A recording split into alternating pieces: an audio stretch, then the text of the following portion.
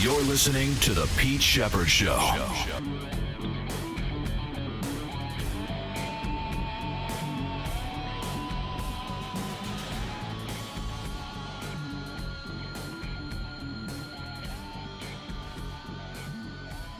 Angel, there we go. Testing. This is not about it. Testing, 1, 2, 3. Microsoft, hello. McFly, anybody home? Can you hear me now? Can you see me now? Hello? Where's Doc Brown when you need him? Hey, good morning, everybody. Welcome to another edition of the Pete Shepherd Show. It's Friday. Hopefully, some of you or most of you can hear us this morning on the Pete Shepherd Show here on the Coastal Sports Network, and it's Friday, July 19th. Lots going on outside the sports world. Well, I'll tell you what we got coming up today real quick because all hell is breaking loose around the country because of this Microsoft IT meltdown. Lots of theories out there. I know Angel is got a couple of conspiracy theories. I can tell you, Peanut Gallery, her company is having major issues as well. If you're traveling today, I suggest don't or get to the airport as early as possible, or maybe not because you might not be going anywhere. All the airlines have all put out all sorts of stuff about being delayed today because of this Microsoft IT meltdown. And without computers, the world stops. But we'll get to that in a second. Good morning. I am Pete Shepherd. Today on the show, we are going to obviously cover, God damn it, stupid mouse. Sometimes my left hand doesn't work as well as the right hand. See? You dummy. You talk to this other dummy. Shane Lowry is on top currently at 7 under. At Troon in Scotland through 8. He's 200 today. He is a shot ahead of Daniel Brown and Justin Thomas. They are both. Oh, I can't see. Honest to God. Sometimes I need my glasses, sometimes I don't. So Lowry's 7 under. Brown is 1 stroke back at 6 under. Justin Thomas is at 3 under. He doesn't tee off until 12:53, and so on and so forth. Xander Schauffele is a 2 under. A whole bunch of people. Scotty Scheffler is 1 under today through 7. He's still even for the day. And Tiger Woods is hanging on for dear life at 10 over right now. We'll keep you updated there. We're going to have SEC Media Day conclusion yesterday. Some highlights from that at the Dallas Omni. Major League Baseball resumes tonight. Red Sox at the Dodgers amongst some of the games as well in Major League Baseball. Along with the Reds and actually today, the Diamondbacks at Wrigley today at 2:20. Your Philadelphia Phillies, in-state rival with the Pittsburgh Pirates, a rivalry that really has never been a rivalry. I don't think it doesn't really come off that way. Never felt that the Phillies and the Pirates had like a Red Sox, Yankees, or San Fran Dodgers rivalry. But anyway, nevertheless, Phillies in Pittsburgh today. Reds at the Nationals. Rays at the slumping Yankees. We'll see what happens there. Tigers and the Blue Jays, Mets at the Marlins tonight, Padres at the Guardians, Cardinals at the Braves, Orioles at the Rangers, White Sox at the Royals, Giants at the Rockies, Angels and Oakland, Red Sox in LA against the Dodgers, Chavez Ravine, Astros and Mariners as well. And we'll have the Red Sox report sponsored by Moynihan Lumber coming up at 8:15 this morning. NBA news, Russell Westbrook going to Denver in a sign and trade deal with the Utah Jazz. And a college football quiz for you, Angel. It's not a hard one. It's not an easy one. It's not a hard one. It's a one answer one, and I'll give you like 5 guesses once we get to it. If we get to it, we should. I've got hopefully Greg Murphy, a great comedian who is on board a cruise ship in the Gulf in the Texas area. And I talked to him yesterday. He's hoping that, because on cruise ships, a lot of time you don't really have internet until you dock. And it's the only pain in the ass thing about cruising is you don't have internet. You have to pay a lot of money for it just for the day. And also, happy birthday today to a lovely next door neighbor, Andrea. Happy birthday. And many, many, many more. Enjoy the day. Angel Martinez, we say good morning to you. First thing I wake up this morning, turn on the news at 5:04 a.m. And what do I see? Headline: Microsoft IT meltdown causing havoc. Really worldwide, right? I mean, this affects not just this country or where we are in Florida or around. It is everything, everything. And you're upset about it. You have theories. Yeah, I have theories. All right. Good. First of all, good morning, sports fans. We do appreciate everybody tuning in here this And Bill, like I morning. said, a peanut gallery in the other room is having issues as well with her company, not our place, but I mean, not. But peanut gallery says her company is. No, I know you're not. She's not. I am not. I said, but there are people being infected around the world because of this, in all walks of life. So go Yeah. ahead. Yeah. Hey, listen, for people, and again, I'm not a huge conspiracy theorist, but and I use the word but. Yes, you are. Yeah, in the biggest but of the nature. But This has been stuff that's been coming, folks. If you guys don't pay attention to actual real news and keep watching all the stuff that you are just fed, start doing a lot of research because a lot of this stuff continues to be orchestrated. Just like, and I never get political, but the ones that the people put in a certain place, I'm in, I'm out, I'm in, I'm out, to distract everyone from doing a lot of stuff and to show how you can cripple a country, not just the US, because it's worldwide. But this is how you can cripple things where people get distracted. I can't do this and I can't do that. Now I can't fly. Remember when we used to fly when there wasn't massive computers? And I don't know, there was this thing called the pad and paper, and if you're a pilot, you pull out the map like, Charlie, where are we flying? Make a left right there. what's a map? What's a map? It's this beautiful thing, right? It's a What piece is of paper. Yeah. This is where I should have had the airplane friggin' movie loaded up and take scenes from the airplane. But all this stuff, it's been coming for a while. And all they're doing is trying to figure out what to do. Let's not forget something comes up in November. How do you make things crash? How do you make things happen? How is it that we never heard about machines that were in Tennessee in the building that blew up? Do you guys remember that? Just 4 years ago, a guy went with an RV and he blew up the AT&T building. How come that was never talked about either? So it's not about conspiracy theories. It's that people don't want to believe things that are happening in real time because you get told lies in fake time. And everybody's been living in a fake world for the last 4 years. The smart ones know exactly what's coming.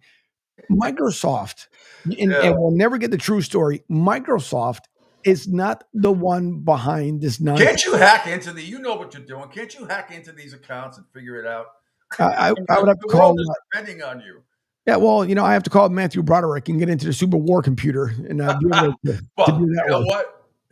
That's funny you say that. War games. I mean, back then, I mean, we looked at that. That was like sort of the beginning of when That's when I started kind of got fascinated by computers. Maybe a year before that, about hacking in, but it's kind of scary.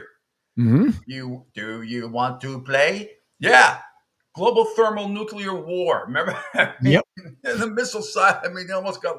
It really was. And Matthew Broderick was great. Ali Sheedy was in that. That was a fantastic movie. Rick says, by the way, Southwest Airlines operating normally. Delta, United, American on ground stop. And now let's look at what you just said, right? Southwest used, and Southwest is still a major player. Don't get me wrong. Look at the three majors he just named. Delta, United, American. Yep. Right. Yep. Where do most of the time those planes go to? Across Philadelphia, New York, Boston. I mean, a lot of big cities. Chicago, a lot of big cities. Yep. So y'all can believe whatever you want. I'm trying not to wake up my wife. I let my producer just sleep in a little bit more because it is Friday. And I don't want to, once she wakes up, it'll be a whole different story. But it drives me bananas that people do not want to believe what's out there. You guys need to do a lot more research. You need to start figuring out where's the truth and the lies come in. Because remember, there's always three sides to every story. Your side, there's the truth. Start figuring this shit out. Usually in between. Usually somewhere in between is where it lies. But all right, you should write a book. This should be it could be a Netflix special. But we'll find out. We'll find out the shenanigans, who's behind all this, or simply is there a bolt of lightning like at my house over the weekend just knocks out your internet? I mean, could it be that simple? But I mean, for this to happen, on a Friday, I'm not sure what exactly happened. I'm assuming after midnight So it was like early Friday this morning, and on the East Coast here at 7:10 a.m. But it's going to be interesting to see if it's just a glitch, as they say. We know Oh, about glitches, just but wait. Just not wait. affecting. It's not affecting this show, which is all I care about right now. To be honest with you, I'm sorry if people Just, are. just wait for the bullshit excuse they're going to give us. Just wait. It's always something like, oh, well, listen, the conglomerate switchinator from Falcon 6 dash 4 was the. Sure. Okay. Mm-hmm. Yeah, I'm waiting for the Microsoft people to come out with a statement. I don't know if they have already. A lot of the airlines have on social media talking about, be patient. Hopefully, we'll be up soon. Yada yada yada. But Well, it's like it just goes to show you. It just goes to show you. It's like a lot of places when you use Wi-Fi. I mean, we didn't have it for a couple of hours just on Sunday, and thank God our neighbors next door let us piggyback on. I mean, we would have got through it, but it's just you in this day and age, and no matter where you are around the country, around the world, you're almost helpless if you don't have Wi-Fi. It's just you feel naked. It's like you can't get in touch with the rest of the world. Now I'm lucky where we are. If the Wi-Fi does go out, like I said, I got a couple of bars on the phone, so you can still call out. But there are a lot of places around, not just Florida, but around the country, around the world. You lose Wi-Fi and you're all alone. I mean, you can't get anything. You have to drive or walk someplace to find some sort of a signal. Right. It's crazy how much dependence we have on Wi-Fi and computers. Yeah, but it's the same way with Homeland Security. How come Homeland Security is now jumping all over this? It's because it is part of the. Well, maybe they are. Maybe they are. We don't know about it. My problem with the government has always been, CIA, FBI, Homeland Security, Secret Service should all be working together all the time. And this happens in law enforcement all the time. Everybody and a lot of times in medicine, everybody wants to be first. Everybody wants to be first. And you're not sharing information. If you haven't seen Get Gotti on Netflix, it's fantastic. It's got all the story. It's 3-part series. It's fantastic. All the people that were involved. And the problem is, back in the day, after Castellano got hit by him on around Christmas in '85, you had the Organized Crime Task Force, the FBI, and the CIA all button heads. They all had information. They all had bugs at certain times. Nobody wanted to share information. The DA wanted the case. The DA wanted it first, and the FBI wanted it. The CIA wanted it, and information was not shared. And it was about who's going to. And a lot of those people didn't like each other. And then you had the Diane Giacalone fiasco with when he beat the RICO case and all that stuff. And there's all of it because there was this butting of heads between the FBI, CIA, and Organized Crime Task Force. They all had a lot of decent information and some decent bugs, but only at the very end did it happen. But that's the problem with law enforcement. A lot of times, they want to be first. You got to stroke their ego. It doesn't matter. And I'm not saying it happens in all cases. It's not that the FBI, CIA, Homeland, and Secret Service don't always work together. I'm sure they do on a lot of occasions, but there is a lot of egos at stake in government, which I don't have to tell anybody. That's not breaking news or anything. Oh, it's not, because you got a bunch of listen. I'm trying to stay calm as much as I possibly can. Yeah, it's not worth it. There's nothing to do about it. I'm waiting for the statement. I'm waiting for the statement to come out from Microsoft. Oh, it's gonna be bullshit. I'll tell you what virus it is. It's Soros virus. That's the one that's that's going around there. Because again, when you got all the money in the world, you can do whatever you want to. But you got, if you look at what is going on today in today's society, I am telling you that it's not the best thing in the world. When you have, even when you had, and everybody knows the events that had happened last weekend, and you still put out stories, one, that are false, two, that you guys try to cover up, and then why aren't people, just like you said, these agencies don't like to work together? Being in the military, I saw a lot of shit that, to me, and if you learn a lot of stuff even before you enter the military, you'll find out where the truth lies, because there's things that are just a bunch of cover-ups. This will be, I'm telling you, it's going to be the dumbest thing. Yeah. So Mr. George over there, we gave him $20 and we told him to take this switch and put it over there. And he somehow or another, he forgot to plug it back in. Wait for the bullshit excuse that we're going to get. And it probably won't be, because you can make this elongated and just leave it over the weekend. and not do anything, because then all of a sudden just things are fixed all over again. How many times have our phones not gone down this year alone? Wait until that massive outage happens. Yeah, well, you had the problem with AT&T last week, and that was another fiasco that was a national news story. But all right, we'll keep you posted on what happens. And those of you having computer problems over, luckily on this show, we are fine, especially now that I have super duper Ethernet. So I have yet to had to refresh since that's happened. So knock on wood. And show's running smoothly. Everybody can hear us. Everybody can see us. I'm back on Facebook. I fixed my login, so we're back on Facebook, on my Facebook page anyway. And again, you can follow us all across Coastal Sports Network on video platform, on Twitter, X. Follow me at PChef326 on my Facebook, the SR1029thegame.com. Go there. And also on the Facebook page, Ion TV, powered by Powerful Jedi, Ion TV, CSN Florida, Rumble, Spotify, LinkedIn, Twitch, and YouTube. Is that enough? And you can call or text the show as always, 727-858-6650. Like I said, comedian Greg Murphy, hopefully on his cruise ship, comedian, will join me at 9 o'clock. And Rich Quinones, yes, the Q. Middays with Q. He'll join me for a little bit at 9:30. You're going to start to do a little bit more, some cross promotion and stuff on all the shows as we have put together, Angel, we put together an unbelievable network here. So you can check it out at 102.9 The Game. Everything there is an apple pie order. You can see when all the shows are happening. Obviously, like I'm looking at it right now, my show is on till 10. Then Martinez and Company from 10 to noon. Middays with Q from noon to 2 today. We got the Marshall Time podcast. Did I say podcast? Podcast from 2:30 to 3:30 p.m. And then Let's Chat with Cat and Pat from 3:30 to 4:30 with Patrick Gilroy and Katrina Pateri. So there's your lineup for today. All good stuff as we continue to grow and prosper. Made the announcement yesterday. Chris Landry, Ultimate Football Guru, college and pro, is going to be joining me starting Tuesday, July 30th from 7:15 to 7:45 every day. So we're very excited about that. All right. You just hit something. Now I know. Okay, listen, breaking news here on the Pete Shepard Show. The reason why Microsoft went down is because Pete fixed his Facebook. That's why it went down. Well, I thought I was going to say my conspiracy theory was that you hacked into the wrong thing, hit a wrong button, and accidentally triggered Microsoft's meltdown here. But yes, could be my reinstatement. Although it did I was a little. I reinstated it at about 5:15 this morning. So okay, well, then this was all, but maybe it's part of it. I hope I'm wrong. I hope I'm wrong.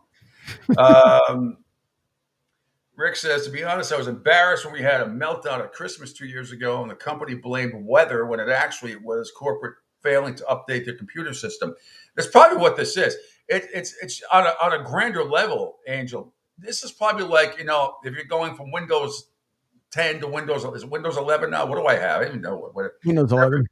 Going from Windows 10 to, it could be just as simple as that, just on a bigger, grander basis, that just updating shit that that happens with us all the time, just on a bigger level. Unfortunately, you get those warnings like, you need to restart. How many times do you get it from Microsoft? You need to restart in this amount of time, or it's going to be done automatically. And they give you, they start like 3 or 4 days in advance. Please update by this. Please update by that.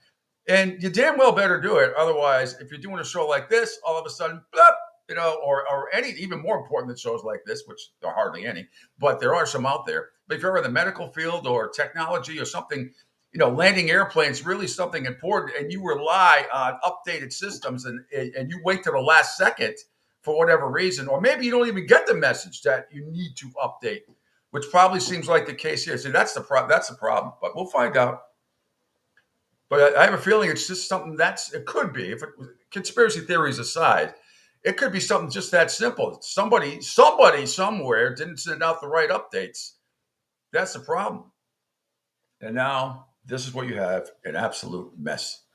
Char's mom says, our work issue is related to a third-party vendor not named Microsoft. Oh, well, that's part of the conspiracy theory. Oh, so that vendor is Macrosoft. in relation to Microsoft.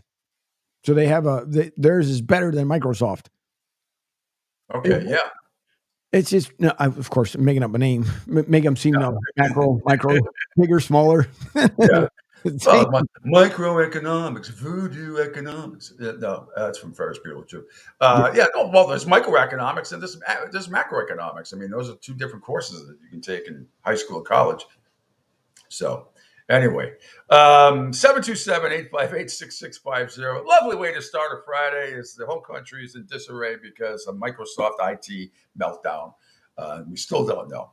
Meanwhile, Angel, speaking of money, I have in front of me right now on Twitter on the 4 commissioners and how much money they're making annually before we get into some other more relative stuff like what happened in the NBA yesterday and MLB, the British Open, all that stuff. For some NFL camp news we have from the Houston area, which is great.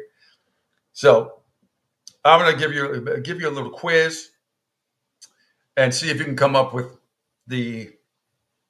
a good estimate of what these commissioners are making, okay? We'll start with NHL Commissioner Gary Bettman. I'll give you a number. It's somewhere between, and this is what he gets per year, somewhere between 3 and 15 million. What do you think per year? NHL, I'm going to go with probably like the least amount. So I'll go with. Yes, that's correct. I'm going from least to best, to least to first. Yep. I'll go with 7.9 million.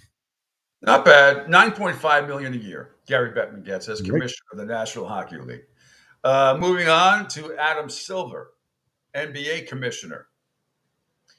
Same thing. 3 million to 15 million. What do you think he gets? I'm going to go Adam's making a little bit more. So I'll go with the 11.7 million. No, but you're close. Not bad. 10 million. Only $500,000 more than the NHL commissioner, which I find hard to believe since he just negotiated a $78.6 billion deal with the NBA. Right. Gary Bettman makes $9.5 million. Adam Silver, $10 million. Okay, let's move on to MLB Commissioner Rob Manfred. Again, I'll give you the same thing. 3 million. I'll give this one 3 million to 20 million. 20 million. So let's go with 13.5 million. A little more. 17.5 million for Rob Manfred. All right. And finally, Roger Goodell. 1 billion. No, 63.9 million. Now, it was only a few years ago. He was getting 44.7, I believe, and then he did that new contract. 63.9 million a year Roger Goodell gets.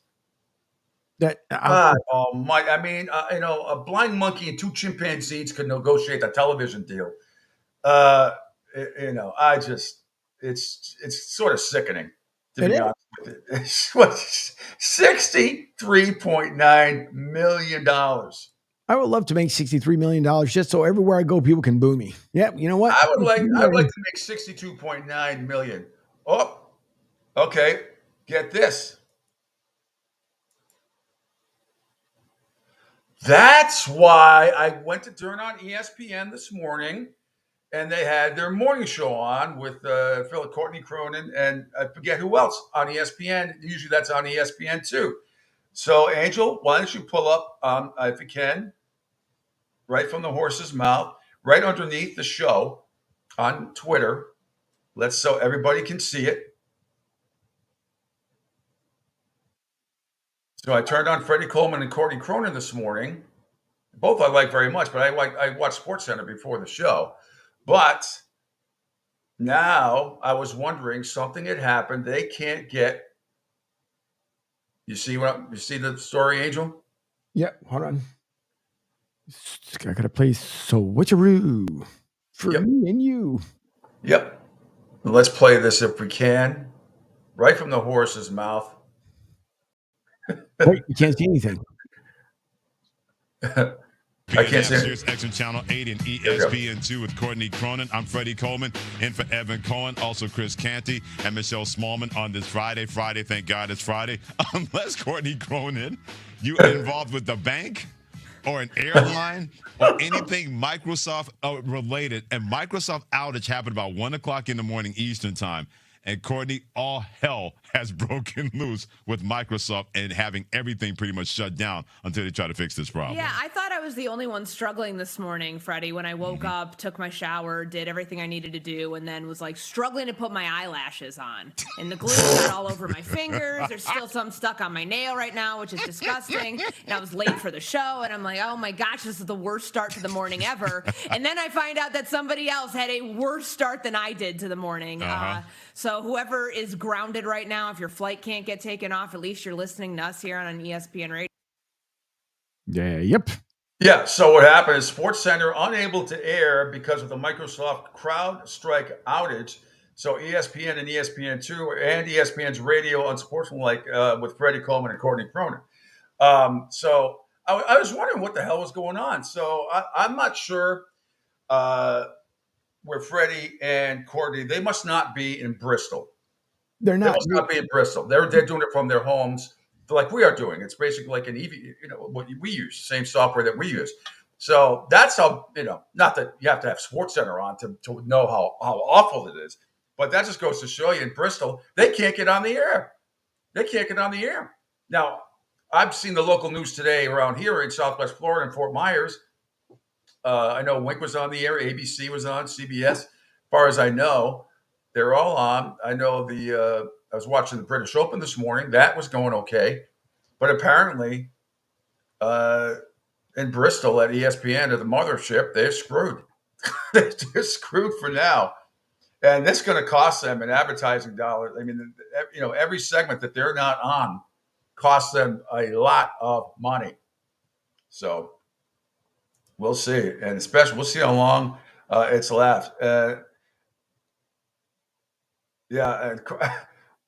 Okay, it's funny because Gary Strusky earlier, who's usually on in the morning with Randy Scott in SportsCenter. Here's the thing. I want to repost this. Let's play this before we go to break too. And they're both from Massachusetts originally. They both worked at Nesson, and I think Gary picks up Randy sometimes and makes the drive to Bristol because I think they both live in Massachusetts. But if we could play Gary Strusky, he and Randy walking in to Bristol this morning. I haven't heard this yet, but this is what they must be talking about, not being able to get on the air. So here you go. Thank you. Good morning, America. Do you have internet? Stop bragging about it. We don't either here at Bristol HQ.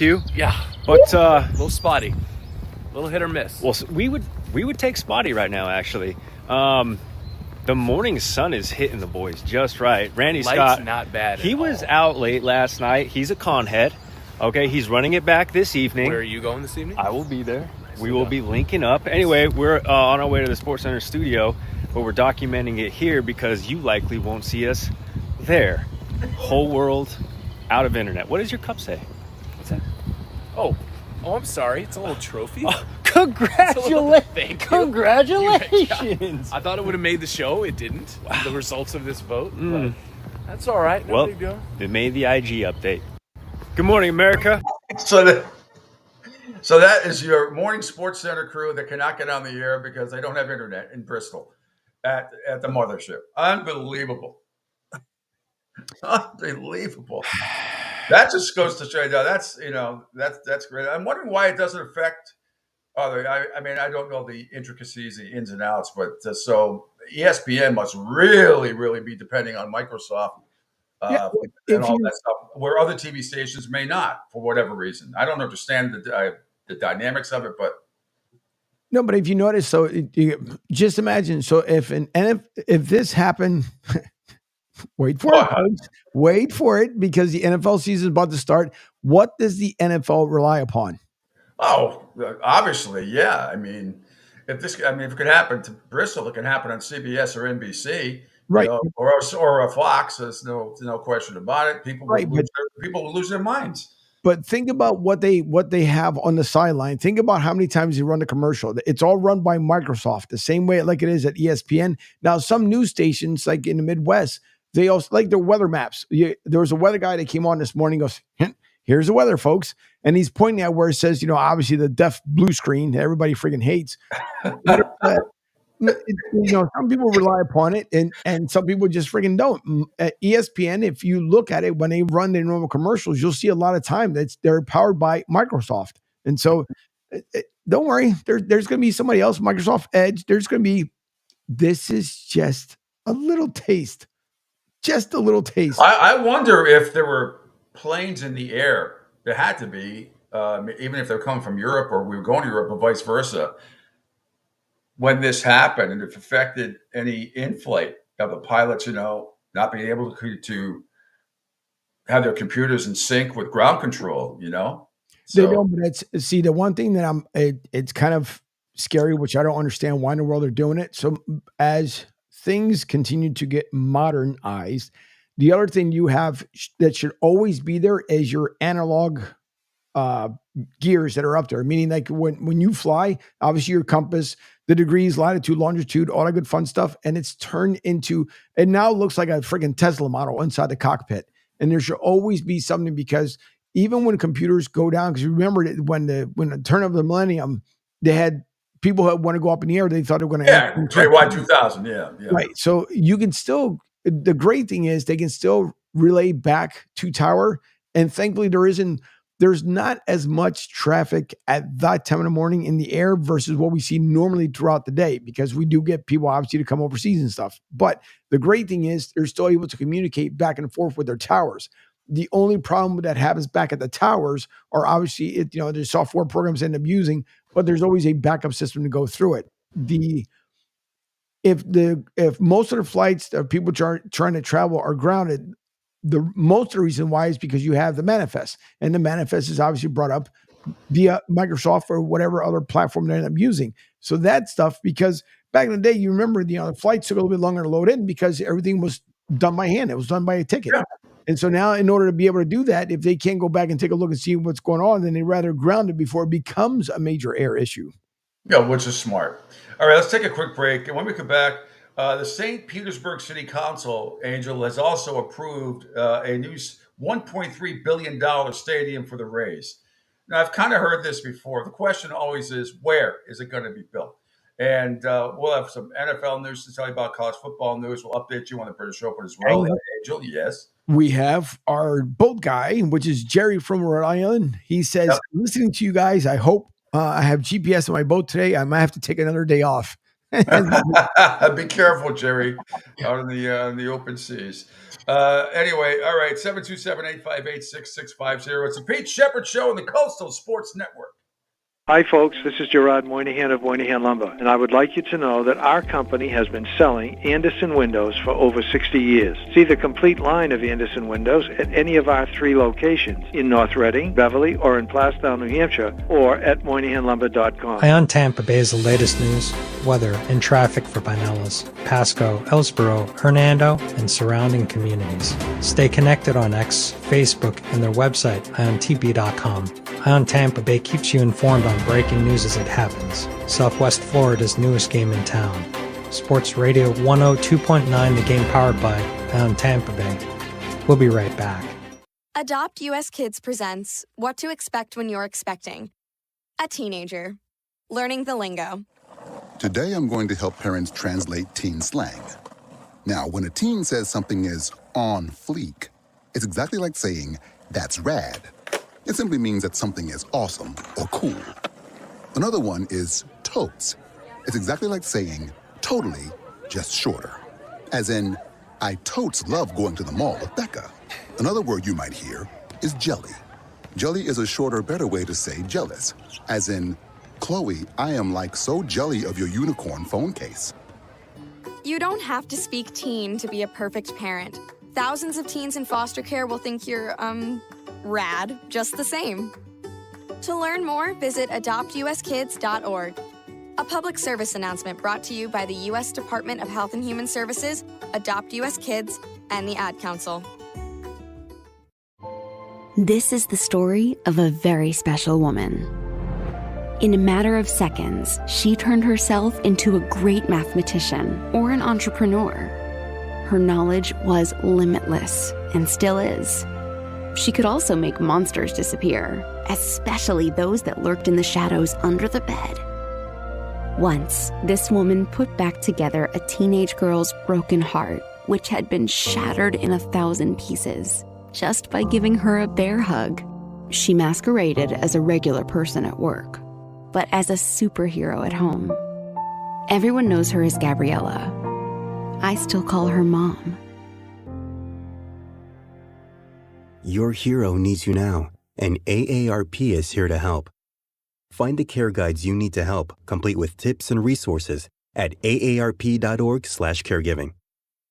A public service announcement brought to you by AARP and the Ad Council. Hey, Dad, your prescription will be ready in just a minute. Hey, Dad, your laundry will be ready in just a minute. Dad, your lunch will be ready in just a minute. Hey, honey, why don't you take a minute? When you help care for a loved one, you give them as much time as you can, making sure they're safe and comfortable. But it's just as important that you take some time for yourself. At AARP, we can help with information and useful tips on how you can maintain a healthy life balance, care for your own physical and mental well-being, and manage the challenges of caring for a loved one. Because the better care you take of yourself, the better care you can provide for your loved one. Thanks, Dad. Thank you. You're there for them. We're here for you. Find free care guides to support you and your loved one at aarp.org/caregiving. That's aarp.org/caregiving. A public service announcement brought to you by AARP and the Ad Council.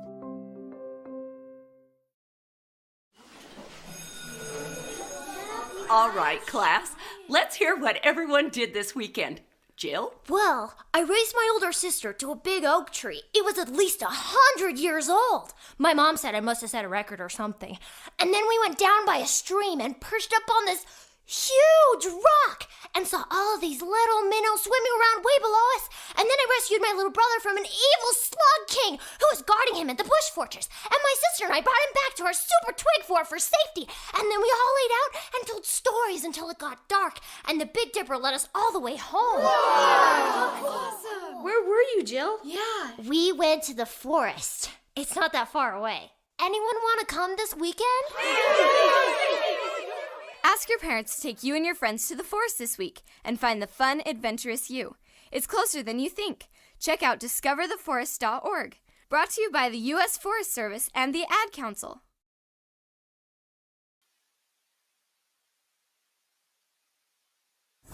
Don't spaz out because your team lost. Let Pete do it for you. Now, back to the Pete Shepherd Show. All right, back here on the Pete Shepherd Show on a Friday the 19th. George Kurtz, just looking, found this out from the Peanut Gallery with George Kurtz, President and CEO of CrowdStrike, former CEO of Foundstone, former CTO of McAfee, and author of Hacking Exposed, just released a tweet that said, CrowdStrike is actively working with customers impacted by a defect found in a single content update for Windows hosts. Mac and Linux hosts are not impacted. This is not a security incident or cyber attack. The issue has been identified, isolated, and a fix has been deployed. We refer customers to the support portal for the latest updates and will continue to provide complete and continuous updates on our website. We further recommend organizations to ensure they're communicating with CrowdStrike representatives through the official channels. Our team is fully mobilized to ensure the security and stability of CrowdStrike customers. Okay, sounds reasonable to me. Sounds reasonable to me. And Angel has disappeared, so I don't know. Maybe he had to refresh, or maybe that update by George Kurtz has absolutely blown him away. But he's back. So I had to make a quick adjustment. There we go. Yeah. I can't see you. You can't see me? No, I see you on the bottom. I hear you. I don't see you on. No, let me do a little abracadabra. Hang on for 1 second. Abracadabra. Again, thanks everybody for listening on the Coastal Sports Network radio platform. Following me at PShep326 on X and Twitter, on Facebook, SR1029thegame.com, powered by Ion TV. Also, check us out at CSN Florida, Rumble, Spotify, LinkedIn, Twitch, and YouTube. There you are. What a beat. By the way, back in. Jerry from Rhode Island gives us an update. He says, update, shit, everything is working. Well, it's been this came out a few minutes ago. It's been deployed, so hopefully things will be back to normal as well. Seems like a reasonable explanation, Angel. So I'm gonna put aside the conspiracy theories for now. But George Kurtz is pretty interesting. President and CEO of CrowdStrike. And forget I'm not. What's CrowdStrike? Do you know what CrowdStrike is?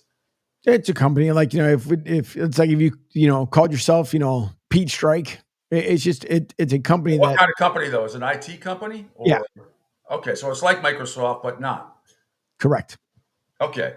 So he's the president and CEO of CrowdStrike, former CEO of Foundstone. I find former CTO of McAfee, which many people have for virus protection, and author of Hacking Exposed.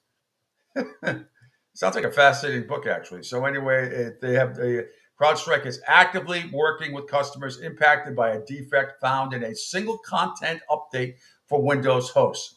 So what does that mean, Angel, in layman's terms? So some kind of virus got stuck in a Windows update or something? Sure. Just like he said that something got, triggered up there.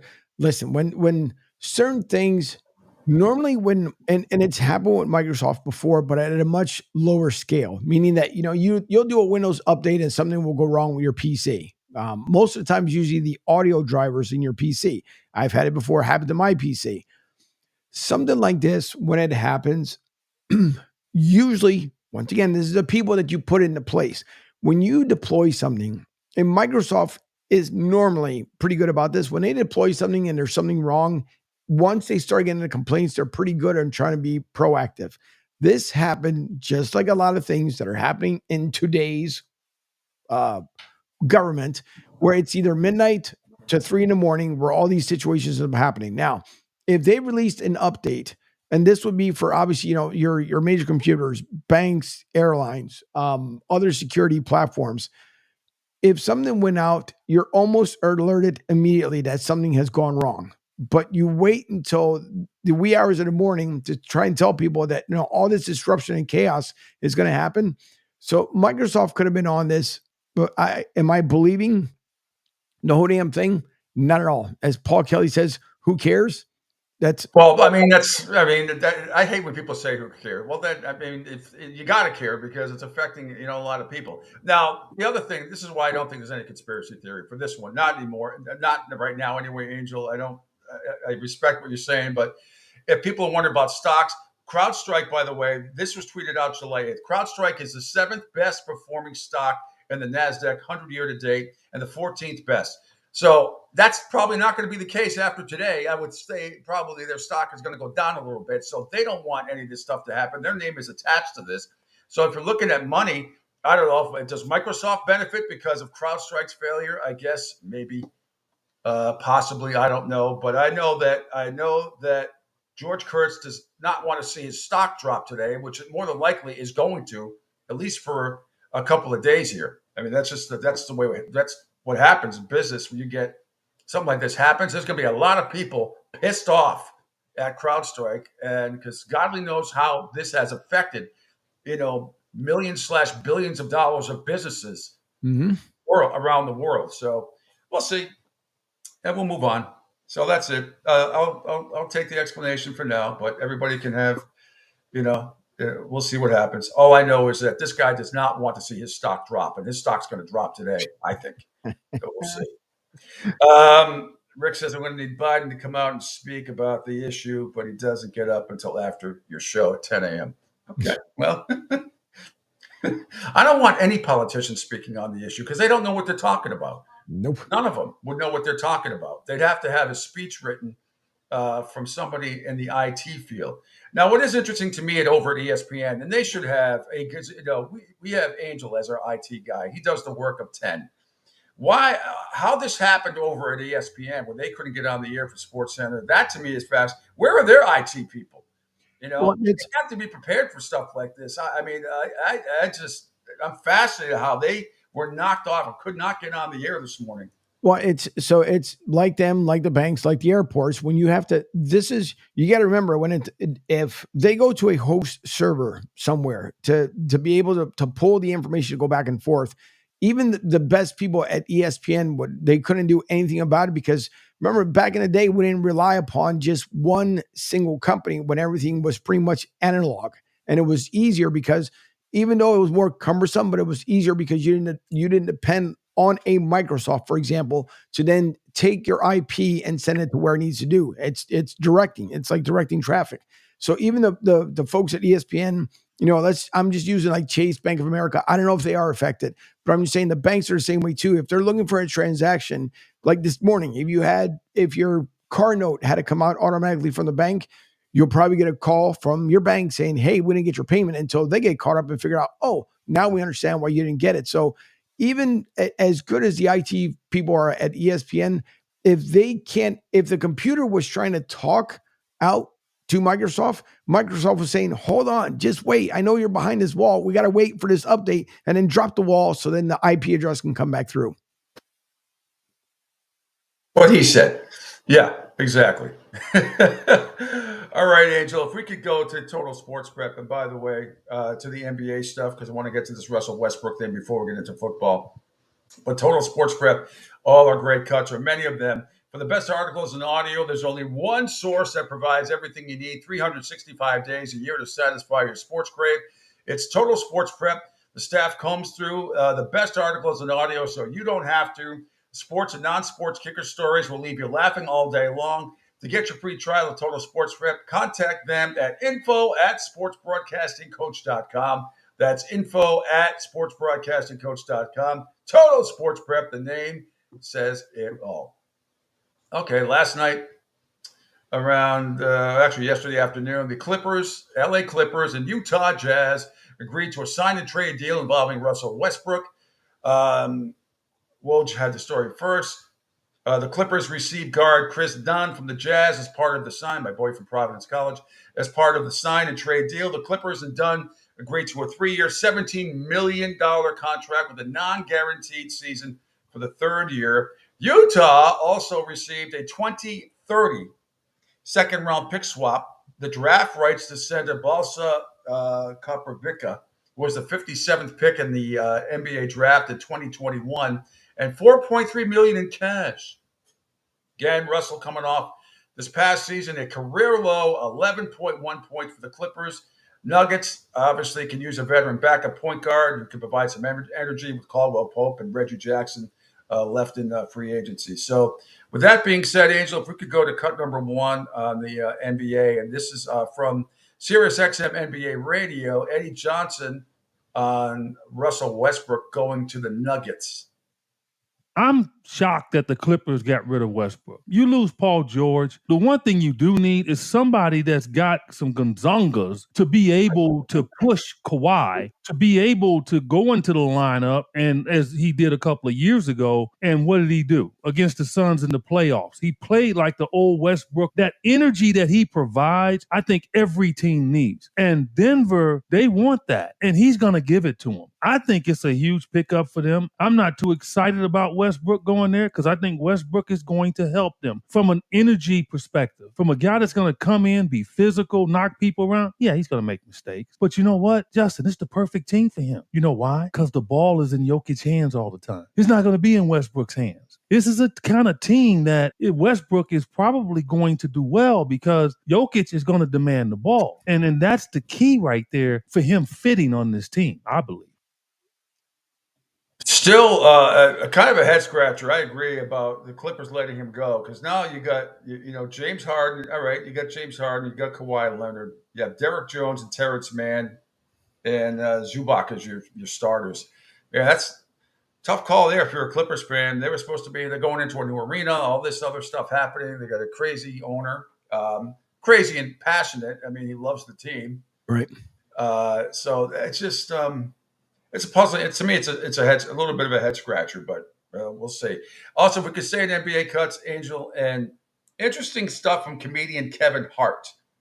And it's cut number 3, a couple of cuts. One, This one is Kevin Hart's message to Bronny James on how to deal with all the negative storylines coming out. This is from Bleacher Report. You, of course, talked about your brotherhood with LeBron James. He's having a beautiful father-son moment with him and Bronny. He's been very vocal about the fact that Bronny is not someone who cares about critics, who is not listening to people. You call him a Nepo baby. Why do you think people are so insistent with throwing LeBron in his face? And what would your message be to people that do that? I think my message first would be a message to Bronny. You're no stranger to like public warfare. Growing up in it. Your father has been in the headline since he was 18. Everybody loves the story of the good guy, but everybody really wants the story of the bad guy. There's a lot of good things that are being said about Bronny right now as well, but you can't hear it over the volume that people are adding to the bad things. If you have a smart concept and approach to dealing with any of that, then it means nothing. It's just words. It's hearsay. Their job is to create conversation and bandwidth that can allow them moments for more conversation. As a journalist, if you have nothing to talk about, well, it gets old fast. If I'm Bronny, step one, grab that mindset. Step two, I'm actually playing the game that I love.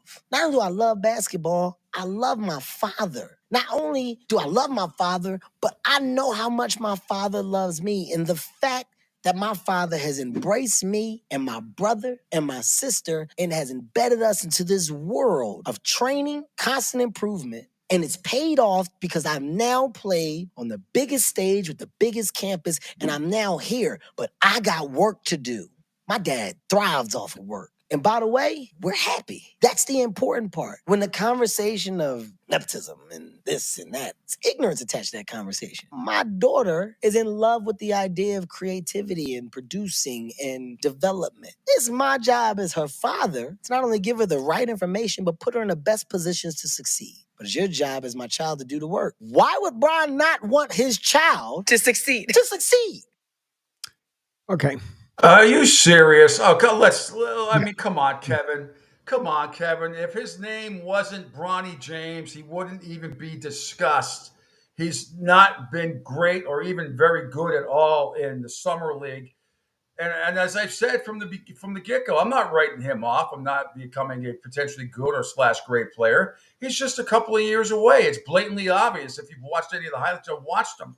And shooting. I mean, he'll be in the G League. Was it South Bay or San Jose, whatever it is, South Bay Lakers, whatever it is, he'll have to be in the G League. You got to be kidding me, Kevin Hart. And again, no, whoever that young lady was conducting the interview, no pushback. Like, what are you talking about? If his dad wasn't LeBron James, he wouldn't even been on the radar. Not even on the radar for a couple more years. That's the only reason. And I'm not blaming the kid. It's not his fault. It's the media's fault for building him up to a much more better player than he is. And he's not that good. It's just that's it. Not yet. He's just not that good. Not ready to play at that level. Kevin Hart, get your head out of your ass and just realize you're not speaking realistically. Bronny James and his dad love each other. No shit, Sherlock. You could say that hopefully about the majority of families in the United States, around the world. You would think that. Yes, you want the best. We understand all that. But the bottom line is it's absolute nepotism. It's the only reason why he got drafted. It's because LeBron wanted him drafted. He had his agent threaten him that he'd go play in Australia if he didn't come in. So Kevin, I don't know. Enough of that. Last cut, though, Angel, on the bottom. It's Taylor Rooks. She's the one. This is kind of funny. I've heard a lot of stories about you talking trash on the sideline, that it's almost exclusively what you do when you are at these NBA games. So I want to name some players and we do some creative courtside insult. You tell me what you'd say. What would you say to Draymond Green? He has the face of a senior citizen and the body of a young man. Shut your old face ass up, Draymond. That's what I would say. What would you say to Jokic? Oh, God, Jokic. Get your bad knee, old hip ass up out of here. You just got to say it fast. Fast. That's how you get under their skin. What would you say to Kawhi Leonard? Kawhi, Captain Smiles. He never smiles. But he does the laugh. Yeah. He laughs like he's in pain. What was that? Oh, Kawhi's having a good time. He's having a great time right now. Kawhi loves this movie. What do you say to KD? I would call KD the number 11. Okay. KD's got the shoulders of a child star tennis player. We love you, Kev. All right, that's the Bleacher Report there. That's a good one. Kevin Hart. But yeah, but he's so off base. I mean, he's just trying to say the right things because LeBron's his buddy, and I get all that. But I can't stand conversations like that, and there's no pushback. I'm not saying you have to get all of Kevin Hart like I just did, but like Kevin, he's if his name was Kevin Hart and if his name was Kevin Jones, he would not be in the league. He'd still be in college trying to better his game. Maybe not at USC, but someplace else. So it's just so ridiculous to even. There's only one reason and one reason only that he is in the NBA, and that's because of his father and the name on the back of the jersey. Period. End of story. Anybody with any reasonable intelligence who's followed any sort of NBA basketball will tell you that. And this is not that Woj thing again from a couple of weeks ago. Well, don't tell me about nepotism throughout the league. Of course there's nepotism. A lot of it's front office and coaches and stuff like that. I get it. But even they try so hard because they're in cahoots with the NBA. So they won't be like McAfee. McAfee was shit all over. He shits all over ESPN when he thinks he should. And he shits all over the hosts for stuff like this because they're just in denial. And Woj's trying to say all the right things so we can keep all his connections around the league, which he does a great job with, obviously. And he's a great reporter, great insider. But when you come on the air and talk about, you try to compare what's happening with LeBron James and Bronny, because it hasn't happened before ever. And try to compare that with other nepotism in sports, and particularly NBA, it doesn't make any sense to me. You just fake. Not contrarianism, but you're being transparent. You're just trying to protect your sources with the league. And I'm not saying I wouldn't do the same. I just would not come out and say and make that analogy. You can't do the same analogy with Bronny James and LeBron compared to other nepotism in sports. We know nepotism happens in sports, happens all the time. But in the NBA, this has never happened. And the only reason it did happen is because of Daddy James. That's why. Meanwhile, before we go to break, Angel, the Paris Olympics Organizing Committee said today the impact of global cyber outage and its operations was limited, and ticket sales were unaffected, however. Accreditation and uniform deliveries have been affected 1 week ahead of the games. The global tech outage that appeared to be related to issues at global cybersecurity firm CrowdStrike and Microsoft was affecting operations in many sectors on Friday, including airports, airlines, media, and banks, which we gave you. There is something that's been deployed, an anti-bug virus, whatever it is. Hopefully things will be back to normal around the country and around the world. But God forbid we don't get our croissants in Paris today. All hell will break loose. Anyway, there you go. There you have it. Well, one quick hour down, two more to go. Coming up later on in the show at 9 o'clock, Greg Murphy, hopefully, fingers crossed, from his cruise ship. He's out performing. He just got back from Alaska. He was performing in Alaska on a cruise ship. And then at 9:30 a.m., our good friend Rich Quinones, you know him from Middays with Q, from noon to 2 here on the Coastal Sports Network. He'll join me for a few minutes. We'll have some fun. See what happened. See if he got affected in any way, shape, or form. Yeah, he's got a Mac, so he's good. Oh, okay. Yeah. Well, thank God for that. He'll be joining me at 9:30. When we come back, another British Open update. We'll have some NFL and SEC Media Day sound as well. All part of the Pete Shepard Show here on a Friday on the Coastal Sports Network. Hi, folks. This is Gerard Moynihan of Moynihan Lumber, and I would like you to know that our company has been selling Andersen windows for over 60 years. See the complete line of Andersen windows at any of our 3 locations in North Reading, Beverly, or in Plastown, New Hampshire, or at MoynihanLumber.com.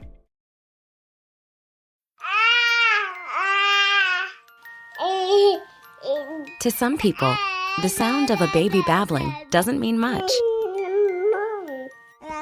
But that's not necessarily true. By 6 months, they're combining vowels and consonants. By 9 months, they're trying out different kinds of sounds. And by 12 months, their babbling is beginning to take on some meaning. Especially if there's no babbling at all. Little to no babbling by 12 months or later is just one of the possible signs of autism in children. Early screening and intervention can make a lifetime of difference and unlock a world of possibilities. Take the first step at autismspeaks.org. A public service announcement brought to you by Autism Speaks and the Ad Council. The following is made possible by Dad. Why was the basketball court all wet? Because the players kept dribbling all over it. The dad joke. Corny, grown-worthy, but also one of the simplest ways to share a moment with your kids. Why do you have to be careful when it's raining cats and dogs? Because you might step in a poodle. And kids that spend more time with their dads grow up to be smarter, more successful. Can I tell you a cat joke? Just kidding. And, with any luck, funnier adults. Why didn't the skeleton go to the dance?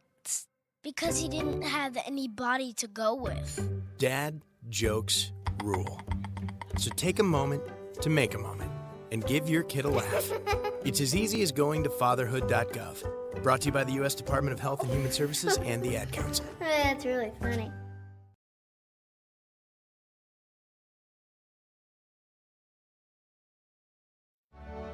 Okay, men, this is your time. Maybe you didn't choose this, but you're here now. You're gonna go out there and be an all-star caregiver. It's up to you. So what are you gonna do?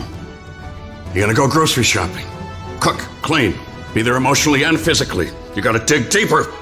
Drive them to physical therapy, doctor's appointments. Don't you forget about the pharmacy. I know you won't, because that's what caregivers do. Don't give up. Don't ever give up. This is your time to show the world, your family, and yourself that you're tougher than tough. Now go out there and be the best caregiver this world has ever seen. Caregiving is tougher than tough. Find the care guides you need at aarp.org/caregiving. A public service announcement brought to you by AARP and the Ad Council.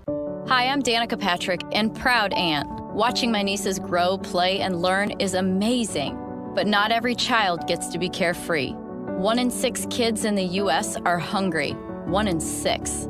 That little girl sitting alone at the playground, she can't play like the other kids. She doesn't have the energy because she's hungry. School lunch will be her only meal today. It breaks my heart that this is the reality in our country, but it's something that Feeding America is working to change. Each year, the Feeding America network of food banks rescues billions of pounds of good food that would have gone to waste. This food is then provided to families and children in need. Being a kid should be about using your imagination, learning, and having fun. These children shouldn't have to miss out on simply being a kid because they're hungry. To find out how you can help end childhood hunger in your community, visit feedingamerica.org. Brought to you by Feeding America and the Ad Council. The Pete Shepard Show. It's fun for the whole family, if it's dysfunctional. Well, speaking of dysfunctional, Delta's just released a statement that it resumed some flights departures after a vendor technology issue impacted several airlines and businesses around the world. That issue necessitated a pause in Delta's global flight schedule this morning while it was addressed. So things are getting bad. It's not just Delta, United, Southwest. They're all everything's coming back online, Angel. So that's a good thing. Everybody, a lot of inconvenience this morning, but anyway, they seem to have corrected it. Welcome back. It's hour number 2 of the Pete Shepard Show. Thanks everybody for following along, seeing a whole bunch of people following us on the video platform here in the Coastal Sports Network, following me at PShep326. PShep326 Twitter X.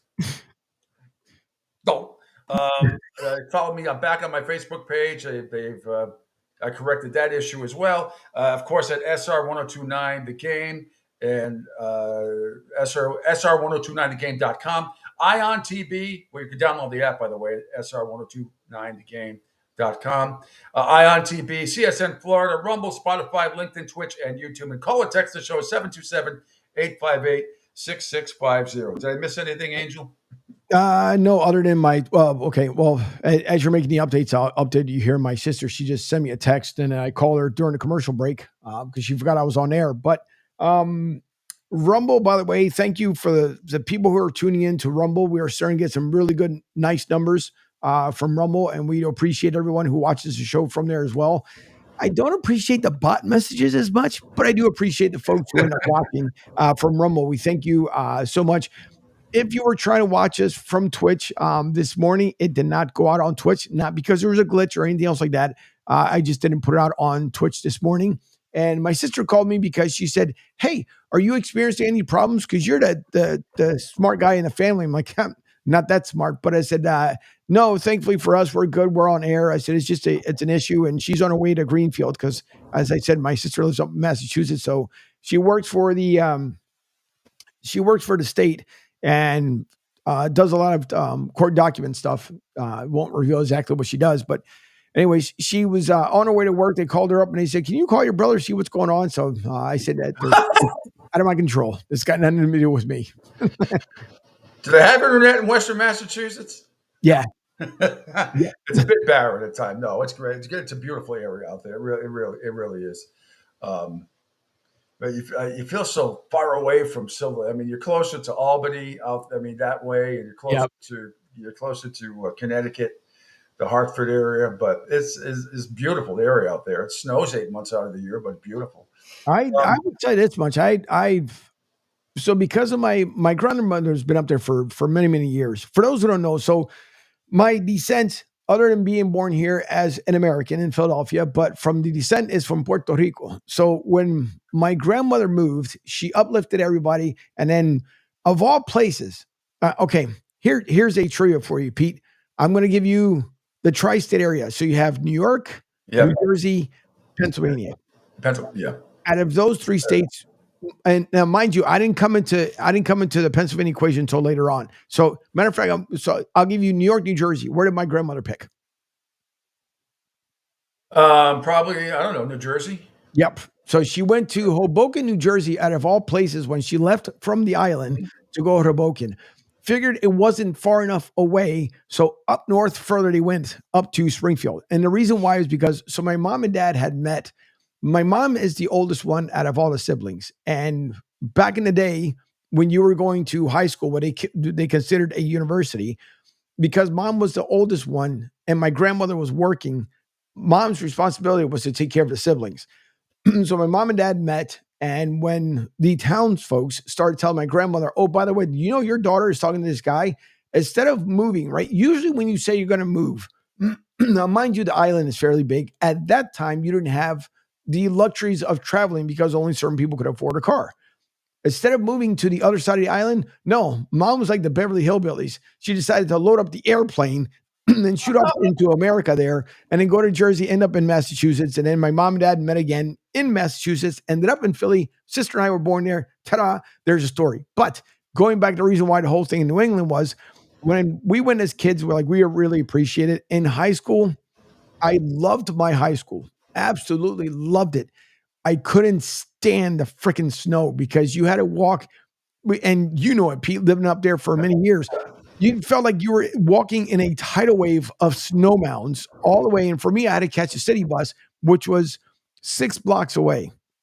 And I didn't mind. The only thing was you had to do the shuffle through the freaking snow because at that time in the morning, they didn't come out to clean the sidewalks yet. But other than that, I really liked New England. I thought it's really refreshing. Most folks, I will say, are pretty nice. And then, you have some places where they're just complete jerk-offs, but I really liked New England. Everybody has that. Everybody says yes. Look, I will tell you this. I mean, Boston will always be, even though I grew up in Rhode Island until I was 20. I lived in Massachusetts most of my life. I mean, I grew up in the mean streets of Narragansett, Rhode Island, Angel. And for my third in the townhouse, and I was most of my life, I had an unbelievable room. And my phone during summer vacation, my phone would start ringing at 7:30 in the morning. "Pete, what do the waves look like? Pete, what do the waves look like?" I kid you not, like nonstop for an hour.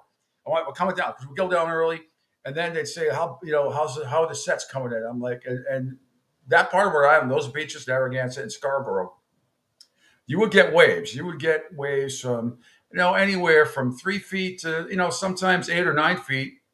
As well. And body surfing and boogie boarding was just huge. And when we were all together as teenagers growing up on the beach, and a lot of us worked at the beach too, in the parking lot at one point or another too, but all of us growing up on the beach, our biggest phrase was when we're in the water, the next one, for the next wave. So, having grown up in the mean streets of Narragansett, Rhode Island, it was quite tough. When I moved to Massachusetts, it was not in Boston at first. It was out in central Massachusetts in the Fitchburg, Leominster area. And I met a lot of nice people, a lot of nice friends. Continued my radio career. I was DJing in like 5 nightclubs at one point for a couple of years. And that's how I paid my rent and made extra money, was DJing in nightclubs, because radio, as you know, was not paying a lot. I mean, it was okay, but it wasn't paying a lot back then. And then after that, then I moved to Boston once I got the job at WEI. And, having been to Boston many times before that, obviously, but, renting a place and getting my real first apartment in that I loved. I mean, the one in Fitchburg and Leominster. The one in Fitchburg got broken into. They stole all my old radio nostalgia stuff. It was horrible. They stole the food out of my refrigerator. It was like the Grinch. I think I told you this before. And never got any of it back. But when I got to Boston and got to live in the Italian section of Boston, the North End, since I'm 100%, it was just refreshing. And what's interesting is my good friend David Caprio. You heard this at the Super Bowl when he called in. And Judge Caprio, by the way, is doing great. Trying to get him on the show. He's got a new best-selling book that is out, Compassion in the Court. He's awesome. And I'm trying to get him on the show via video maybe next week. But the irony was, when I first moved to Parmenter Street in Boston, which is parallel to Prince Street. Yes, that Prince Street, the Prince Spaghetti Lane, Anthony, that stuff. So David, it was either it wasn't the same, but he lived in the same building as where I went. So it was kind of we had that connection as well. But I mean, living in the city and then being able to walk to work, Angel. At the time when I was doing updates for WEI, basically I was working 7 days. But the station at the time where I was broadcasting from was a couple of blocks up the street from where I lived. It was fantastic. And I got to park for free in the government center parking garage, which was crazy back then, that the company paid for. So you never had, I didn't have to worry about it until later on when I bought my own place there. Then I had to park on the street and do all that stuff. And the only pain in the ass was parking from time to time, or snow plows destroying your car in the winter, not leaving any notes, that type of thing. But it's such a walkable city. It's such a beautiful city, and it made so many great friends. And not that Manhattan isn't great and all that stuff. I would pick Boston every day of the week and twice on Sunday. If I had to pick still another major city to live in, for me anyway, I know I'm a little biased. As long as I can, if you have to drive into the city, and this goes for any place, but it seems like it's rush hour 24/7 in the greater Boston area right now.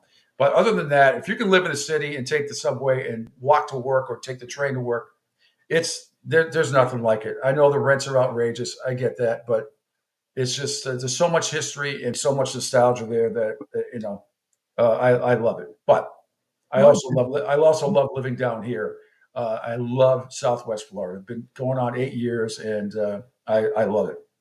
That's the way it is. And pardon me, in Philly was the same way, where you had a lot of folks and they lived in the brownstones out in New York. And then when the rents and mortgages started going up higher and higher, they went to Philly because it was cheaper and it was easier for them to just jump on the train and go down 33 station and just take Amtrak up to New York. And in Philly, it's the same way too. Like there's Philly, because you become so congested. And now if you want to build either condos or new apartment buildings in the city, you have to incorporate parking also for the place. But in Philly is the same way. Like if you didn't have to move your car and you could take an Uber or mass transit to be able to get to work, that's what a lot of people started doing, because there's no parking. You guys had heard me that when the story about the girl in the dollar store, I would park under 95 and literally walk back about 15 blocks to my apartment, back to the place where I was renting, because there was no parking. And in the wintertime, when it snows,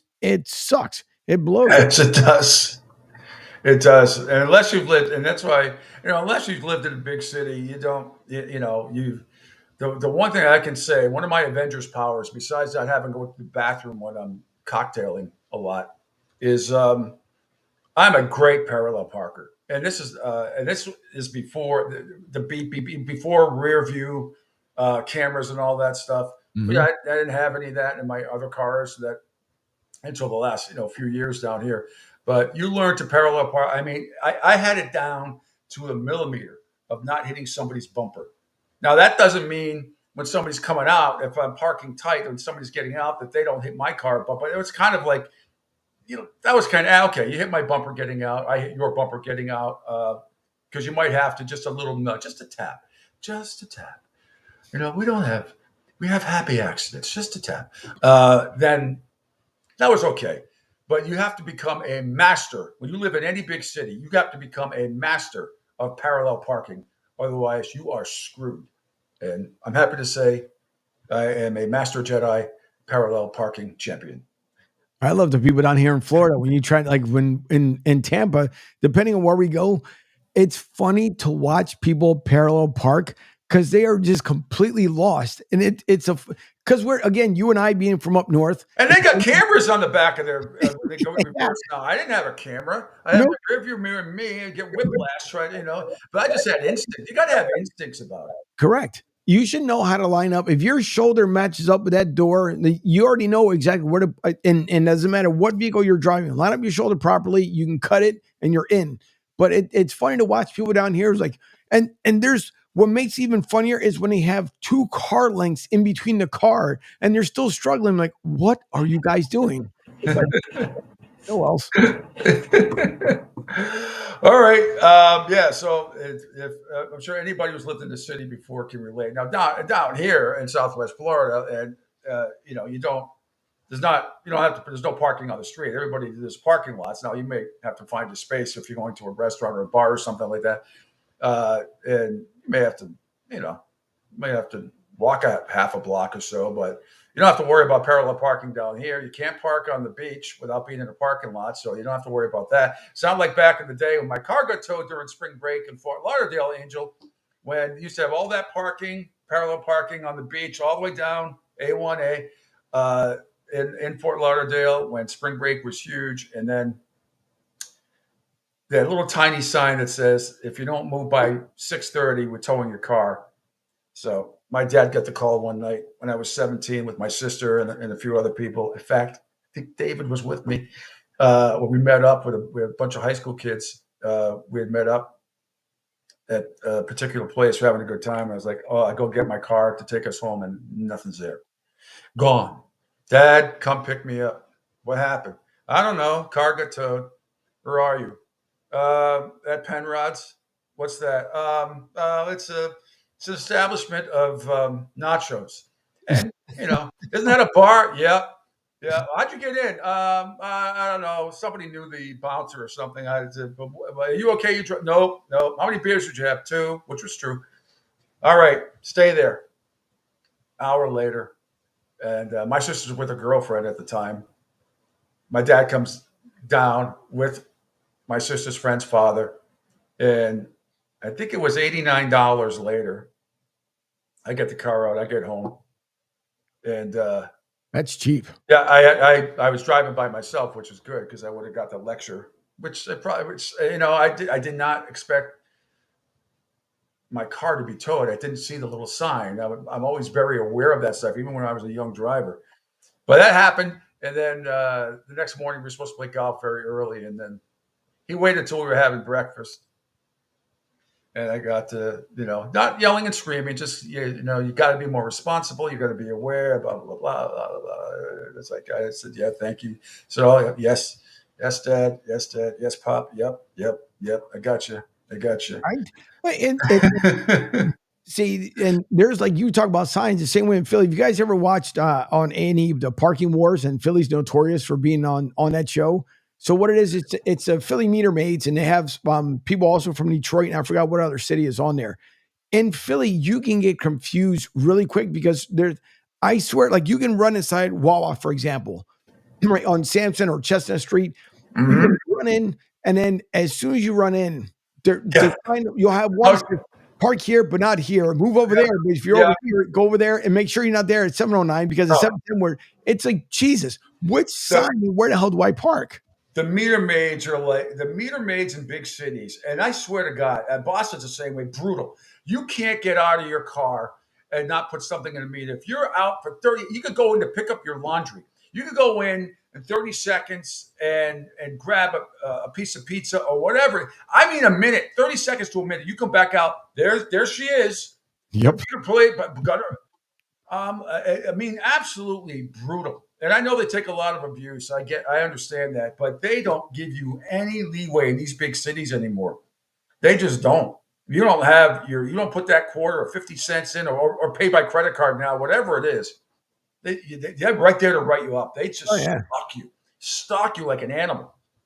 Crazy.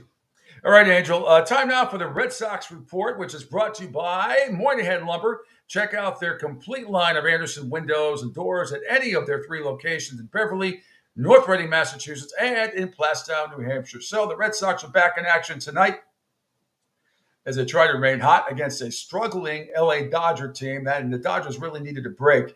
3-game series begins tonight at Chavez Ravine. And you look at the standings, seems to tell an alternate story with the Red Sox in 3rd place in the American League East and holding onto that 3rd wild card by a couple of games over Kansas City. The Dodgers are in 1st place in the National League West, right where most people thought they'd be. Red Sox are 10-3 in their last 13. They're 31-18 since the middle of May, while the Dodgers limped into the break by losing 6 of 7 and going 23-24 since mid-May. The recent surge has Red Sox manager Alex Cora thinking bigger than a mere playoff spot. He has his sights set on the division in Baltimore and the Yankees as he sends right-hander Nick Pivetta to the mound. He's 4-6 on the year, 4.18 ERA. We'll see what happens there. Pivetta is 1-2 lifetime, by the way, against the Dodgers with a respectable 3.8 ERA in 5 appearances, 4 starts. Jarren Duran, who's 4 for 5 in the first half, finale last Sunday, then hit a 2-run homer, won the MVP in the All-Star game in Texas a couple of nights ago. He's been awesome. The 3-time Cy Young winner Clayton Kershaw has yet to make a season debut for the Dodgers. They ended their first half with 3 rookies in the rotation: Gavin Stone, Landon Knack, and Justin Wrobleski. And Stone, by the way, was 9-3, 3.26 ERA. He will start tonight. The righty earned his first career win against the Red Sox last year in one of his 8 outings. Gave up 4 runs in 6 innings of relief following an opener. So over the last 4 games of the first half, the Dodgers used lefty Anthony Banda as an opener, then went with recent waiver claim Brett Honeywell Jr. To start the first half finale. They lost both games while going 1-5 on a road trip through Philadelphia and Detroit. And your Phillies blasted them, Angel. Mm-hmm. They beat them every which way they could. Close games, routes, swept that 3-game series. So there you have it. Red Sox at the Dodgers tonight. Red Sox are plus 118. The Dodgers are minus 140. And the total is 8.5. So there you have it. There is the Red Sox report for tonight, brought to you by Moynihan Lumber. Check out their complete line of Anderson windows and doors at any of their 3 locations in Beverly, North Reading, Massachusetts, and Plastow, New Hampshire. Let me see, Angel. Where did I want to go from here? Yes. Oh, okay. We talked earlier in the week, Angel, about McAfee going off on the ESPN's top 100 athletes of the 21st century. Right. Well, I've got them all. I don't know if you've seen them, but you don't have to punch this. You don't have to punch it up here. I'll go through some of them, and I don't know. I don't think I'm as outraged about it as he is, as McAfee is outraged. I will try to give you a guess. Well, number one, I would start with number 100. All right, before we go to break, number 100. I'm not going to go through all of them. Charles Woodson comes in at number 100. Again, these are the top 100 athletes of the 21st century. So that's 2000 plus. Or is it 2001? Whatever. So Charles Woodson, number 1. Number 100. Number 100. Okay. Ed Reed from the U in Baltimore. Ed Reed, number 99. Connor McDavid, number 88. Number 98 from the Edmonton Oilers. Now, here's where I have a problem, because this is worldwide. Wait. Connor McDavid at 98? Yeah. Okay. All right. Go ahead. I mean, I guess, he's a phenomenal hockey player. Again, this is just from 2001 to now. Here's where I have a problem with number 97. Vitat, V-I-T-A-T, Vitat Kohli, Kohli. Do you know what sport he plays? Highlight? No, but you're not wrong. I mean, you're not. It's an outdoor sport. Cricket? Yes, cricket. Number 97, somebody that no one's ever heard of, and I have no doubt. I mean, I don't know how cricket players play in those sweater vests. I really don't. I don't understand. Nor do I understand any of it. I told you, I was in Aruba one time many years ago. This lovely couple, older couple from England.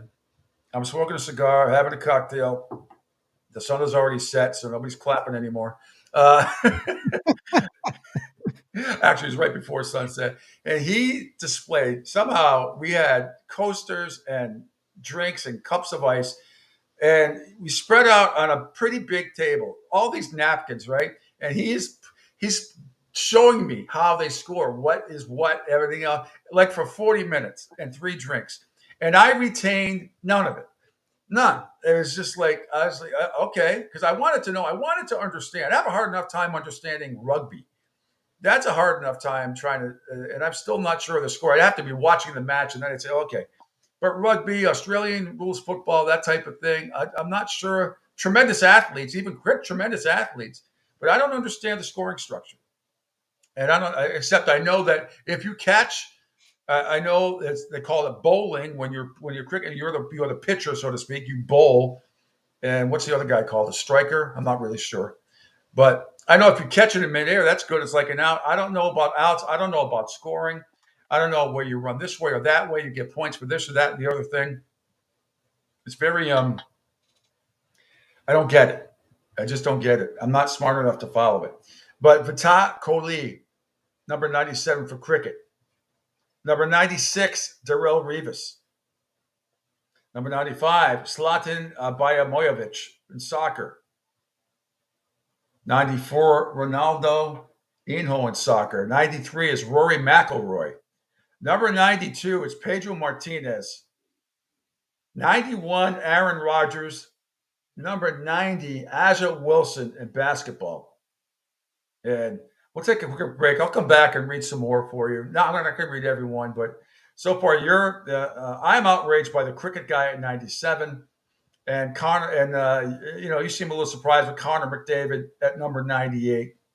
The fact that he's even in there after not being in the league, but he's been arguably a phenomenal hockey player. But we can discuss that and a lot more. The Pete Shepard Show will continue coming up at 9:00. Hopefully, Greg Murphy, comedian from his cruise ship, at 9:30. We will have Q on the show, Rich Quinones from Middays at Q. He will join me for a few minutes at 9:30 as well. Angel, of course, in the house as we get through this Friday together on the Coastal Sports Network. Hi, folks. This is Gerard Moynihan of Moynihan Lumber, and I would like you to know that our company has been selling Andersen windows for over 60 years. See the complete line of Andersen windows at any of our 3 locations in North Reading, Beverly, or in Plastown, New Hampshire, or at MoynihanLumber.com. Hi on Tampa Bay is the latest news, weather, and traffic for Pinellas, Pasco, Ellsboro, Hernando, and surrounding communities. Stay connected on X, Facebook, and their website, iontp.com. Eye on Tampa Bay keeps you informed on breaking news as it happens. Southwest Florida's newest game in town. Sports Radio 102.9, the game powered by Eye on Tampa Bay. We'll be right back. Right now, our country feels divided, but there's a place where people are coming together. I gotta tell you, I was nervous to talk to someone so different than me. Me too, but I'm glad we are. Love Has No Labels and One Small Step are helping people with different political views, beliefs, and life experiences come together through conversation, and it feels good. Wow, your story is so... interesting? Yeah. When people actually sit down, talk, and listen to one another, they can break down boundaries and connect as human beings. At lovehasnolabels.com/onesmallstep, you can listen to amazing, life-changing conversations and find simple tools to start a conversation of your own. I know one thing. This conversation gives me hope. It gives me a lot of hope, too. Take a step toward bringing our country and your community together by having the courage to start a conversation at lovehasnolabels.com/onesmallstep. A message from StoryCorps, Love Has No Labels, and the Ad Council. People do some pretty cool things in their 40s and 50s. Why should saving for retirement be any different? I mean, they go back to college, learn new instruments, start skateboarding. Whoa! Okay, maybe that one's not for everybody, but saving for retirement is. With aceyourretirement.org, you can get on track with your retirement savings no matter your age. Just have a 3-minute chat with Avo, the friendly digital retirement coach from AARP. You'll get personalized recommendations based on your input that are easy to understand and work with your lifestyle. It's quick, easy, and free. Plus, it's sponsored by AARP, so you know they got your back.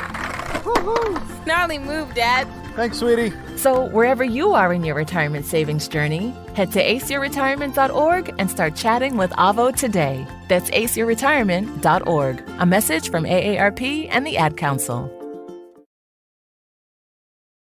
Adopt US Kids presents What to Expect When You're Expecting. A teenager. Learning the lingo. Today I'm going to help parents translate teen slang. Now, when a teen says something is on fleek, it's exactly like saying, that's rad. It simply means that something is awesome or cool. Another one is totes. It's exactly like saying, totally, just shorter. As in, I totes love going to the mall with Becca. Another word you might hear is jelly. Jelly is a shorter, better way to say jealous. As in, Chloe, I am like so jelly of your unicorn phone case. You don't have to speak teen to be a perfect parent. Thousands of teens in foster care will think you're, rad, just the same. To learn more, visit adoptuskids.org. A public service announcement brought to you by the U.S. Department of Health and Human Services, Adopt U.S. Kids, and the Ad Council. This is the story of a very special woman. In a matter of seconds, she turned herself into a great mathematician or an entrepreneur. Her knowledge was limitless and still is. She could also make monsters disappear, especially those that lurked in the shadows under the bed. Once, this woman put back together a teenage girl's broken heart, which had been shattered in 1,000 pieces, just by giving her a bear hug. She masqueraded as a regular person at work, but as a superhero at home. Everyone knows her as Gabriella. I still call her Mom. Your hero needs you now, and AARP is here to help.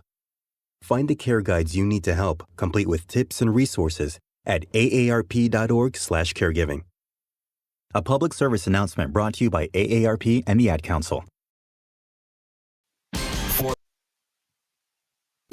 You want the best in sports and entertainment? You got it. Now, back to the Pete Shepard Show. Yeah! How's everybody doing? I don't know why a yeehaw came to me. I don't know either. Just did. I don't know. Wrong, sir. Seems fitting for a Friday. Seems fitting for a Friday. Welcome back to the Pete Shepard Show here. Angel Martinez in the house as well. Lots going on today, I think. I don't know. The phone number 727-858-6650. The cyber stuff is being corrected. It was very inconvenient this morning, but things seem to be getting back on track. We're just going over ESPN's top 100 list of athletes ranked in the 21st century that McAfee went off on the other day.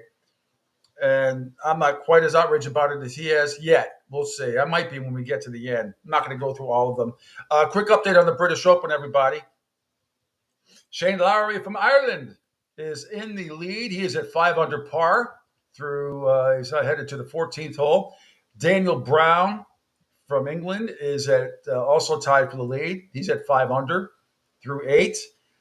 Billy Horschel in the clubhouse, 6 shots back at 2 under, along with Dean Burmester, my buddy Nikolai Hogard, Justin Rose, Justin Thomas, and Hogard, Rose, and Thomas are on the course. They're all on the getting to the 4th hole and 3rd holes respectively, so they're still out there.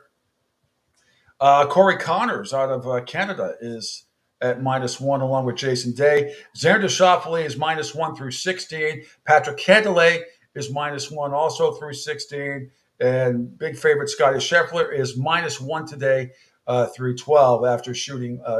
He's even today. So there you have it. Chris Kirk, by the way, is also -1, and Alex Noren is -1. If Brooks Koepka is 1 over through 16, that's overall. 1 over today so far. And scrolling down some other big names. Let's see. Some big names are way out of it. Colin Morikawa, 3 over through 14. Jordan Spieth, 9 over through 12. Francesco Molinari is also at 9 over through 9. My glasses.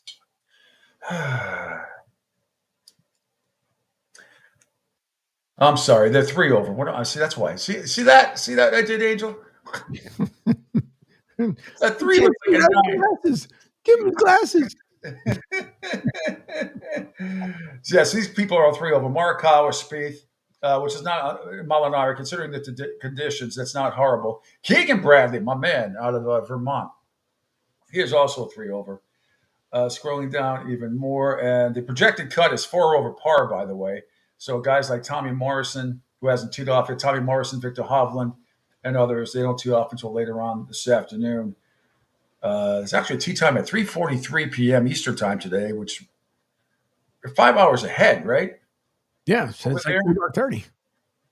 How could it be an 8:43? Oh, it must be 3:43 local tee time. That must be 3:43 Scottish tee time. Okay, now Davis Thompson is 5 over.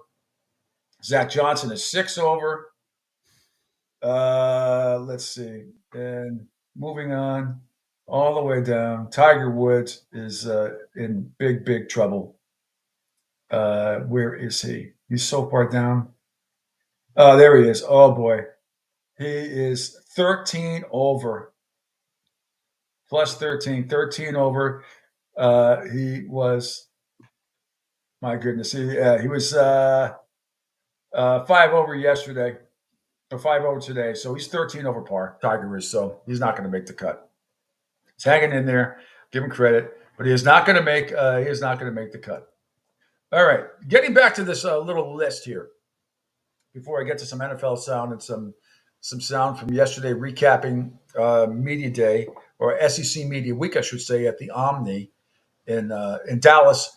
So we were at 92 was Pedro Martinez, 91 Aaron Rodgers, and then Aja Wilson in basketball, Annika Sorenstam, 89, Roy Halladay, 88. Let me just move on. Venus Williams, 86. That seems a little low to me. Chris Paul, 83. I'm just going up all the way here. Let's see. Shelly Ann Fraser Price in track. Don't remember her. Me either. Bernard Hopkins in boxing, number 78.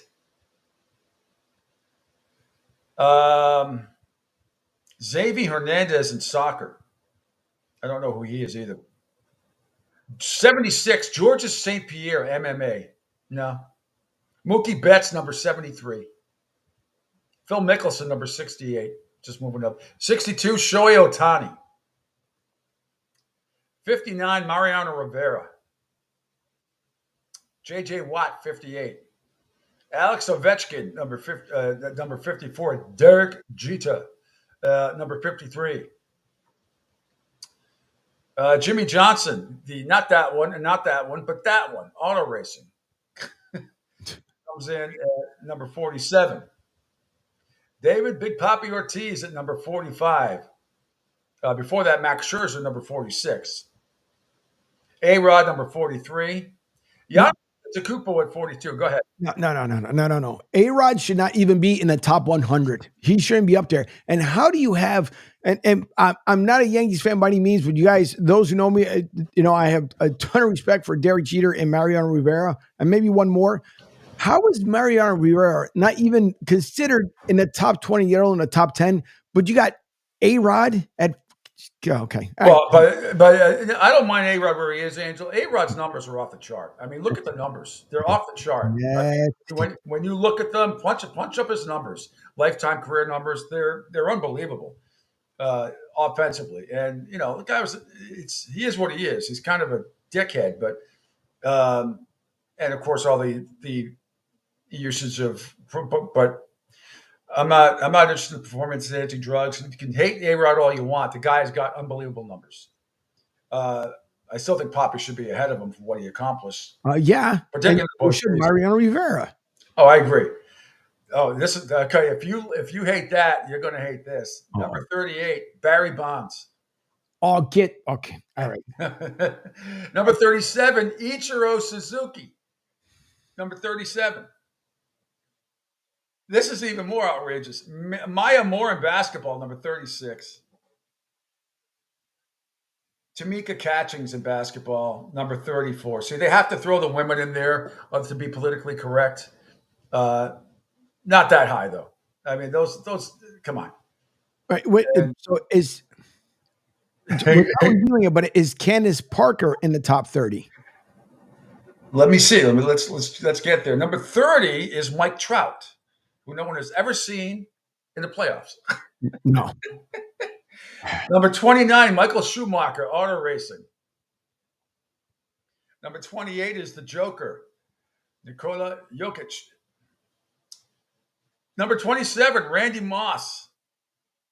Peyton Manning at 26. Floyd Mayweather, 25. Albert Pujols, 24. KG, Kevin Garnett, 23. Man, I love KG. Should he be ahead of Peyton Manning? KG. I don't know. Diana Taurasi, number 21. About Sid Crosby in hockey, 21. Diana Taurasi. Aaron Donald, number 20. I would go with Diana Taurasi. Definitely belongs up there. Yeah, I agree. Number 19, Lewis Hamilton in auto racing. What? Number 18, Patrick Mahomes in football. 17, Shaq. 16, Tim Duncan. 15, Katie Ledecky from swimming. Okay. She from Florida? She a Gator? Katie Ledecky a Gator? I think she is. I think I just saw her on TV teaching some younger kids as well. I think she's a Florida Gator. 14 is Steph Curry. 13 is Cristiano Ronaldo in soccer. Number 12, Rafael Nadal in tennis. 11, Novak Djokovic, who just lost Wimbledon to Escobar in tennis. Here's your top 10. According to ESPN, top 100 athletes of the 21st century. Number 10 is Kobe Bryant. Okay. Number 9 is Usain Bolt in track. Number 8, Tiger Woods. Number 7, Simone Biles. Number 6, Roger Federer. Number 5, Tom Brady. Number 4, LeBron James. Number 3, Lionel Messi. I like how I said Lionel, not Lionel. Lionel Messi. Number 2, Serena Williams. I want you to take a guess. Angel, I'll give you 2 guesses. I'll give you 3 guesses of who number 1, unless you've seen it. Then Splash, you were taking a bath. It's Michael Phelps at number 1. Yes. Michael Phelps, according to ESPN, is the number 1 athlete of the 21st century. Go. If it came down to Michael Phelps, who I respect, I understand it, I would still put Serena ahead of him if you're going to go that way. Yep.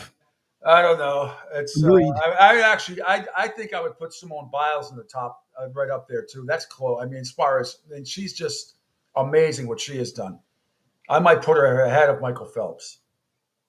Was Mary Lou Retton? It's all subjective. I'm trying to think. Who did you say? Who are you trying to look for? You said, what's her name? Mary Lou Retton. No. It's just the 21st century. Only the 21st century, not of all time. I was just saying. Who was the one? No, who was the basketball player you said? Candace Parker. She played in the 21st century, right? Yep. She played She would play in 2 leagues overseas and then came back to play for the WNBA. Yeah, let me go way back. It's going to take me a second here. She would have to be at least in the top 100 list. Oh, there it is. Yes, number 60, Candace Parker. Number Okay. 60, Mariano Rivera beat her out by 59. Mariano Rivera should be in the top 10, period. Yep, I'm with you.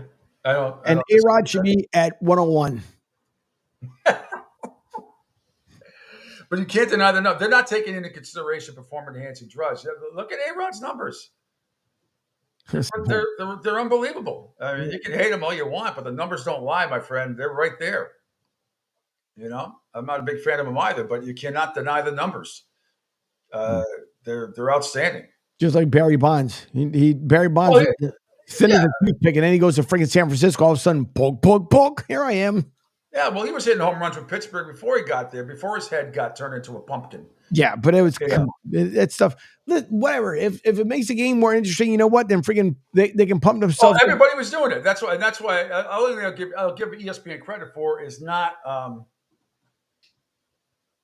They should bring out a top 50 Peds list. How about that one? Well, that would be. You'd have to put everybody in the league. Can you send Greg Murphy a link? He apparently doesn't have it. I guess he's going to be able to join us at 9:00. Is that okay? All right. Hold on. Yeah, right. Standing by. All systems standing by. So there you have it. Number 100 on the list was Charles Woodson, and number 1 is Michael Phelps on the ESPN Top 100. Very controversial list. Subjective. They love this stuff because that's what gets people going. Big Game Boomer, while Angel sending that link, is also another site out there. I don't take them too seriously because they have their own biases, but they have rated the top 10 worst sports towns in the United States. So here's that list. At number 10, Seattle, Washington. Number 9, Cincinnati, Ohio. Oh, my friend Mike Petralli is going to be unhappy about that. Number 8, Nashville, Tennessee. Number 7, Atlanta, Georgia. Number 6, Los Angeles. Number 5, Washington, D.C. Number 4, San Diego, California. Number 3, Phoenix, Arizona. Number 2, he says anywhere in Florida, which is bullshit. And number 1, Charlotte, North Carolina. Yeah, I can see when you're talking about Miami Hurricane fans as of late and Miami Dolphin fans, I can understand that. But when you're talking about further north a little bit, Florida State and Florida and UCF, Orlando Magic games, the Florida Panthers and Tampa Bay Lightning, that's not fair at all. Absolutely not fair at all. And then because he just hates Florida. And then number 1, 10 worst sports towns, Charlotte, North Carolina. So I disagree with some of that. I know anything in California they're all front runners because there's just, San Diego, especially in Los Angeles, no question, no doubt about it. You get there late and you leave early. That's the motto there for a lot of those things. Let's see. I'm trying to think of some of the. I think I'm telling you, if they want to make it really fun, put a Peds list out there. Even if I don't care, they can put hypothetical, they can put whatever they want behind it. I think it would be fun. Fun for what? Just for for shits and giggles. Because in the end, everybody knows which guys end up taking it. But and I don't know. I would do just for fun, even though I know legally they could probably get into trouble. But the PED double. I was doing worst sports towns in America by this site. Yeah, you would text me. You probably didn't hear what I was doing. I just listed the top 10 from the site Big Boomer. Top 10 worst sports towns in the United States. And Charlotte, North Carolina was number 1. A bunch of teams, a bunch of cities in Los Angeles, which you can understand. The mantra is, leave. Get there late, leave early, that type of thing. Arizona. Go ahead.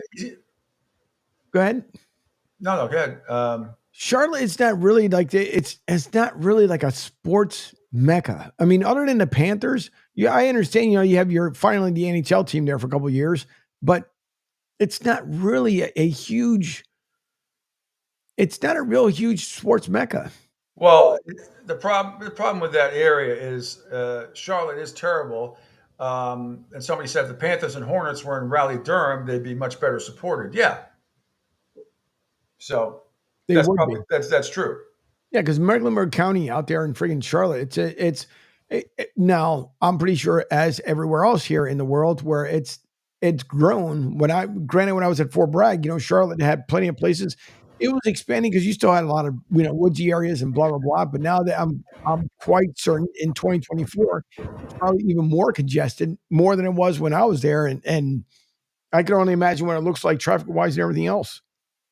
I mean, Seattle, Washington, number 10, I think is ridiculous. That's not the 10 worst city. But just the Seahawks alone and what their fans bring to the table. All right, maybe the Mariners fans, and they're in contention this year a little bit.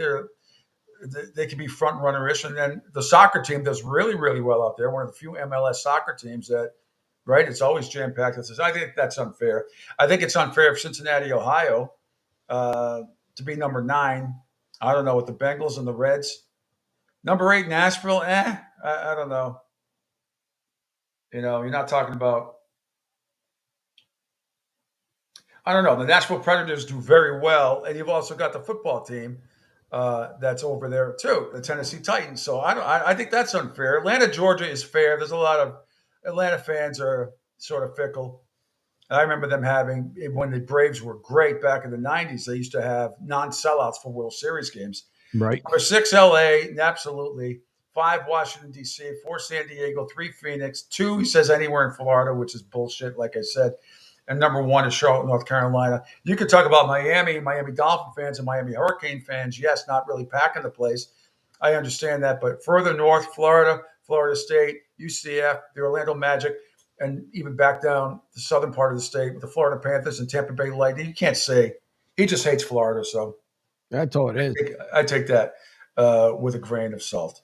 So anyway, your thoughts on that? 727-858-6650. Greg Murphy is going to be able to join us, hopefully from the cruise ship. Angel just sent the link. Angel, if we could go back to Total Sports Prep. Speaking of the NFL, if we can, stuff from the not the Houston Astros, but the Houston Texans. And meanwhile, the first cut, though, is about the Bears. This is from the Rich Eisen show. And Tom Pelissero says Caleb Williams needs to start fast for the Bears to meet expectations for the team.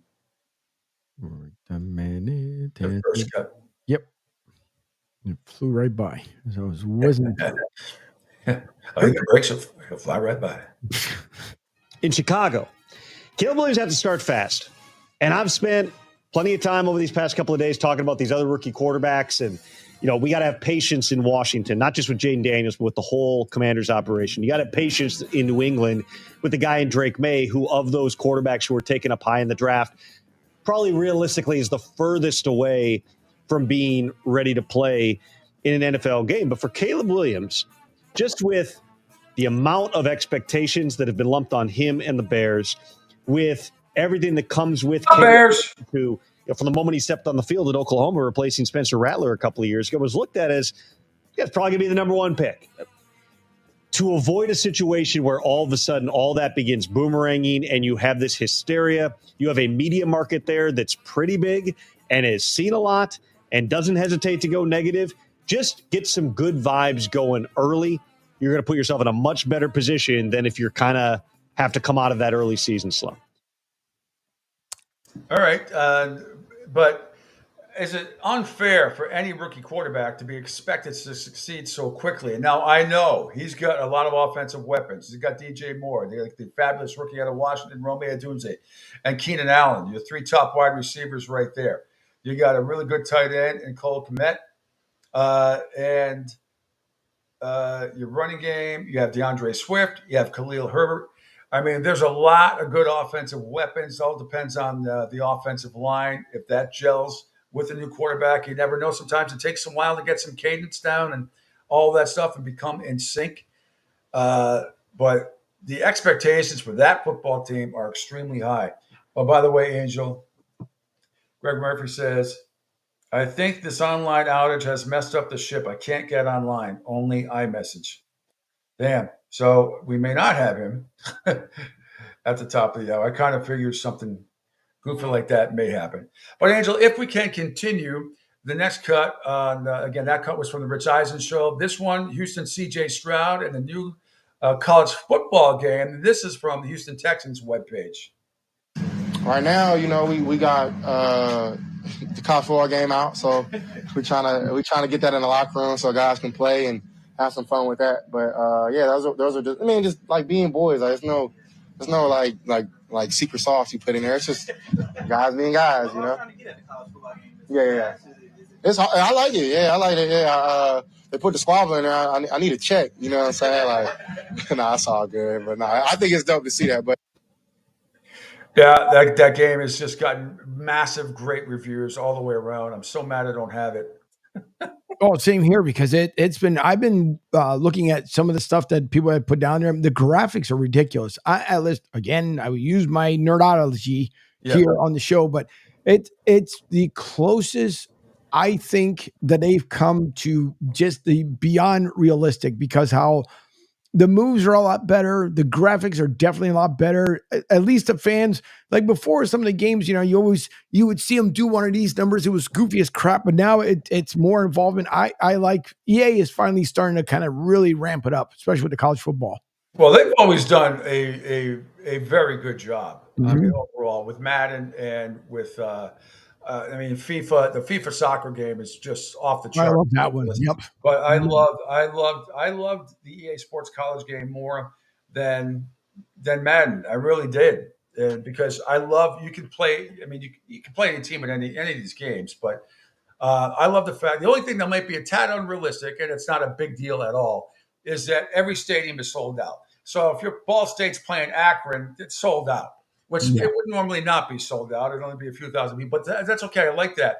I saw our friend Robbie Lestrella put out a FAU game, and I saw him put the graphics out for that. It was freaking awesome. I saw a couple guys in the Miami locker room of the Hurricanes playing each other on the freaking movie theater style type TV. It looked really, really fun. But that's the best part. The fight songs are all there. The cheerleaders. The play-by-play is excellent. The fans, the way they look, the way the stadiums look. I mean, everything is incredible detail. They did a great job with it. All right, Angel, continuing with C.J. Stroud. Cut number 3, let's have him. He talks about who he watches around the league. Come on, play nice. Yeah, I watch a little bit of everybody around the league. I watch Buffalo, I watch the Rams, I watch Minnesota, I watch Kansas City. Lions are a great team to watch offensively. So I learn from everybody. But yeah, Steph is somebody who definitely can open up your playbook, but we have all of those guys around. He'll say that too, So it's five-headed monster, So it's definitely a super dope to have, just a bunch of options. Yep, and then finally, thanks to a Houston Texans webpage there. Next one, the last one from Sean Bajani on X.com. This is Nico Collins, always trying to remind Stephon Diggs about his age. Watching Diggs, man, for a while, you know what I'm saying? Like, dude, when I was in middle school, he was himself making plays, so it's just crazy that he's part of the squad, he's part of the team, man, the vet in the room. Somebody can lean on, ask the questions, him, Woods, Noah, everybody. I feel like there's always room for improvement, always, picking brains, knowledge, that, that's been your hand for a minute. You know how to go about your business, man, great part of the team. Any specific tips? What he said. All right. Yes, exactly. What he said. All right. When we come back, hang on. Before we go to the break. Yeah. Because this is again, I love when I find stuff of nerdology, but we're as we're talking about football right now, right? And we're talking about the college football games. I just want to throw this throwback up there on the screen. I absolutely love this freaking game when it was back out in the late 70s, early 80s. And all you hear is dee dee dee dee dee dee dee dee. It was fantastic back in the freaking day. Yep, and I cannot tell you how many kids, mostly boys in elementary school and junior high, got that game taken away as they tried to play in class because there is a mute button on there or a sound. You turn the sound off. Yep. It didn't matter. anybody who brought that game to lunch, it was like, I mean, we all had it.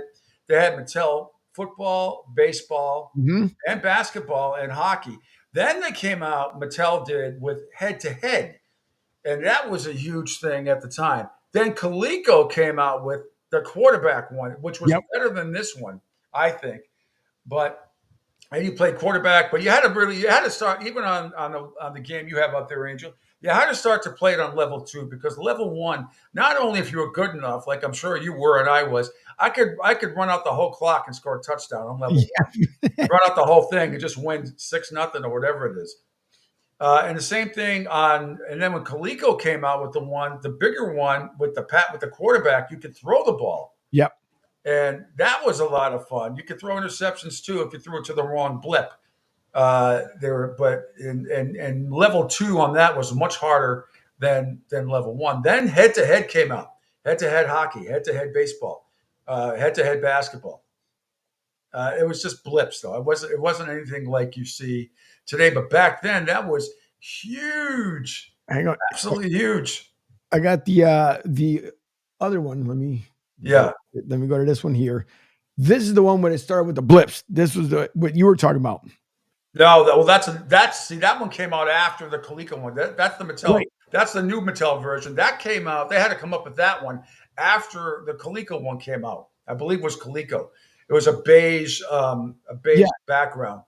And but this one, what I liked about it though, because this was the upgrade. This one I got taken away from about 3 times, but because you could only go up and down, right? It was terrific. You guys, listen. You guys have no idea. This was the value of entertainment back then. This is where it all started before I fast forward to what you guys are getting today. How many times at night did you play, after you get done with your schoolwork or whatever, but late at, you're in your bed at night and you are playing that thing and all of a sudden it's 3:00 in the morning and you realize you have to get up in a couple hours to go to school. Yep. I mean, that was brutal, absolutely brutal. And I didn't bring mine to school because I knew better. But I had plenty of my friends that brought theirs to school. And during recess and stuff, everybody would be outside, sometimes not really running around playing kickball or basketball or whatever we're doing, playing stupid video. At that time, that was high tech, baby. That was high tech. Sure was. Oh, man. There's that great Seinfeld episode, remember? He goes to his girlfriend's house, and she has all the 70s and 80s toys, and she doesn't want them to be touched. The G.I. Joe with the Kung Fu grip, and he starts playing these Mattel games like you were just talking about, football and everything else. And they ended up letting her eat turkey and a lot of wine. And she passes out asleep. So he and George are playing with all the toys. And people got outraged over it because they said Seinfeld roofied his girlfriend to play with the toys. Anywho, all right, quick break. So Greg Murphy cannot join us because of this technological thing that happened earlier today and knocked out the Wi-Fi around the country, even though it's starting to come back. So, but Rich Quinones will join me at the bottom of the hour. We'll have some fun with Rich. The Q-Man, which you hear from middays with Q from 12 to noon. Angel will have his show today, right? From 10 a.m. to noon after this one. See. Yes. So we'll end this show today around. So you need some downtime and prep time. So we'll end the show like 9:45, 9:50 around there, so you can get organized, as they say. Quick break. When we come back, the Jacksonville Jaguars are in the news today, and it has nothing to do with their play on the football field. I will tell you.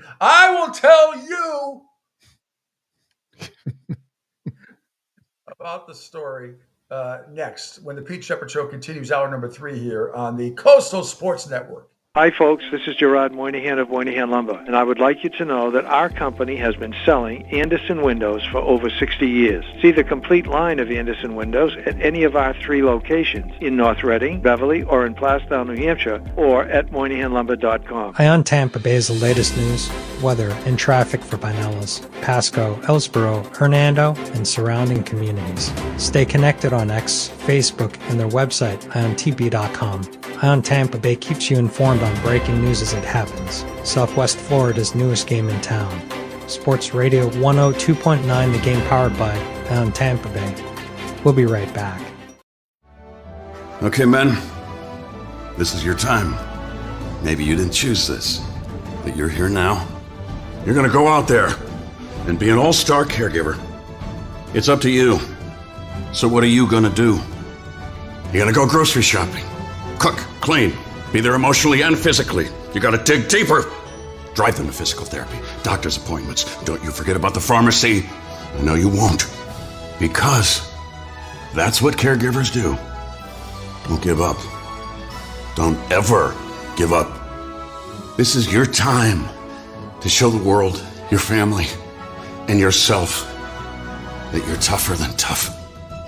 Now go out there and be the best caregiver this world has ever seen. Caregiving is tougher than tough. Find the care guides you need at aarp.org/caregiving. A public service announcement brought to you by AARP and the Ad Council. Hi, I'm Danica Patrick and proud aunt. Watching my nieces grow, play, and learn is amazing. But not every child gets to be carefree. 1 in 6 kids in the U.S. are hungry. 1 in 6. That little girl sitting alone at the playground, she can't play like the other kids. She doesn't have the energy because she's hungry. School lunch will be her only meal today. It breaks my heart that this is the reality in our country, but it's something that Feeding America is working to change. Each year, the Feeding America network of food banks rescues billions of pounds of good food that would have gone to waste. This food is then provided to families and children in need.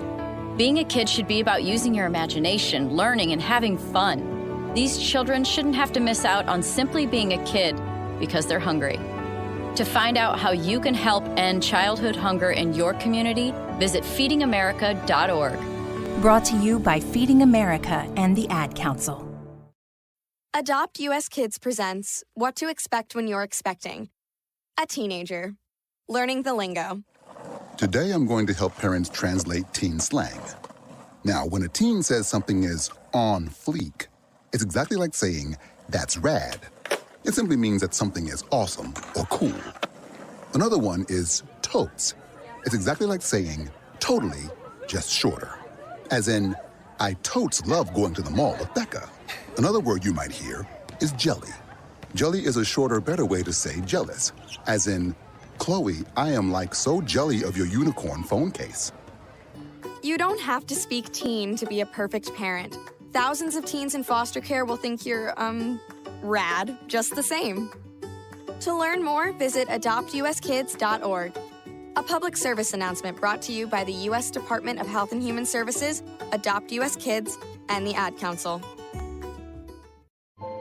This is the story of a very special woman. In a matter of seconds, she turned herself into a great mathematician or an entrepreneur. Her knowledge was limitless and still is. She could also make monsters disappear, especially those that lurked in the shadows under the bed. Once, this woman put back together a teenage girl's broken heart, which had been shattered in 1,000 pieces, just by giving her a bear hug. She masqueraded as a regular person at work, but as a superhero at home. Everyone knows her as Gabriella. I still call her Mom. Your hero needs you now, and AARP is here to help. Find the care guides you need to help, complete with tips and resources at aarp.org/caregiving. A public service announcement brought to you by AARP and the Ad Council. You're listening to The Pete Shepherd Show. Welcome back. It's hour number 3 of The Pete Shepherd Show here on a fabulous Friday, July 19th. There's just something breaking on my computer.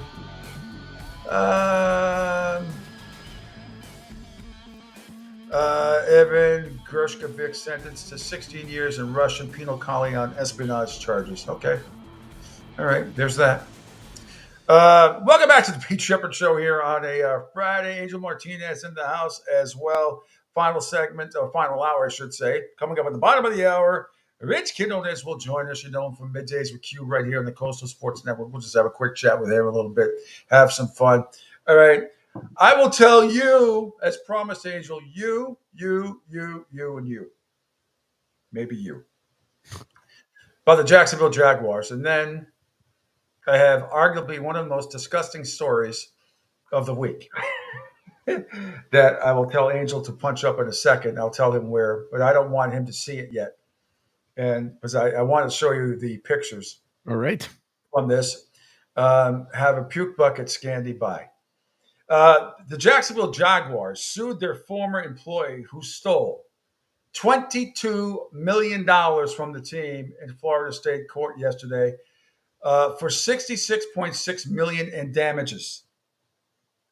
Amit Patel, who oversaw the team's virtual credit card program, pleaded guilty in federal court in December to stealing more than $22 million from the team over a 3.5-year period to pay off gambling debts and fund a life of luxury. Was he in cahoots with, Shohei Ohtani's agent or what? And Thursday's filing, the team said that Patel stole the bulk of that money, $20 million, in just 8 months. Oh, good for him. In the lawsuit, the team alleged fraudulent misrepresentation, breach of fiduciary duty, and civil theft. The claims are largely based on Patel's admissions in federal court. Alex King, Patel's attorney, would not respond to anybody. According to Nagin Kodabakle, an attorney who practices business law in Florida, if the Jaguars prevail in court, it will allow the team more flexibility to recover the stolen funds from Patel without relying on the federal government to act on its behalf. The team could seize assets that Patel acquired legally. Florida allows plaintiffs to recover up to 3 times the amount of actual damages. So according to court documents, Patel transferred $20 million of the funds to FanDuel, where he had a VIP host, and $1 million to DraftKings. ESPN had previously reported that Patel was a high-volume, high-stakes daily fantasy sports player known for racking up big losses. Patel has said that he suffers from a gambling disorder. Yeah, really? Who knew? A little bit. But when you get $20 million, don't you get some sort of alert? I mean, don't the Jaguars, somebody in accounting, get some sort of alert? Somebody other than this guy? According to the filing, Patel's scheme was discovered in February of 2023 after he placed a sports bet in Kansas, violating both state law and the NFL's gambling policy. He also transferred $5 million from his FanDuel and DraftKings accounts to his PayPal and other personal accounts. Prosecutors said, and used it on a variety of purchases to live a life of luxury, including purchasing Tiger Woods' 1996 putter and spending $78,800 on private jet charters. Well, the Jaguars have asked FanDuel to reimburse some or all of the $20 million. The Jaguars declined to commit on the status of those. Why would FanDuel give them back a dime? They got nothing to do with it. Patel is currently serving a 6.5-year sentence in Williamsburg Federal Prison in South Carolina. The Jaguars have a high likelihood of success in their civil suit, according to attorneys, against Patel, since the burden of proof is lower compared to the criminal case where Patel already pleaded guilty. The part I don't get is why they can ask FanDuel to reimburse. Why would FanDuel give back a dime? Why? That's good faith. I mean, I don't know. I mean, I know they're part of the NFL now and big advertising and all that stuff. But what's that? They're not responsible because some idiot just went from the Jaguars. It could have been $20 million. If you're Ice, we lost $20 million. Would we? I mean, or if we were a company. If when Coastal Sports Network starts building out $20 million, which will be sooner rather than later. I mean, and I transferred $20 million to. I bet $20 million in FanDuel. Why are they going to give us anything back? Why would you? Any company. Why would they do that? Yep. I don't know. Okay. Now, Angel, on Total Sports Prep, on the kicker stories, I want you to, don't say what it is. I want you to punch up cut number 2 from the Daily Mail. Cut number 2 under Sports Radio Kickers. If you can do that. It is not video. It is going to be, but I will read you the story. And then let me read the story first, Angel, and then you can scroll down and show the picture. You'll know what I mean when you see it. But I'm just going to start reading the story. And let me know when if you have it. Give me a second. If you, I'm going to start reading the story. You do see it though, right? That's story number 2. So anyway, here it is. A giant mass of hair was removed from a woman's stomach at a hospital in Mumbai, Ecuador. Thankfully, it only took the surgical team at Verdi, and you don't have to punch it up till I see the picture. Until you scroll down for the picture, which is not yet. Thankfully, it only took the surgical team at Verdi Sabalos Balda General Hospital just 45 minutes to get the 24-year-old patient out of the very hairy situation. Ba-dum-bum. Dr. Pedro Lovato, one of the 2 surgeons who led the operation, revealed that the mass had a height of at nearly 16 inches and weighed 2 pounds. It was a mass that occupied, he said, it was a mass that occupied the entire gastric cavity and could even be identified by touch from the outside. The hairy mass, according to the medical facility, grew over the last 2 years after the woman began eating her own hair. So, Angela, if you could punch it up, if you have it, if you can punch it up, you'll see the picture. If you scroll down. Yeah, hold on, because I got to switch windows because of to be able to share it here. But okay, so there it is. This is so. If you're eating breakfast, do not watch this. I'm just. Oh God, that's so disgusting. It's so disgusting. So that was up to 16 inches. That was removed from this woman's stomach. 2 pounds of hair removed from the stomach of a 24-year-old female patient during a recent operation. She experienced intense pain. By the way, the surgical team needed just 45 minutes. She experienced intense pain and vomiting, had problems with eating solid and liquid food. Doctor said she's a patient with this psycho-emotional disorder.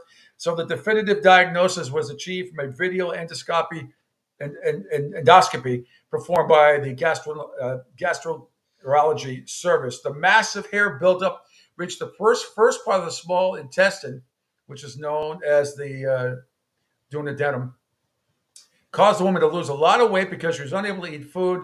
Lovato, the doctor, said that surgery also prevented other serious stomach injuries.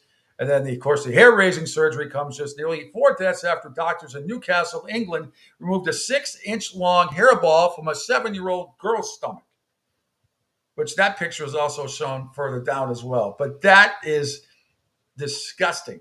Yeah, that is so disgusting. Yeah, black.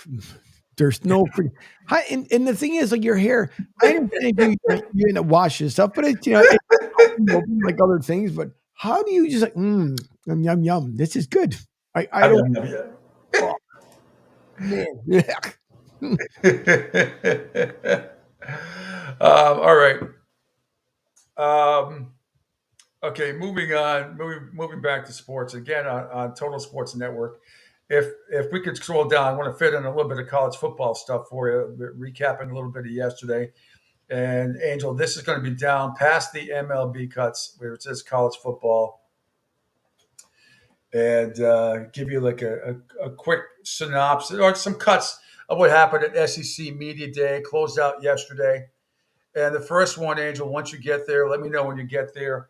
If we could scroll down to cut number 3 and get Florida Gators coach Billy Napier talking about the experience and substance on his on this year's roster. This is from the SEC radio. Regardless of the narrative or the noise out there, I think our players know that we got it. I mean, we've got credible leadership at the player level, and we've got experience. I mean, it's the first time I could say, "Hey, look, this 17 starters back, competitive depth. I think across the board, and look."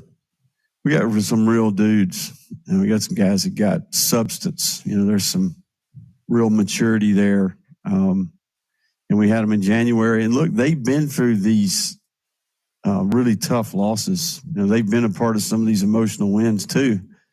But I think that's how, we all played this game. We all remember that. It takes, like, hey, man, you better be ready every week or we're going to get embarrassed. Mm-hmm. No, I totally agree. Meanwhile, let's see a couple more cuts here. And then I've got another nice list of ESPN ranking the top 25 college football stadiums in the country. Let's see. See if we can scroll a couple more cuts down. Quinn Ewers Texas quarterback Quinn Ewers, and if he's been playing the new college football video game. This is from SEC Radio. It's like You've played the new NCAA football game? I sure have. When you play with Texas, who is your starting quarterback? Me. Okay. Let's make sure. Let's make sure. Have you I don't know if you won? wanted to see how it would go if somebody else might be in there, or maybe throw a couple picks if the next guy came in. I'd put him in there. I don't know. Yeah, let's see. I don't know. I've been pretty successful. So. What was your rating? What was your rating on it? 92. Oh, you say properly rated, underrated? What I think it's good. Okay. I'm not going to sit here and complain about it. What about the speed? 81. Speed's 81. Yeah, solid. Is that accurate? Solid. All right, and then the next cut, Heather Dinich, great college reporter for ESPN on SEC Media Days. Biggest takeaway, she talks about that. This is from First Take. I think that he already did pick against Bama, so it wouldn't surprise me if he did it again. And I heard him say Texas and Georgia, and he was right. So I thought he was doing a good job. And I can tell you guys that we were in the room upstairs, the ESPN.com interview room, when Tyler Booker, that offensive lineman you heard, and Jalen Milroe came through, and we asked them about that. It was good natured. They were laughing when they were talking about his pick. And the other thing, too, is that I think the big takeaway from this is that Saban is good on TV. He's good at his job, and he is prompting everyone to react to what he's saying. And he probably is. It's going to have the effect that he wants, reverse rat poison, unless that was just sort of like a backtracking. That's not what I really meant, but Yeah, it's been it was fascinating. I watched a big chunks of the SEC Media Days, and this was a great one too. A big part of it. Lane Kiffin always, and despite his longtime dad, legend Monty Kiffin, passing away recently, but Lane had a little message for Paul Feinbaum on the SEC Network. I did. I'll steal your line, but I was going through deep depression over this incorrect guilt that you tried to lay on me, which preceded that move. Had something to do with Southern California. Oh, yeah. When you got me fired at USC, I got myself fired at USC, but you didn't It's help. a better that. story if I got you fired. You really did. Because it is a true story that the athletic director and the president were on that trip. We were playing that night, and you were on College Game Day, and you had to make your big splash, and they were watching it. 'Cause I know the room that was watching it with them. And you said, what a joke I was. And I'm the Miley Cyrus of college football coaching. And I should. They looked at each other. And later that night, I was fired. Yeah, by the way. So, but hey, look what happened. I would have never gotten to work for Coach Saban. All these other things wouldn't happen. So I appreciate you for helping getting me fired. Thank you. Look at what you're doing today. You're predicted to go to the playoffs. And look at Miley Cyrus. She's had a nice comeback. So you're wrong on that. I mean, you're putting me down with that. So really, I don't really know what you're good at. Like you predicted that you've done that, didn't happen. You basically said Miley Cyrus stinks, and she's still going. Yeah. Anyway, it's always great to be ridiculed by Lane Kiffin here at SEC Media. No, you made it. You know you made it. And man, I'll never forget that night when he got fired at USC. He was basically running after the plane. What? No, you forgot me. No. That was really that was unbelievable. All right. Before we take a break here, ESPN has come out, Angel, with ranking top 25 stadiums in the country. A lot of SEC stadiums, as you might imagine. So real quick, coming up at number 25, it's where the Longhorns play. Texas Longhorns at Darrell K. Royal Texas Memorial Stadium. They come in at number 25. And again, this is all ESPN subject. Number 24, Gaylord Family Oklahoma Memorial Stadium. That's where the Sooners, Oklahoma. That's where they play.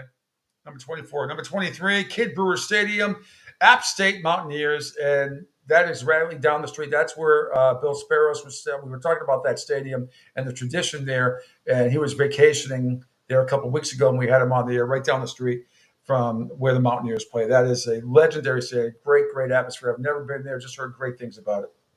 Number 22, which this is a joke. This is, you talk about Michael Phelps. The Los Angeles Memorial Coliseum, USC Trojans, number 22. That is ridiculous. That should not be at number 22. No way. No way. Number 21, Vaught Hemingway Stadium. We just heard from Lane Kiffin. That's where the Rebels play. That's acceptable.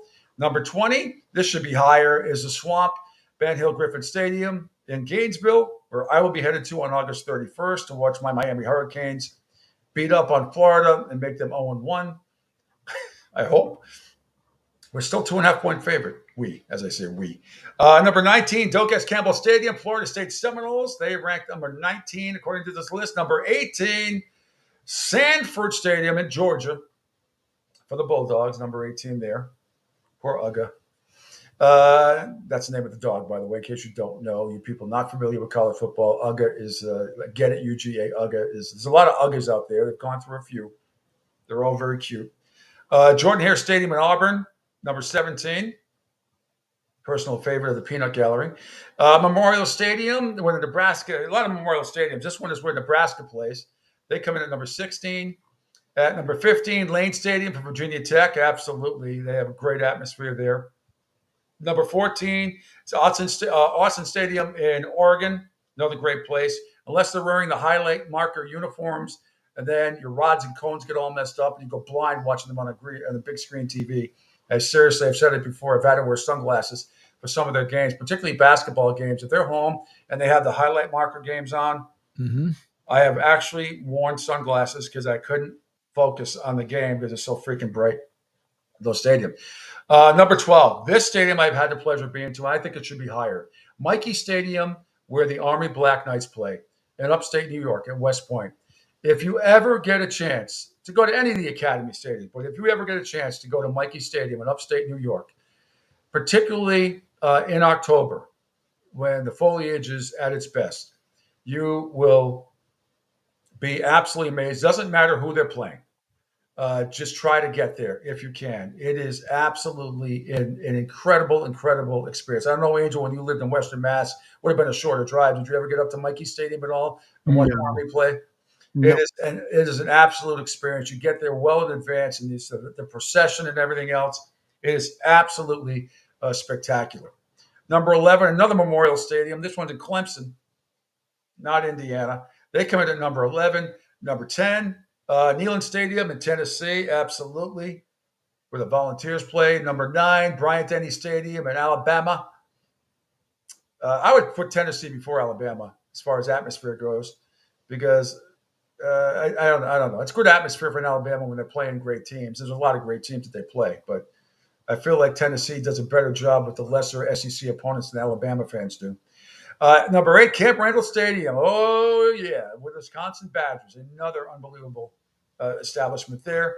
Also, Ohio Stadium with the Buckeyes is number 7. Number 6 is Husky Stadium with Washington Husky play. Number 5, Beaver Stadium, Penn State, Nittany Lions play. Number 4, Notre Dame at where the Fighting Irish play. Number 3 is Michigan Stadium for the Wolverines. 2 is the Rose Bowl, which, again, I disagree.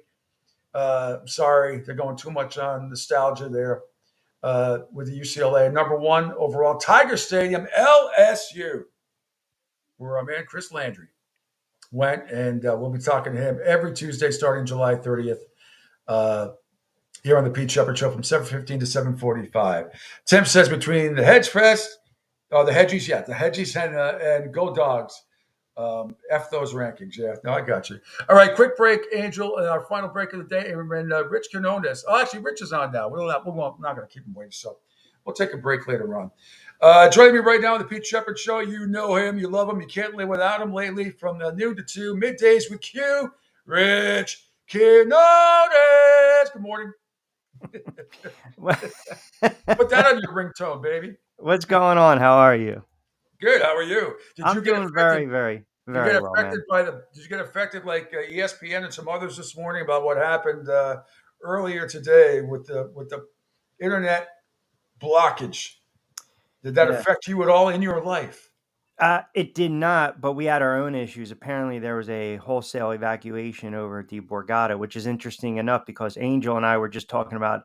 I told him, there's never really nonsense because that's not technically Atlantic City, but apparently there was a full-scale evacuation out of the casino yesterday. Heavy police presence. They said somebody was armed with several guns, and I'm pretty much my barrier island. I'm maybe 10 minutes away, like over the bridge. Yeah. I was thinking, maybe sometimes you get those blue hairs and they're not getting their payouts and they start shaking the machine, and there was a little issue. But thank goodness it wasn't accurate. But to answer your question, thus far, I checked all my crypto, all my Bitcoin, all my money. It's where it should be, so I'm okay with that. How about did you see the Jacksonville Jaguar story?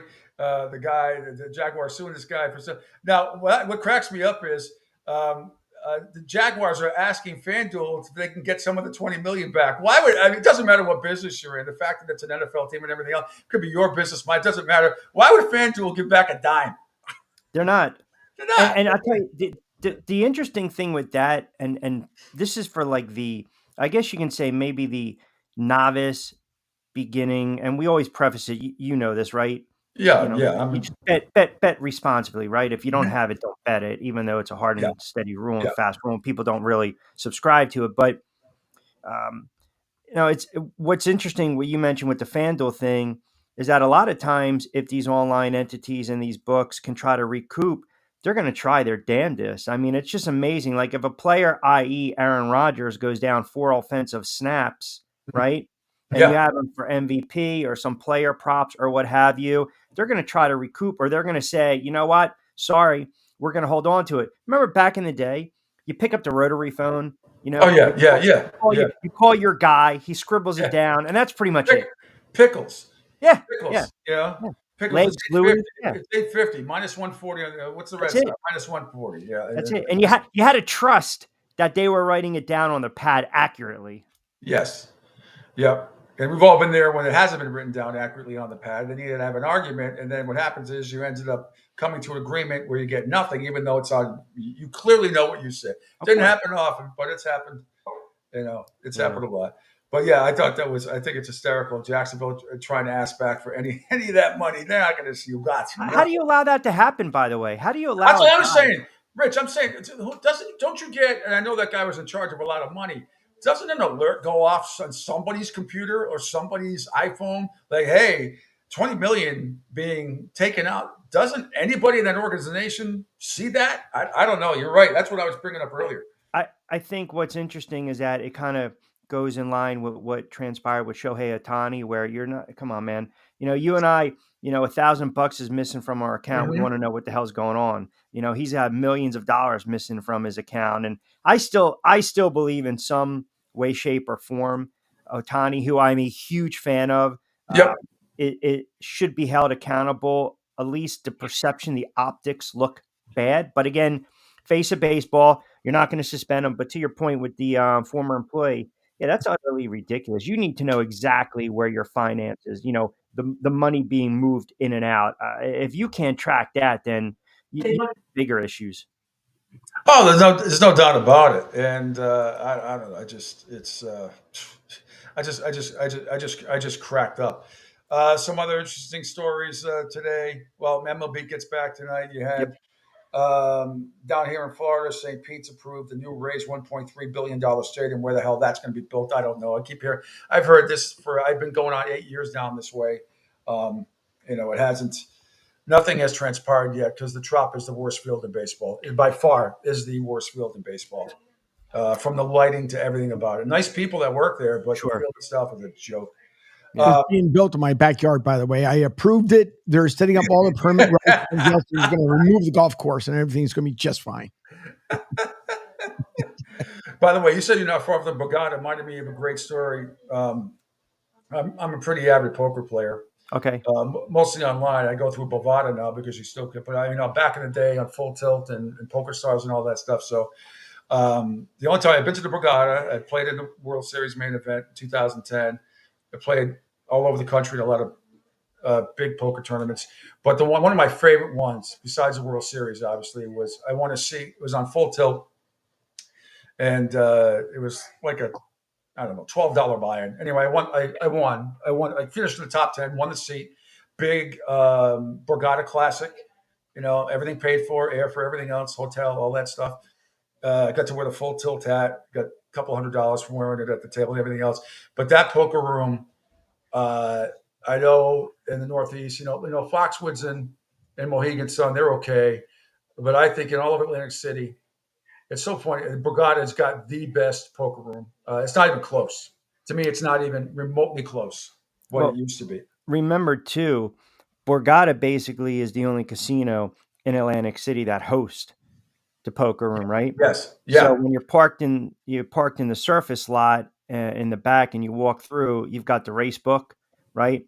You know, you get your drink, you keep walking. Now, my very good friends are very avid poker players as well, and they'll play in the larger buy-in all the way in the back. But one of the issues they ran into when MGM took over everything, you know, you know this, right? You're paying a little juice for the seat, right? You're paying in every hour, but they stopped doing a lot of. They don't rate you, right? The poker players. Yeah. The problem is they realize it's not profitable in the casino because it's, you know, I'm not buying per se, if that makes sense. Yeah, no, exactly. Yeah, and a lot of my buddies got turned off. They'll fly to Vegas.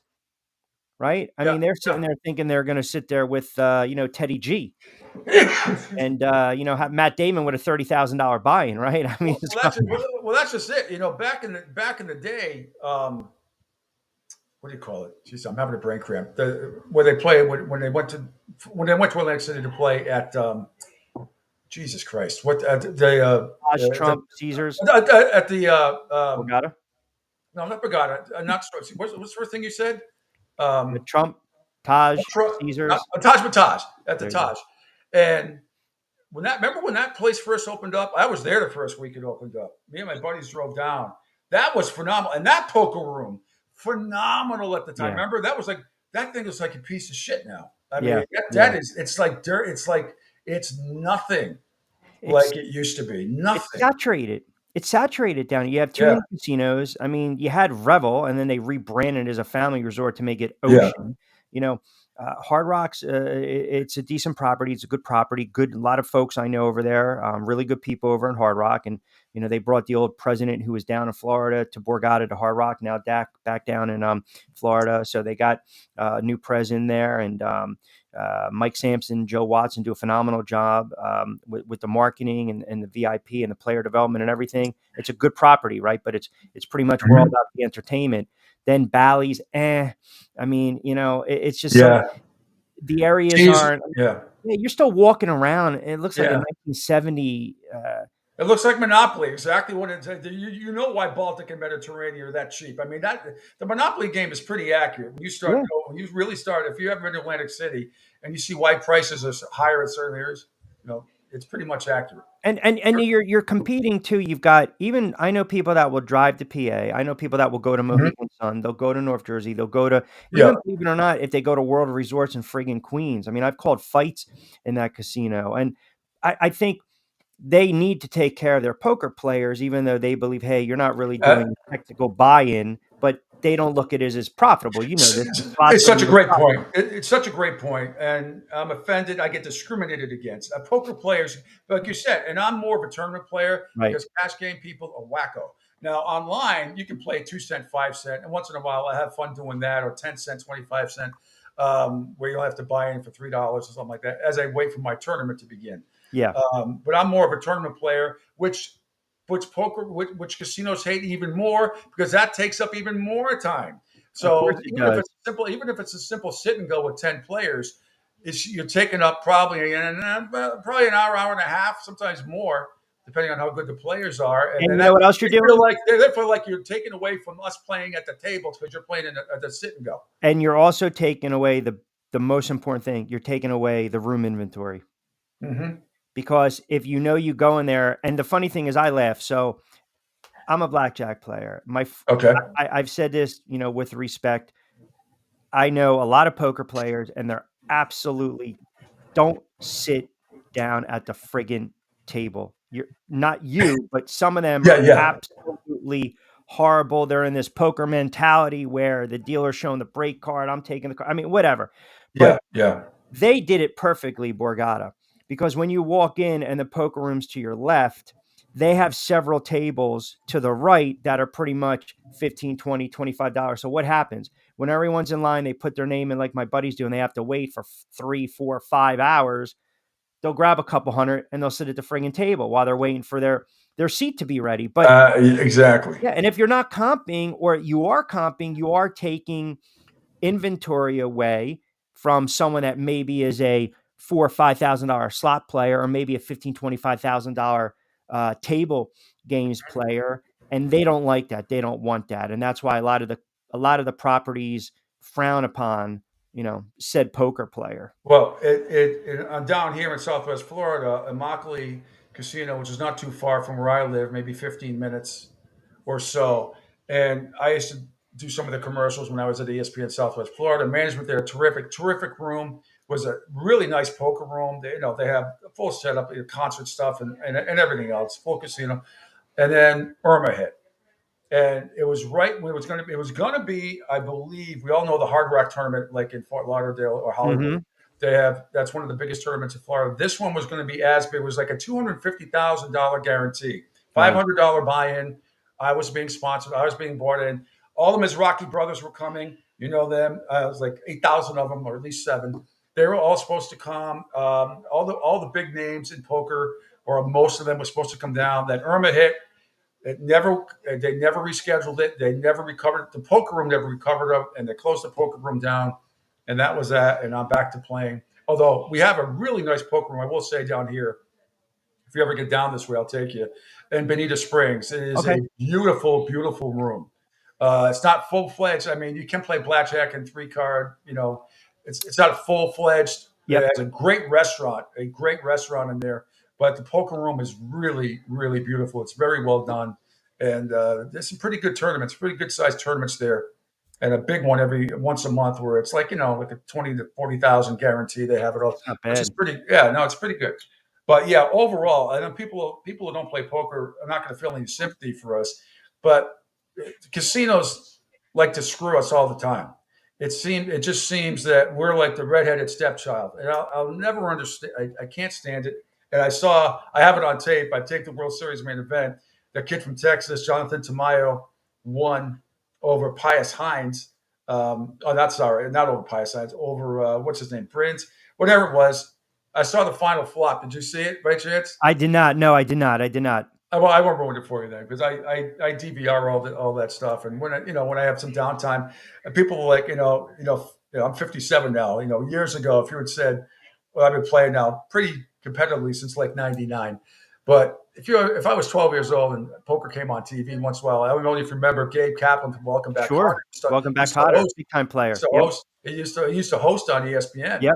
Back then. And when it was at, in Old Vegas down at the, another great drink, but you know what I'm talking about. Yes, I do. So it's, it was the same, that's why Matt Damon used to say, why do you think the same 7 people make it, or at least, a bunch of it the same final plane? Because because it's a skill game. It's been ruled a skill game in several courts of law, which pisses me off. And, I bring it up to you. I bring it up with my buddy, Bill Sparrows, who's senior betting analyst at bookies.com, is why we can have a Hard Rock betting app, and we still can't get PokerStars and Full Tilt and others back legally, because some idiot judges still think it is a game of chance when it is absolutely 100% been ruled a skill game in other courts of law. So it's under the gambling umbrella no matter what. And what happens is they will look at it is anytime you talk about gambling,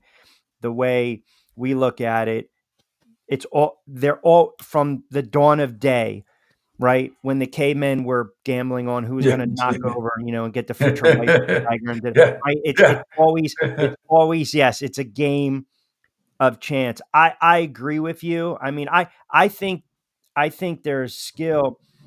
My uncle was a well-known blackjack dealer, a blackjack player in this area for years, and he had certain skills when it came to counting cards. I won't mention his name, but he got blackballed from a lot of casinos. But there's a skill in being able to count a deck or 2 deck or 3 decks or 4 decks. That's why a lot of times you'll see you're not sitting with $300, $400, $500, at a $50 table. You might be able to get away with it at $25 if you get a good run. But what they incorporated now is the no shoe entry. Once we start the shoe, you're not going to sit down. But point being is some of these guys will stand back at the table for a while and see if they can just eye up the players, their movements, anchor, the first seat, the middle, how the dealer is. All that is skill. Like the trained eye, it's skill, right? No, it's just not, I'm going to sit down and hopefully, some of the worst players in blackjack get off the table and they're profitable because they don't know what the hell they're doing. The ones that have the bankroll and understand the game and have skill, they can be profitable. But poker is a grind. Blackjack per se, you get on that table, you get a good run of 4 or 5 hands, you get in, you get out, you double your money, and that's it. It's hit and run. You can't stay at the table for 8 hours like you guys do. No, and it's like, and when I'm playing blackjack, I don't do it very often. First of all, I have to be the third base guy because I am the guy, and I don't surrender. A lot of people, I don't surrender. I just don't. And but you can only do that in a couple casinos. Yeah. But I have to because I am the guy. If the dealer's showing 7 or higher, and I have 16, I'm hitting. I mean, it's just and do it. You stay consistent. It's about staying consistent every single time. Yeah. The other thing is you talk about. Have I seen your uncle on the new Netflix special? There's a couple of really good shows out there. I wonder, and there was still a couple in Atlantic City that was fascinating. Well, I used to watch the card counter ones, and I used to watch the ones where the guys, they hit like for years. Now you're allowed to actually, they will allow certain players, if you go on YouTube, they can videotape. A lot of times you're not allowed photography, you're not allowed flash photography, you're not allowed to videotape, but they'll allow that. But they have some specials even back in the day. And there was one card counter. He was trying to hit everything in Vegas, the Indian reservations, the smaller casinos, the Midwest, Atlantic City, the sky, shaved, no shaved hair, walking through the airport with $150,000 friggin' cash, and the Holy Rollers, the group, right? From MIT and everything. So I'm fascinated by all those. But how in this day and age? Because most of the casinos, been in Vegas now in the last 3 years, 3 times, and everything's an automatic shuffler. Very few except there's no more 3 and 4 deck shoes anymore. 6, 5 deck. It's automatic shuffler. So I got to imagine it's got to be much more difficult because how do you do that counting thing with an automatic shuffler? Yeah, it's a really good question, but remember too, sometimes you can force that hand shuffle, and sometimes you will catch a break where you have a sloppy dealer, or a lot of times you will find sometimes during the night because those shuffling. Explain the sloppy dealer. You're talking about somebody that shows a whole. Sloppy dealer meaning that if you're playing at 2, 3 in the morning and that machine's going up and down all night, sometimes the cards catch, and the table games manager will just be like, you know what, you got a hand shuffle, right? And then you will get that tired dealer who's working the 15-hour shift, 2 shifts at 2 separate casinos, where sometimes they'll pay out the wrong way. They'll show their card. There sometimes if you look at like the face card, for instance, right? And if you look where the ink is on some of these face cards, a lot of times you can actually, if you get a glimpse of it, then the face card, your 10 right there, right? But sometimes you'll get some of these dealers that pay out on a push. Sometimes the side bet, even though everyone says it's a sucker bet. Yeah. Listen, if you're doing the Queen of Hearts or now the King of Spades, I believe it is, you get that running count.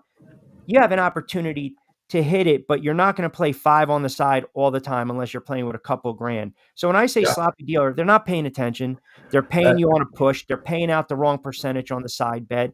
Sometimes they don't. If you lose the bet, they don't take it, or they overpay. I've seen it. My friends. It's happened to me. It's happened to me several times, and all good stuff in my favor, maybe 4 or 5 times. But I can remember being paid out on a loss. I remember being paid out on a push, and I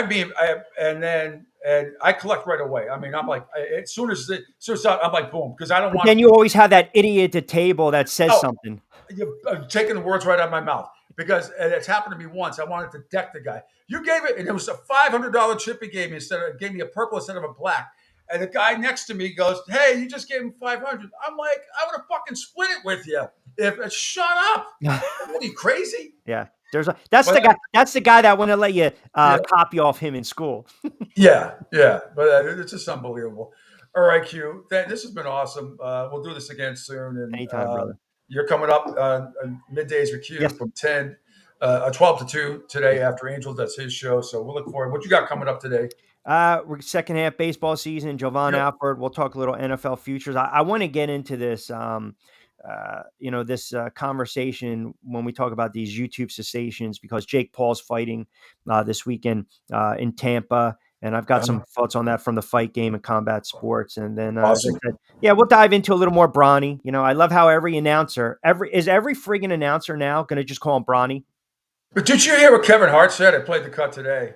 Did you hear what Kevin Hart said? No, I did not. Oh, it's infuriating. I know he's his buddy and everything. He's just trying to. Do you want to play it, Angel? Yeah, we played it earlier, and you can play. Okay.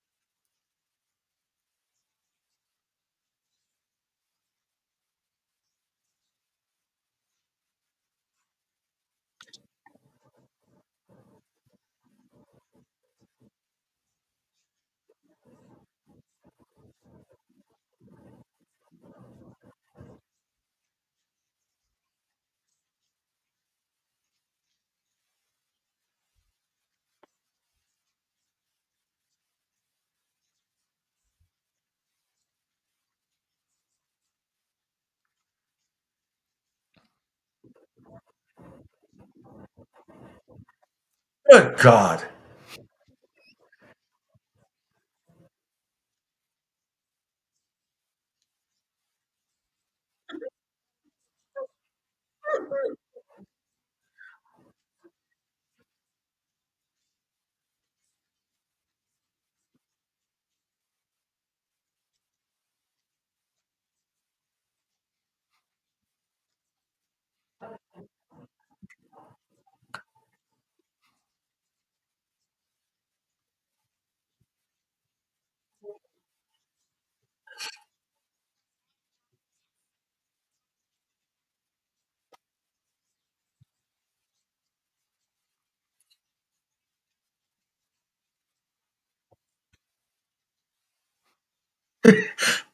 So much wrong with that. Taylor Rooks was the person asking the question from Bleacher Report. Look, Kevin, bottom line is this. It's all about nepotism, because he wouldn't even he'd be belly button lit fodder if it wasn't James on the back of his jersey and LeBron being his dad. I've said it before, Rich, I'm not writing him off at all. I mean, can he potentially become a very good, maybe / great player? Yeah.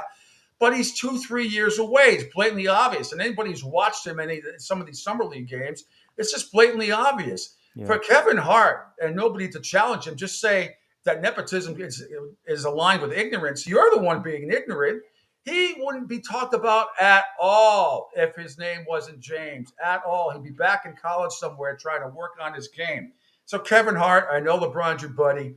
Everything, there's so many flaws in what you said there. And as usual in some of these interviews, Rich, nobody there to push back and challenge that type of ignorance. Pisses me off. And I know we're tight, and I'll leave you with this. I agree 100%. First of all, Kevin Hart, who I like, makes a career out of creating conversation because he's a comedian and his content. Yeah. That's number one. Number two, this is really not, at the end of the day, it's not about Bronny. It's what LeBron James wanted. That's the way I look at it. This is all about that too. Yeah, it's all tight enough. The nepotism is all tight. Ronnie wanted it. He's only been. But to your point, you take James off the jersey. We're not even having this conversation. No, it's just so ridiculous. All right, Rich, get out of here. Thanks. All right, you got it, brother. Thank you, guys. Appreciate it. Look forward to this afternoon. All right, I'm going to.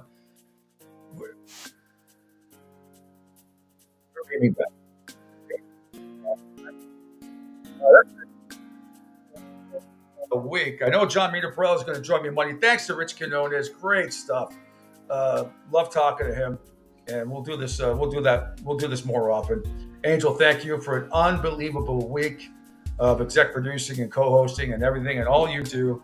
And we will be back on Monday at 7 a.m. I know Meter is going to join us. We'll have an ACC update in college football, among other things. And recap the exciting weekend of Major League Baseball, hopefully, and a whole lot more. We're getting closer and closer to the start of football season, and I can't wait. Angel, great job as always. Your show's coming up in just a few minutes with Martinez and Company from 10 a.m. till noon, and then Middays with Q from noon to 2 right after that. And you don't have to do anything, right? I'm not any of the broadcasters. Keep it right here across the Coastal Sports Network video platform. Outstanding work this week. Thanks, everybody, for checking us out. Back on Monday at 7 a.m. Bye.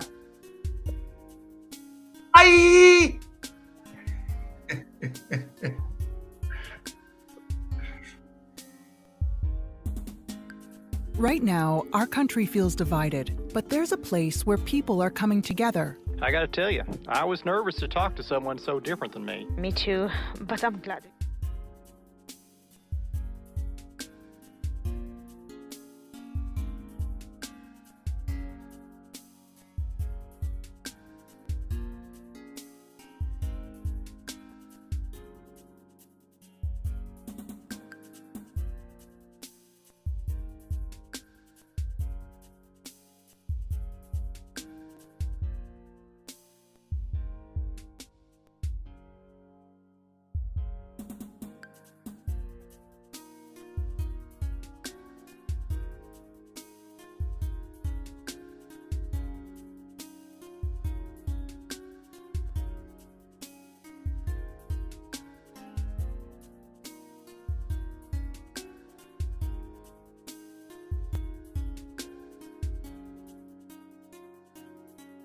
Right now, our country feels divided, but there's a place where people are coming together. I gotta tell you, I was nervous to talk to someone so different than me. Me too, but I'm glad we are. Love Has No Labels and One Small Step are helping people with different political views, beliefs, and life experiences come together through conversation, and it feels good. Wow, your story is so... Interesting? Yeah. When people actually sit down, talk, and listen to one another, they can break down boundaries and connect as human beings. At lovehasnolabels.com/onesmallstep, you can listen to amazing, life-changing conversations and find simple tools to start a conversation of your own. I know one thing. This conversation gives me hope. It gives me a lot of hope, too. Take a step toward bringing our country and your community together by having the courage to start a conversation at lovehasnolabels.com/onesmallstep. A message from StoryCorps, Love Has No Labels, and the Ad Council. People do some pretty cool things in their 40s and 50s. Why should saving for retirement be any different? I mean, they go back to college, learn new instruments, start skateboarding. Whoa!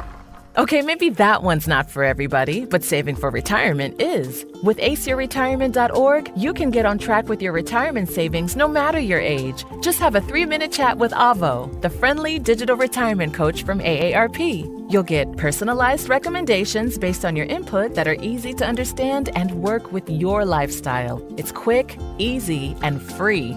Plus, it's sponsored by AARP, so you know they got your back. Woohoo! Gnarly move, Dad. Thanks, sweetie. So wherever you are in your retirement savings journey, head to aceyourretirement.org and start chatting with Avo today. That's aceyourretirement.org. A message from AARP and the Ad Council. Adopt US Kids presents What to Expect When You're Expecting. A teenager. Learning the lingo.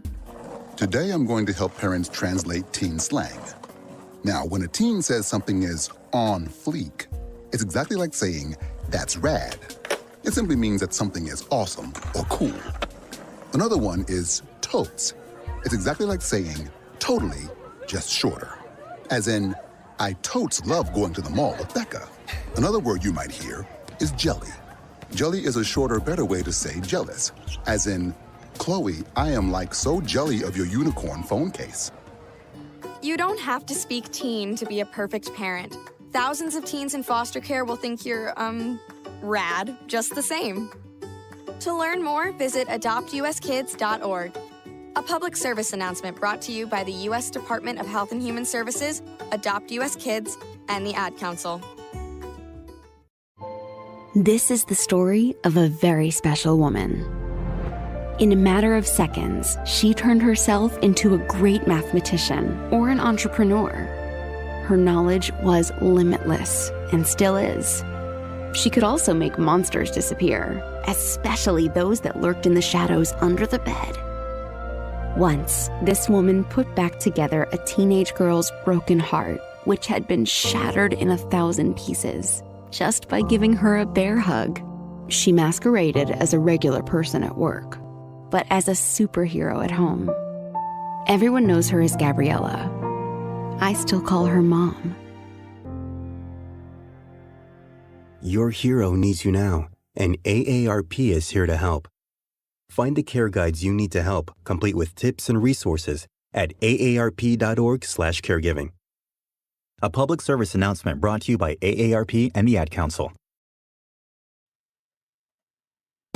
You bring the energy, he'll do the rest. Martinez and Company, powered by Sports Radio 102.9 The Game. You're going to hear it right here. The show starts now.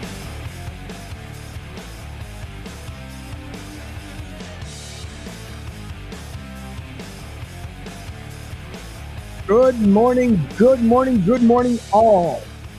Once again, thank you, everyone, for tuning in, not only to the Pete Shepard Show this morning, who starts up the day from 7 to 10 p.m. Of course, I stay the co-host and executive producer the show.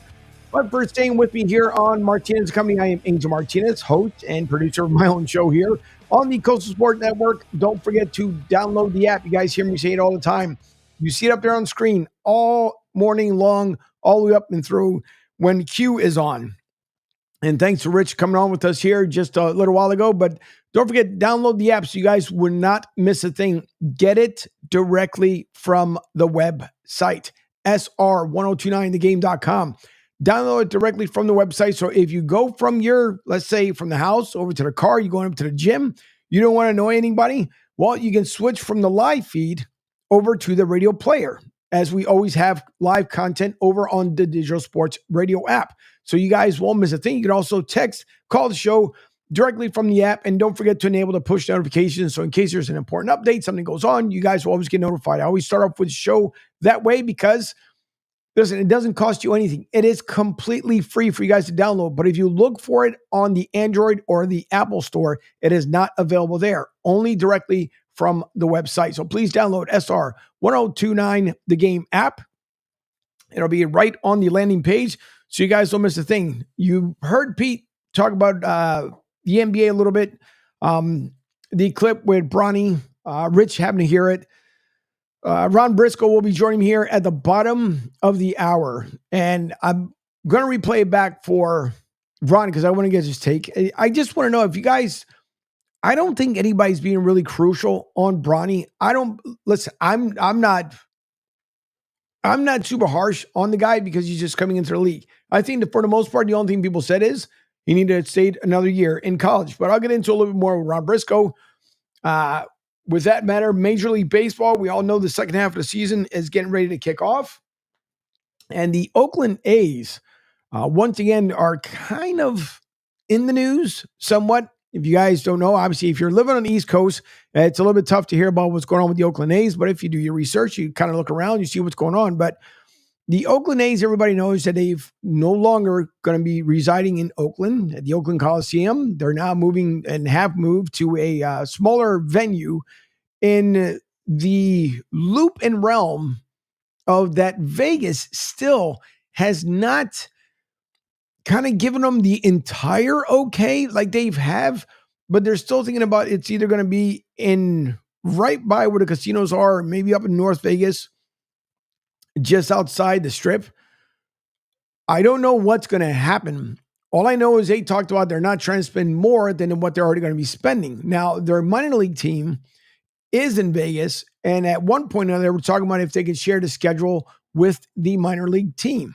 Meaning when the minor league team is on the road, which by the way, the Golden Knights facility is right next door to their minor league ballpark. But they talked about if they head somewhere else, wherever they play, then the A's would have their home games while they're away.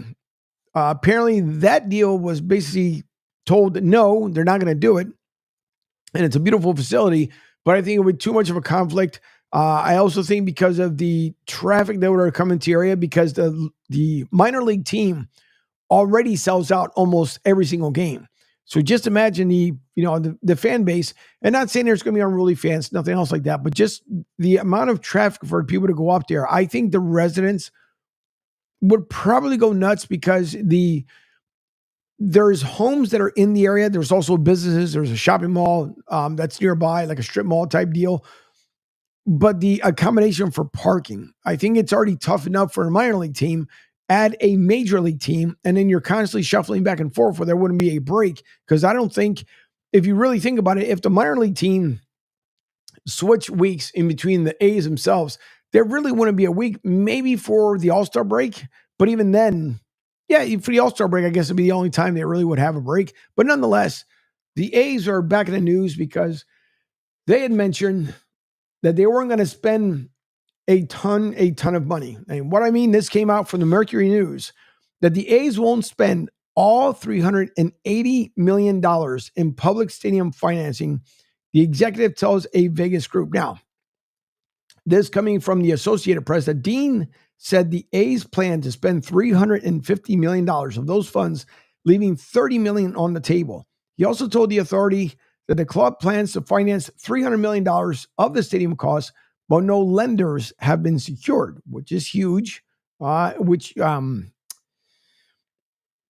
guy comes on every once in a while. I know it'll come to me, but he's done many stadium deals. I don't know if he was involved in this one in particular, and he probably wouldn't mention it until it's all said and done. But Rick Horrow, there you go. Rick Horrow, who's been involved with a lot of stadium deals. If you guys didn't know, he was also involved before the Miami Heat Southwest Arena, which I forgot, I think it's American Airlines Arena or something else like that now. But before it landed in the landing spot where it is now, the same way with the Panthers, there was nothing there. And then somehow or another, Rick Horrow was able to get together with city executives and the mayor and stuff, and voila, the stadium was built. So I don't know if he's going to have any kind of plans or authority to deal with this, but they do need lenders nonetheless. But continuing the article, he says that we've had strong interest from a number of companies that want to participate in that portion of the project, Dean said. The other $800 million needed to build the $1.5 billion stadium would come from private equity. A 30-year non-relocation agreement also was on the agenda for Thursday's board meeting. A's officials have asked for up to 7 games over 2 years that otherwise would be played in Las Vegas to possibly be played internationally or at special U.S. sites such as the Field of Dreams in Iowa. No more than 4 of those games in a year will be played outside of Vegas. The A's have hired New York-based Galiacho Sports Partnership to help find investors. This is the A's final season in Oakland. They agreed to play the following 3 reasons with an option for a 4th in a AAA stadium in West Sacramento, California. The A's will share that facility with the River Cats and the San Francisco Giants AAA club. If you guys have not seen that place, pretty small. I've talked about it before. I feel bad for the Oakland A's fan base because the place they're moving to, and from what I understand and what I've gathered from some folks, is that could possibly be, if they can't get a deal done with Vegas, that could possibly be the landing spot permanently, period, or somewhere in that area. So it continues to grow. And the A's are already facing enough trying to rebuild the team as we're coming up now on the baseball trade deadline, which is going to be some sounders I'm going to play as well of people thinking where they should be, where they shouldn't be. Also, you're probably going to hear from Rob Manfred and what he thought about what's he going to do about the uniforms. And it could be a combination of the All-Star uniforms. You still have players complaining about the see-through type-ish uniforms that they're dealing with this year. So the A's just continue kind of like, I don't even know what to call it. Is it a woe? Is it just filled with just a bit of controversy, but not a whole lot of controversy? Or is there much to do about nothing? You can look at it that way as well. Either way, they said they want to spend a whole bunch of money, and they're still trying to figure out exactly where they want to be. And listen, in the end, everybody knows that they want to make a deal. Yesterday, a 5-3 vote the Tampa Bay Rays' new stadium facility was finally given a go.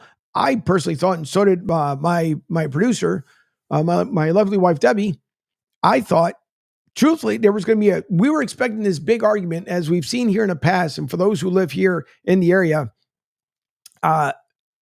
we've been dealing with it now for like the last 2 years, 3 years, truthfully, but the last 2 years especially. And then when a new mayor came into St. Pete, he decided, no, I just want to have it kind of wide open to see what other plans we could possibly come through. So finally, they got into an agreement where, hey, the Rays are going to stay here in Tampa because if you guys remember, I don't know who came up with this idea. Montreal wants a team back. Because remember, the Expos moved to DC, became the Nationals, and they in return end up finally winning the World Series a year after Bryce Harper left and came to the Phillies. Then there was a thought that they would play half the games here in an open air stadium somewhere. And then the other half of the season, obviously when the rain and the thunderstorms and stuff happen here in the summertime down in Florida, they would go up to Montreal and they were going to call them the X-Rays. That probably would have been one of the worst names that you could have come up with in Major League Baseball. I think it was kind of nuts the way they were going to do it, but thankfully that's not going to happen. The Rays are going to be here in the foreseeable future. I myself personally, because I'm a fanatic of stadiums and how they're designed, how they look and stuff, it's going to be great, I think, for St. Pete. Again, the downfall, like what Vegas and what the Oakland A's are trying to figure out is when you're looking at redesigning or putting up a new stadium or doing all kinds of stuff, it's going to be something else. It's going to be to the point of where do we locate the stadium? Where do we put it? And I see Pete has joined the green room. Pete, the music went off, so you were good there. Yeah. Alrighty. Pete checking in here real quick because the background music was going on when the commercials were running, but I'm pretty sure everybody loves the background music versus the commercials anyways. But thanks, Pete, though, for checking in. All right. You guys couldn't hear, but he did his signature sign off with the bye. But looking at the A's, right? Excuse me. Once again, looking at the A's. Goodness gracious.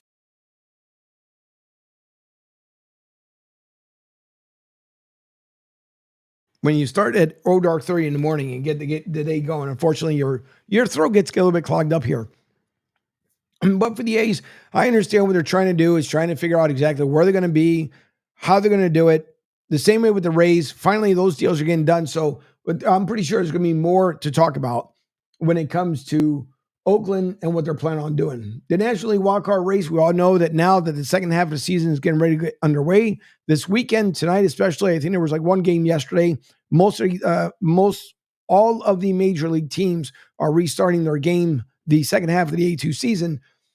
They're starting this evening, and there's been talk about what they want to do as far as, or maybe the shifting on what they think the teams that would end up being there potentially for a wild card spot. Now, of course, we're only in July. It is July 19th. It's a Friday.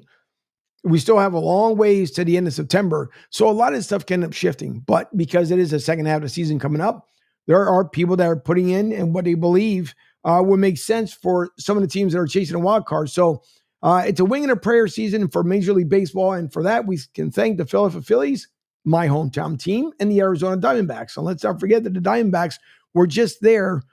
Obviously, last season came up short, not faring too well. But again, it's 82 games left. Anything can happen. 8 National League teams are bunched within 3.5 games of each other and very much in the running for 2 of the 3 wildcard playoff spots. And then all of them harbor visions of replicating the 2022 Philadelphia Phillies and the 23 Arizona Diamondbacks, who won 87 and 83 games respectively, yet parlayed increased playoff access into National League pennants and unlikely World Series appearances. Yep, we saw it where the Phillies ended up making it to the World Series, end up losing. Almost made it last year. And again, you guys hear me say it all the time that almost doesn't count because almost is nothing. It's like almost hitting the lottery. Well, you didn't win it, so it means absolutely nothing. This year, the National League is a land where nobody's dead and everybody's grateful for the wild card. For sure, I think everybody says St. Louis Cardinals closer Ryan Housley. there's 8 teams, fighting for those 2 spots right now. Again, we've got a long way to go, but you guys remember, I also mentioned before that St. Louis Cardinals are one of those teams. The Cardinals are always hanging around. I don't care who says what. And they could have the Bad News Bears playing for them as a team. And somehow the Cardinals find a way to come and then start putting their hat in the ring for a wild card spot. And then we'll see them in the playoffs. But we shall see. For now, we'll elevate the Atlanta Braves from the mess and consider them highly likely to snag one of the 3 wild card berths. 3-4 games clear of the pack, and given their track record of 6-time champions, rightfully focused on hacking into the Phillies' 8.5 game division lead.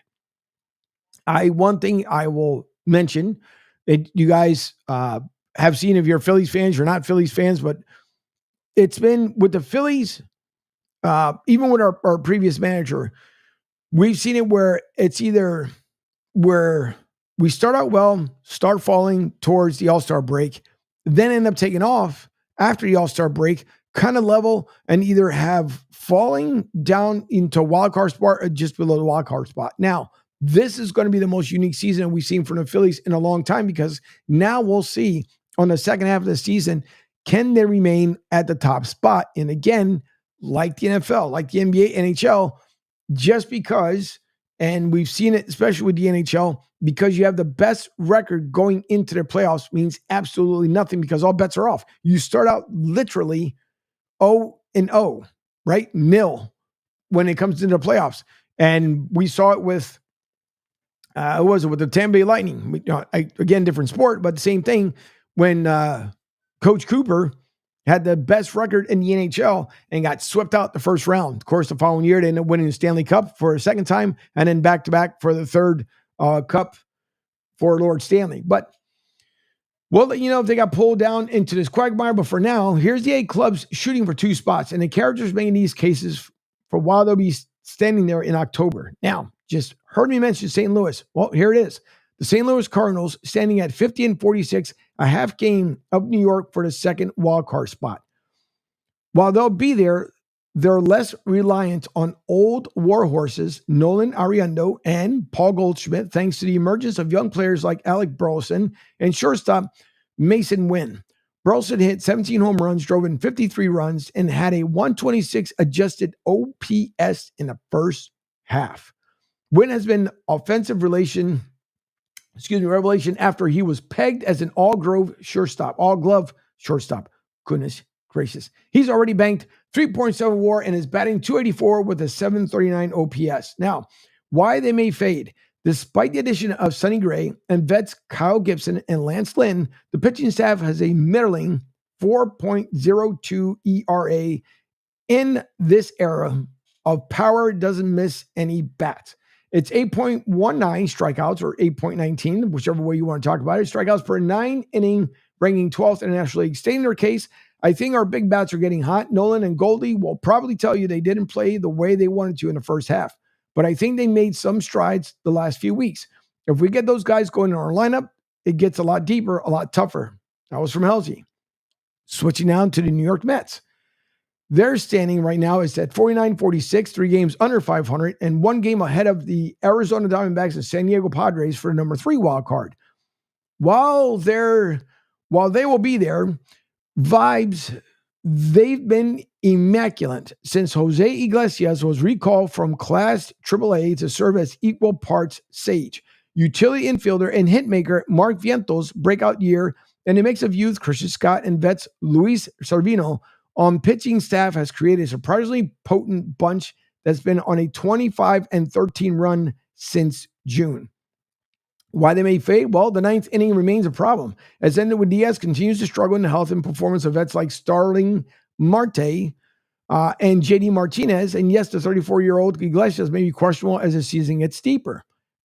We've seen a lot of teams the same way. Phillies are still in a dire need of a closer. And in order to be able to do so, listen, you got to, obviously, again, Major League Baseball fans, right? Starting pitching, even though they don't use it anymore like before, your middle relievers, long relievers, setup guy, and then your closer.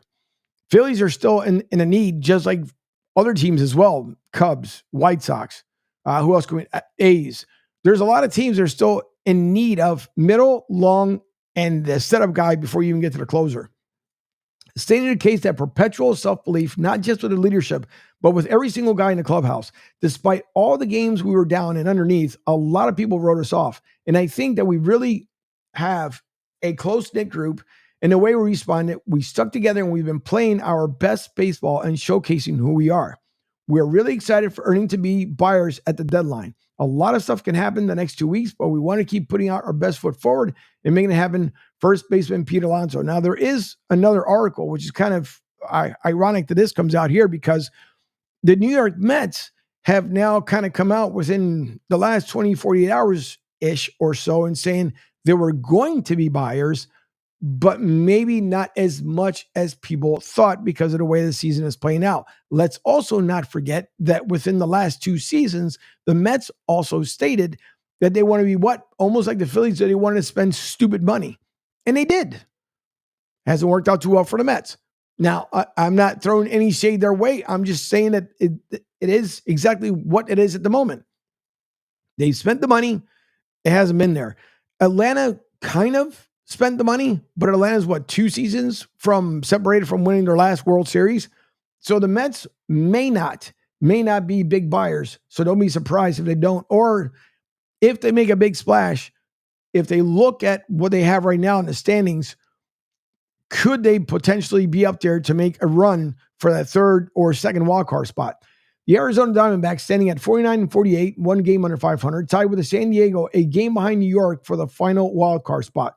While they'll be there, well, they won 8 of 12 to steam into the break and now have a significant pitching cavalry on the way. As prize free agent Eduardo Rodriguez, Merrill Kelly, and Jordan Montgomery are all nearing a return. Why they may fade?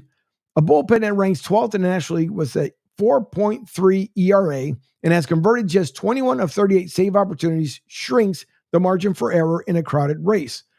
Stating their case, this last stretch has been great. The confidence is high for sure, first baseman Christian Walker stated. Save opportunities. We've seen a lot of teams this Major League Baseball season, probably more than we've seen in the past, of blown save opportunities, including the Phillies as well. The Orioles, I think, have made a couple, I want to say. Yankees, the same exact way. Boston, when you guys had heard that Pete thought that, truthfully, they were going to be in the basement the entire season, but Boston, they've been hanging in there. So again, if anything needs to come out of the college ranks, there's a major need, obviously, for starting pitching, but I think long relievers and closers are the big ones that need to be coming out of the college ranks here, hopefully within the next couple of years for every Major League Baseball team. I just won't talk about the Phillies alone. San Diego Padres standing at 50-49, a game under 500, tied with Arizona, a game behind New York for the final wildcard spot. While they'll be there, well, the May trade for Luis Areza established a solid 2-year window of contention, pairing that Areza and staff ace Dylan Cease before they're eligible for free agency. Aggressive GM agent AJ Preller will sure to be fill-in around them come July 30th. Now, could I see could they spend more? Possibly. Could they be bigger buyers than the Mets? Possibly. Because San Diego, again, they're another team. They hang around, and in the end, they come up short. They came up short against the Phillies. But they could be maybe a player buyer more than the Mets would be. Now, why they may fade. The second half begins with a challenging 9-game trip to Cleveland, Washington, and Baltimore in a home series with the Dodgers. It ends with 9 of the final 12 games against Houston, LA, and Arizona. Better make hay in between all that. That's a tough way to finish out. Figure Houston, LA, Arizona. Now, again, I keep referencing back with the Phillies and the Dodgers because the Phillies took care of the Dodgers beforehand. But again, you can almost make a case that you can just go ahead and completely erase the first half of the season, because the second half of the season, Major League Baseball, that's when we see things turn around. So again, it's a tough stretch there for the final 12 games they would have. Stating their case, we're going to be there in the end. We got a couple of new pieces that have gotten really fast, that gelled really fast, and they've been good for us. Araiza will rub off on you, and so will Donovan Solano and David Peralta. Every guy serves a purpose, center fielder Jackson Merrill had stated. And the Pittsburgh Pirates, again, Pirates are one of those teams that are strong and skinless, but we shall see. Standing at 48, game and a half behind New York and for the final wildcard spot. While they'll be there, well, there is a 6'6" beast named Paul Skeens who comes as close as possible to guaranteed to win every time he takes the mound. Lest we forget Mitch Keller, who has also significantly helped the rotation post a 3.52 ERA, second in the National League. Why they may fade. Alas, a lineup that ranks 14th in the National League, OPS, and in the bottom third in slugging and runs scored will ruin a fair amount of pitching gems. As they state their case, you got to do it. But we got really good starting pitching. We got good arms in the bullpen. And if we can just hit enough, our starters are right up there with just about everybody. We start off hot and we're bad for a little bit and clawing back to get to 500. I think we've got what it takes. We've got the talent. We've just got to do it. And that's from outfielder Brian Reynolds. Pittsburgh's there. Pittsburgh is almost there. And you guys hear me bring up Ryan F. Ryan talks about his team, not even ad nauseum. It's funny because before the season starts, he goes, all right, they get one win and then they lose, the rest, 161 games. But Pittsburgh has been trying to make strides. They really have. Now, it's still time. We still got time, obviously, before we see anything that happens with the National League. Maybe a little bit later on, we'll get into the American League wildcard spots, but anything can happen. It's the first half of the season done in the books. All-Star game done. Now you just take what we're just talking about there and put that in there with the next 82 game stretch, and we'll see. It's going to make it really interesting. I want to see what's going to happen here in the second half of the season. Now, I want to get to, before I go into the break and before I am joined by Ron Briscoe, there's talk about, once again, the uniforms. So from Major League Baseball, Britt Brahmi on Rob Manfred's comments about the Major League Baseball uniforms. I didn't take it as we're going to fix these uniforms. We know there's a problem. This is credited to the foul territory. Aren't these conversations already happening? Like, didn't somebody say, hey, we want to go to the closest we can to beer league softball uniforms for all the greatest stars of our game, and then we're going to put in a splash of bright pink too? Yeah, well, keep in mind, people took that answer as like, oh, they're going to change them back. I didn't take it that way at all. I mean, Scott, I don't know how you took it, but like, I've listened to Rob Manfred speak one too many times where like, he said there will be conversations. Keep in mind, they're paying Nike or whoever it is, Fanatics, I don't even know at this point, to make these jerseys. So what are they going to do? They're going to turn their back on that money. They're going to have these companies make 30 different uniforms for each of these guys. I don't see that happening either.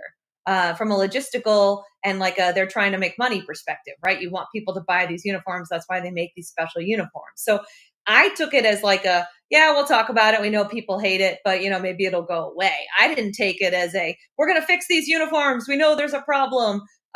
This to me was the most PC answer that I thought a lot of people took as hope that MLB would change it. And I don't see any signs pointing to MLB changing it unless they work out a deal where they either stop this sponsorship with Nike and they give up the money to go back to their old ways again. Like, what is the incentive? As AJ said, it is always about the money.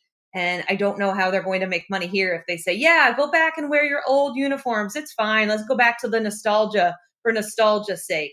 I mean, we're putting ads on and patches on uniforms now, but we think we're going to go back to the nostalgia of it all. I just have a hard time with that. Yep. So do I, because it doesn't make sense. Truthfully, that's what it comes down to. We see it, right? How many different Major League Baseball teams, Chicago, for example, the White Sox have the South Side. Phillies came up with that city uniform. Again, not a super fan. It's one man's opinion. But Major League Baseball, every All-Star year now, it gets worse. I said to me, it looks like a brown paper bag. And it does. I'm not a fan. I don't know who are designing these uniforms. And there's no way in the world you're going to tell me that someone is going around sporting these jerseys. I think it's just such a bust. I don't know if Rob Manfred's going to do anything about it. Who knows? They need to go back to the way it was before. It's just simple. if they can wear it during the home run derby, minus again that hat with the stripes and stuff in there, just go back to the way it was before. Let the teams wear their home uniforms, and that's it. Conversation closed. But again, it continues to be a hot topic because they're going to be stuck in a warehouse filled with, which they'll just give them to a third world country. Because again, if you sell it on a Walmart rack, even those of us who like to shop at Walmart, just going to walk by and be like, I'm not buying that. I don't care if it's $1. You're just not. It was the worst uniform in my opinion. What do I know? Just in my opinion, I think the worst possible uniform Major League Baseball could ever come up with. All right. We're going to take our first break here. We thank you all for tuning in. Don't forget the text and phone lines are open at 727-858-6650, 727-858-6650. And at 12 o'clock, my hermano, Rich Q, who just appeared over on the Pete Shepard Show, will be on from 12 to 2 this afternoon. His guest, Javon Alford, he's been on before. He's also been on with Lloyd Vance, with Lloyd Vance's Insider Football, that you guys can hear on the network Monday nights at 8 p.m. That's why you can visit the website, sr1029thegame.com, and see the schedule of the lineup of shows that are coming on, and download the app while you're there. Therefore, you don't miss anything. Like I said, you can text the show, call the show from there. You can watch the show and listen to the show all from one app. So we're going to take a break here. I thank you guys once again for tuning in around the world. And don't forget, you can also go back and listen to the audio replays anywhere where you get your audio platform sounds from. Amazon, from Pandora, iHeart, Spotify. It's available after the shows are done. So thank you all for tuning in.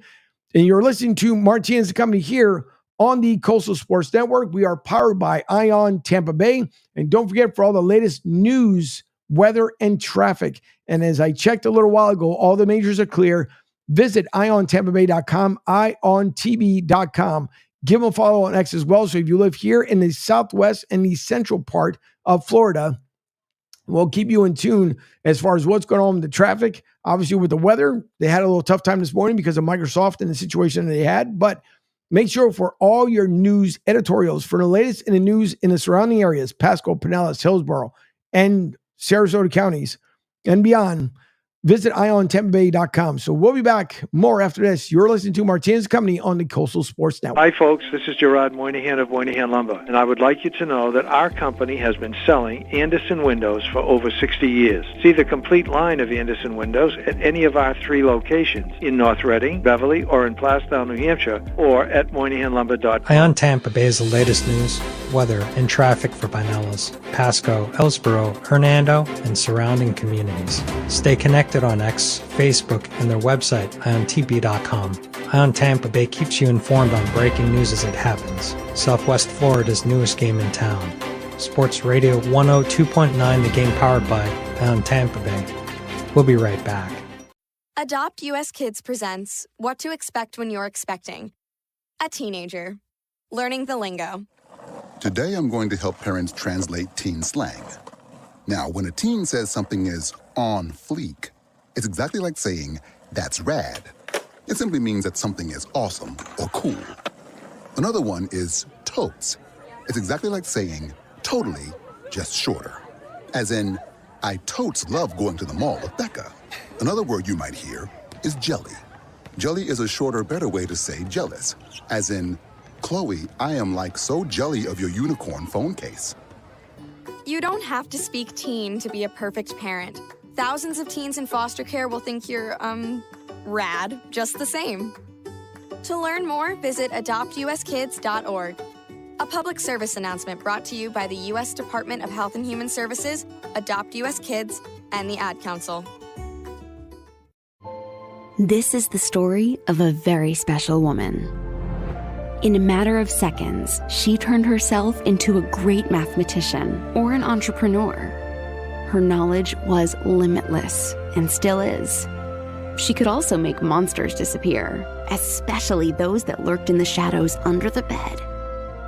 Once, this woman put back together a teenage girl's broken heart, which had been shattered in 1,000 pieces, just by giving her a bear hug. She masqueraded as a regular person at work, but as a superhero at home. Everyone knows her as Gabriella. I still call her Mom. Your hero needs you now, and AARP is here to help. Find the care guides you need to help, complete with tips and resources at aarp.org/caregiving. A public service announcement brought to you by AARP and the Ad Council.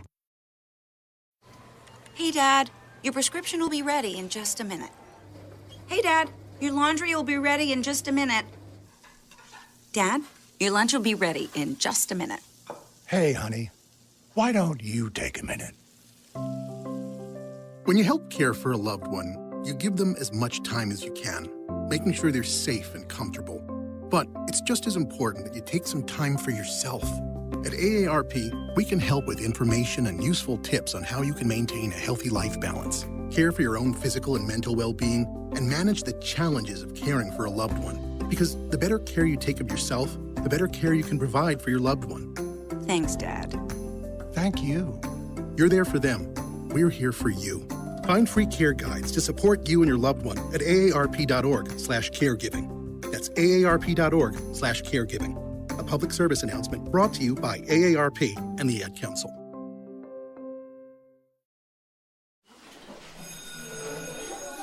All right, class, let's hear what everyone did this weekend. Jill? Well, I raised my older sister to a big oak tree. It was at least 100 years old. My mom said I must have set a record or something. And then we went down by a stream and perched up on this huge rock and saw all of these little minnows swimming around way below us. And then I rescued my little brother from an evil slug king who was guarding him in the bush fortress. And my sister and I brought him back to our super twig fort for safety. And then we all laid out and told stories until it got dark. And the Big Dipper led us all the way home. Awesome. Where were you, Jill? Yeah. We went to the forest. It's not that far away. Anyone want to come this weekend? Ask your parents to take you and your friends to the forest this week and find the fun, adventurous you. It's closer than you think. Check out discovertheforest.org. Brought to you by the U.S. Forest Service and the Ad Council. Don't just follow us on the socials. Call or text the show 727-858-6650 and let us know what's on your mind. Now back to Martinez and Company.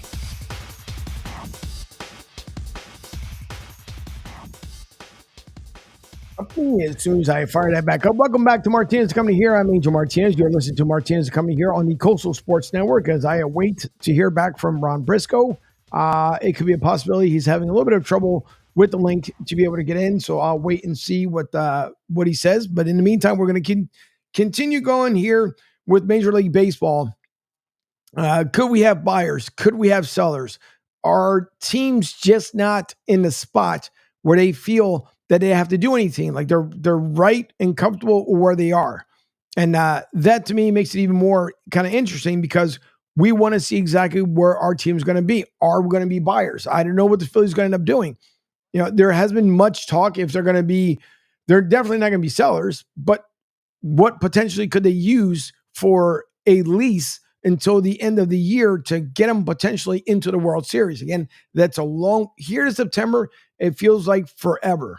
Even though it goes by quick, especially when you live down here in Florida where it's just hot and sunny all the time. But are these teams getting ready to be buyers or sellers? So as I wait back for Mr. Briscoe to get back to me here is the Diamondbacks from Major League Baseball. Give me a second as I will delay it. And I apologize, folks, as I do the work of two people here at the same time because I produce my own show and obviously I host my own show at the same time. So let me take care of Mr. Briscoe. We'll get back here to the Sounders momentarily. So make sure I get him taken care of. Therefore, I make sure that he's in the building and we can get into some WNBA talk, some NBA talk as well.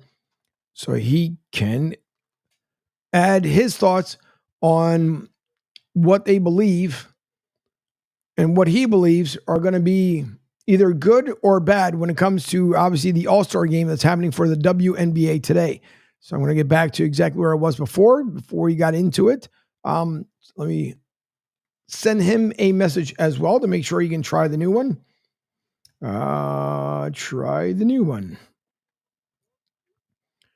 So we'll see if it'll allow him to get in there. But the sounder you're about to hear now, this Major League Baseball, Arizona's Yonder Alonso believes that Diamondbacks will target the bullpen help at the trade deadline. And he mentions Tanner Scott. This is credited to the Major League Baseball Network, or the MLB Network. Teams are going to be buyers. Which teams are going to be sellers? Are you buying what I'm selling? Yonder, you start first. What do you got for buyers? Well, I got a couple of teams from the National League. And look, we can start with the D-backs, and then we'll lead off to the rest of those guys. But I think when you look at the D-backs and you look at what they've done, I really believe they need some help out of the bullpen. And we saw them last year, how good they were in the postseason with that bullpen. It felt like they had 5 or 6 guys that can just really get it done for you. And we've looked in the postseason and the history of it, and we understand that if you go 4 or 5 innings as a starter, that's a plus. Then it becomes a bullpen game. I like a guy like Tanner Scott for the D-backs. I think and if you take notice of what happened with the Phillies and the D-backs last year, they need a left-hander. They need a left-hander that can really just set off these left-handers, or the best teams that have the left-handers. The Dodgers have Freeman, the Dodgers have Ohtani, the Phillies have Schwarber, and the Phillies have Harper. Yep. You really need a guy that in those crucial situations, that 6th, 7th inning, that you need to win a ball game, the bridge, you can go get a guy like Tanner Scott. And by the way, he's just as effective with left-handers that he is with right-handers. I mean, this guy's just filthy. He's flat out. I like him. Then you look at the San Diego Padres and what they need. Yep. Again, buyers and sellers, we end up seeing if it's going to end up working. If it's not going to work, we'll see. Are they going to be buyers or sellers? Following that, and I want to see, because Ken Rosenthal also mentions here talking about the Chicago Cubs, the chances of selling at the trade deadline. They've also invested a lot in their team. You have to show if they're buyers or not, and this will be credited once again to Foul Territory. The Cubs are interesting too because they're kind of sitting where they were last year. This is right around when they got hot and they convinced their front office not to sell, to buy. They acquired Jeimer Candelario, and they gave up a pitcher in that deal who was pitching pretty well for Washington, DJ Hurts. So they're going to be careful about buying, obviously, but at the same time, they are a team that's invested a lot in their season as well. They have. There's a lot of folks, like I said, it's where listen, some people, even with the Chicago Cubs and the Chicago White Sox as well, are they going to do something? And for that, we go to Chicago Cubs, Yonder Alonso, and he thinks that the Cubs will end up selling at the trade deadline. Also mentions the White Sox and the Blue Jays as sellers. And this is credited to the MLB Network. Those are the buyers. How about sellers? Which teams do you think are going to make moves, getting guys out of it? Yeah, look, I think when you look at these teams' records, right, and they're kind of in the mix, but you look at the Cubs and you look at what they've done, they're just, they've been pitching well, but offensively, it's just been a struggle. Running the bases has been a struggle. I think they lead the National League in outs being made on the base path. But you look at a guy like Bellinger, you look at a guy like Ian Happ, Hector Neris. Like, these guys are all guys, valuable guys that you can get something for. I think the Cubs, they understand that heartbeat in that clubhouse, and they understand that, hey, we got to get younger and we got to kind of think about the future when you talk about the Cubs. I think the White Sox is a no-brainer for me. Gary Crochet, Luis Roberts, I think those guys are going to get moved. I think Moncada is going to get moved. Elo Jimenez could be a possibility, a right-handed bat. And then when you look at the Blue Jays, shoot, it feels like everybody in that roster is going to go, right? So you look at Guerrero, Bichette, you look at that starting staff, Gosman, Kikuchi, all those guys can be tradable. They obviously understand what's happening with Toronto. I would think that at some point that front office is going to try to lure these guys that they have there for long-term contracts. They got 2 weeks. If they don't get it done in 2 weeks, this will be the last chance, and they're going to ship away. That they are. That they definitely are. White Sox, everybody knows it, right? Everybody knows that the White Sox have not fared well. I mean, they're looking pretty bad.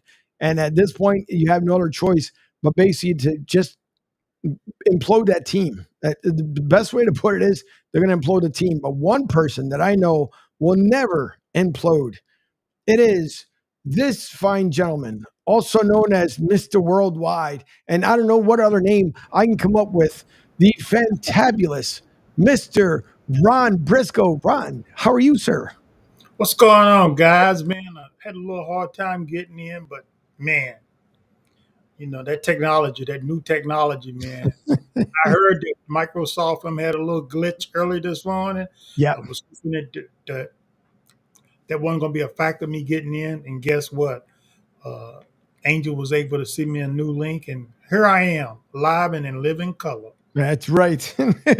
That's right. Ron, thanks for joining me here this morning. You guys can hear Ron Briscoe, Coach Johnson, Coach Mack on Wednesday nights talking hoops right here on the Coastal Sports Network from 8 till 9 p.m. Sometimes there's bonus time, depending on what it was. Darius Rice was nice enough to join us for a second week in a row after a high demand for Darius. And Darius will be joining us here on the Coastal Sports Network.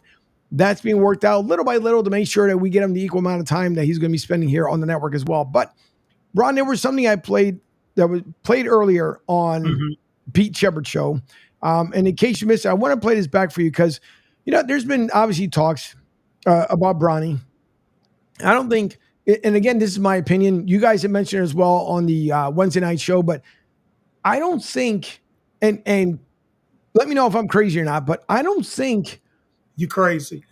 Okay, well, that works. But it gets to a point like I don't think anybody's like. There's been other athletes like when they've done something wrong, it's like people throw like those big negative darts, right? Like, oh my God, I can't believe they did that. The only thing that people are saying about Bronny James is that he's not ready yet. And now there's so many people are coming to his defense because, it's because of his dad and this, that, and the other.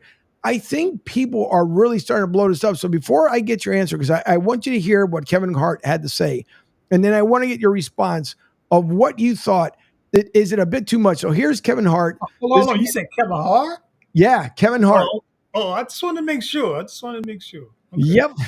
Nope. This is a message to Bronny James on how to deal with all the negative storylines coming out. And this is, again, credit to the Bleacher Report. So I'll take your comments after this.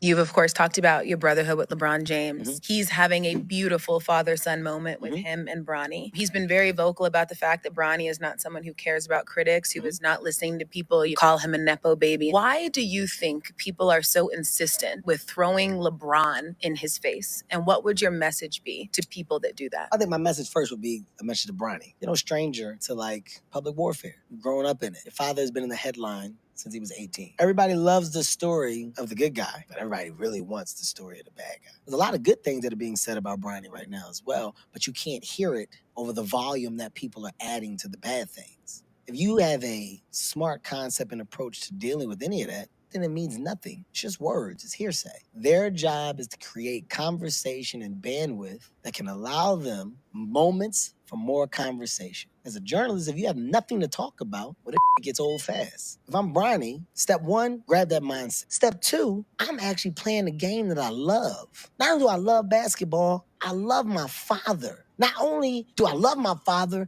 but I know how much my father loves me. And the fact that my father has embraced me and my brother and my sister and has embedded us into this world of training, constant improvement, and it's paid off because I've now played on the biggest stage with the biggest campus, and I'm now here, but I got work to do. My dad thrives off of work. And by the way, we're happy. That's the important part. When the conversation of nepotism and this and that, it's ignorance attached to that conversation. My daughter is in love with the idea of creativity and producing and development. It's my job as her father to not only give her the right information, but put her in the best positions to succeed. But it's your job as my child to do the work. Why would Brian not want his child to succeed? To succeed. Your thoughts? Hey, Kevin Hart had a lot of positive things to say in that statement, and a lot of it I agree with. But I think the first part of the statement that he led off with was Bronny ready? Is Bronny ready? That's the first thing. Mm-hmm. Of course, as a parent, anybody, uncle, aunt, whoever, want to put their family member in a good position to succeed. Of course. But the thing that you have to realize is, are they ready? I mean, Henry Ford had his son back in the day, and he put him in a position, but he didn't put him really out there. He worked with the company. He learned how to get it done before he was brought to the top. That's what's going to happen with Bronny. Hey, get him in. Let him learn his craft. Let him get some experience. And when it's time for his evaluation after maybe 2, 3, 4 years, however it takes, then go ahead and bring him up. There ain't nothing wrong with that. But I can understand what people are talking about today. You bring him in, he's a 55th pick, in the second round, and he automatically gets paid just this large amount of money. But hey, LeBron James, he runs the LA Lakers. We all know that. Even though Coach Johnson is like, oh, hold on now, don't be talking about my Lakers. Well, she ain't here to defend herself now, okay? But anyway, Bronny James, it's going to take time. He had a really good game last night, 13 points, 5 rebounds, a couple of blocks, step back at a 3. He and Dalton Knecht had good games. But it's just going to take time. And it's going to take time for him to get the jitters done. Also, Kevin Hart was right. The journalists have to find something to write about. They have to pick on somebody. They have to find, let's go at this angle with him. What if he doesn't do this? Let's go at this angle with him. Let's go at this angle with him. To make a story, once again, like Coach Johnson said, you got to have a little controversy in there. And you have to have a little controversy in anything that you talk about, because nothing's going to look good when everything's positive. You got to have a little negative. You got to have a little drama. You got to have a little controversy to make things interesting and to make the story go on and on and on. Yeah, and I think there's not, and maybe the way I look at it is completely different too. Like, I know for Pete and myself, and maybe like a selected few, we're not talking about he has a bad jump shot. He can't shoot a 3. He can't get rebounds. We haven't gone to that route. The only thing that we have mentioned is that he needed to take maybe an extra year going to college. Now, the same way, you hope, Ron, that the people, and LeBron is going to set him up for success. And yes, and I will agree when Kevin Hart said that you want your child to succeed. Who doesn't? I don't think any parent gets up in the morning and says, Jimmy, you know what you're going to do today? You're not going to do anything. You're just going to sit here, shut your mouth, and don't say a word, right? Now, if he's bad, it's a whole different story. But every parent, we'd hope in society, you could have had a tough upbringing. You want your child to have a better upbringing. I mean, a perfect example is Kevin Hart. Kevin Hart, who didn't have the best, upbringing from his family, but got himself out of the city, got himself out of Philly. And there's a lot of people that hate Kevin Hart. I don't know why, because the man is successful. I mean, great comedian, don't get me wrong, and I follow the story. But it's like there's all this shade that's always thrown his way. Okay, God forbid he's making Capital One commercials. He's got his own, the powder that he decided to do for Walmart, like that whey protein thing, and probably the only slight negative that he did, because it was, and he's not the one that created it. Of course, he's endorsing it, but I think he probably should have gone back and realized that it wasn't the best thing. But we always want our kids to succeed. So I don't think, and I get what he's saying, because some of the media has a little bit, I will say that they're going to put a negative spin, just like you said, but we all know. I mean, they mentioned, right? His agent said if he's not, when he comes out of the summer league, if we have to send him to Australia to go play over there for 2 years, and they have a great league over there as well. You send him for 2 years, bring him back, see how his development is. Why are people having such an issue with him going to Australia? Because call me nuts, but isn't that the same? Let's just say that he went to the G League and the G League decided to make a brand new league in Iowa. Almost the same difference. The only thing is he's going to Australia because there's been players that have come out of the Australian Basketball League and have made it into the National in the NBA. Well, this is the first time I'm hearing about the Australia thing. I know that JJ Redick was talking when I was in Vegas the other day, and he was talking about, we're gonna send Bronny down, to the G League and let him play and see how he does and stuff like that. I know JJ said that. I mean, y'all may be able to find a tape on him, saying that in an interview. So, but my first time hearing about him going to Australia, I mean, hey, things change every day. New things change, and I don't hear everything, but this is the first time I hear about him going to Australia. But yeah, look, like you said about Kevin Hart, man. Kevin Hart's a guy from Philly, grew up was single parent and made a way out of no way. He's doing really good. Got his production company going, making tons and tons of commercials. You can do it. You can do it. All you have to do is be in the right situation at the right time. Bronny James is a guy that, has a famous father, and everybody is trying to pick at him. But Angel, people picked at me when I first started my scouting service business back then. I heard one guy who had maybe 2 years before me said that I was a psycho. I didn't know what I was talking about. And here I played high school, college basketball, and he was an insurance salesman. Okay? But he liked the University of North Carolina, and he was calling me like a psycho. And I was like, what? And he was telling people all of this stuff. This guy doesn't know what he's talking about. But then he had to change because it took off to where I did know what I was talking about. But it happens all the time. No matter what it is, people are going to throw things at you. They're going to say this about you, that about you. Hey, once you know who you are in your own skin and your capabilities of what you can do, it's always going to take time for you to get better. You just have to just put your head down, start grinding, and once you start getting those negative thoughts out of your head, you're on your way. Let them say what they want to say. And I know Bronny has been taught by his dad to let them say what they want to say. Just continue on. We got the deal done. Let's play.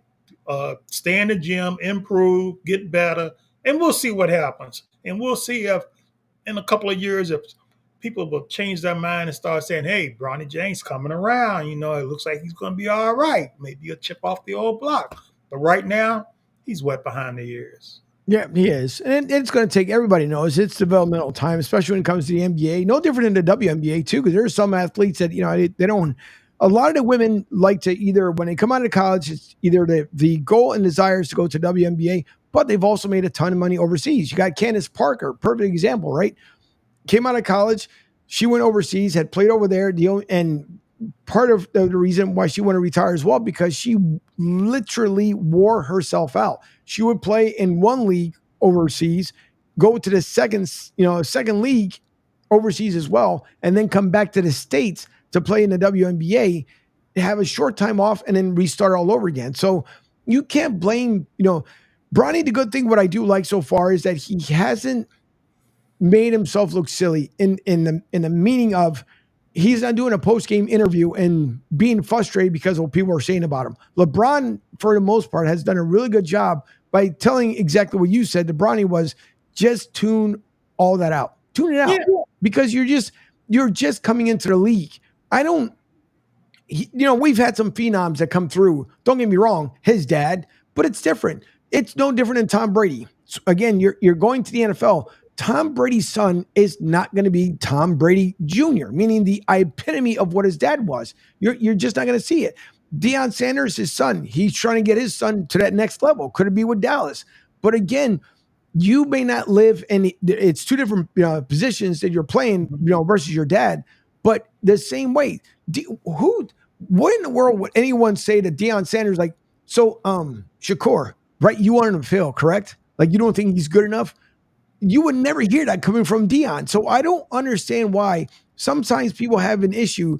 Like the younger son right now could be better than Bronny. He could be worse than Bronny. But what we've seen so far stat-wise, he seems to be a little bit better than Bronny. Yeah, but he's better. He's better than Bronny. He's better not only basketball skill-wise, but he's got more height. He's got his dad's height.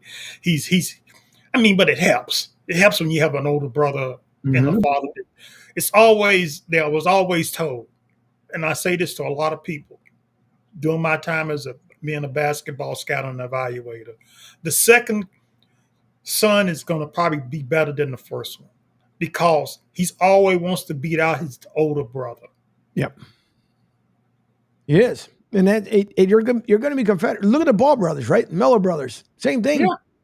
A huge comment. The dad wants to friggin' beat him on the floor. Not literally, folks. Don't think that I'm talking about an actually physical harm. Meaning that he wants to take them on the court and beat them on the court. And he's talked about it, how much he's beaten his own sons. and because he wants to make them better. Now, the products that he's made hasn't been the best, and obviously his own son called him out on it. But you, again, to expect perfection from a dad who's trying to look for the best for his boys, good and bad he's done for his sons, let them play their game. Let them get better. Let them figure out what's going to make them rise and fall either way. But after the break, Ron, I want you to hang around with me here, because for those who are new to tune in here to Martinez Company's Coastal Sport Network, we thank you guys for tuning in. I want you guys to hear Ron's story. Ron, who will never, and I say this, Ron and I have had many conversations. Ron is a beyond humble human being. And I don't say this just because we're on air. Ron has heard me say this. The gang has heard me say this.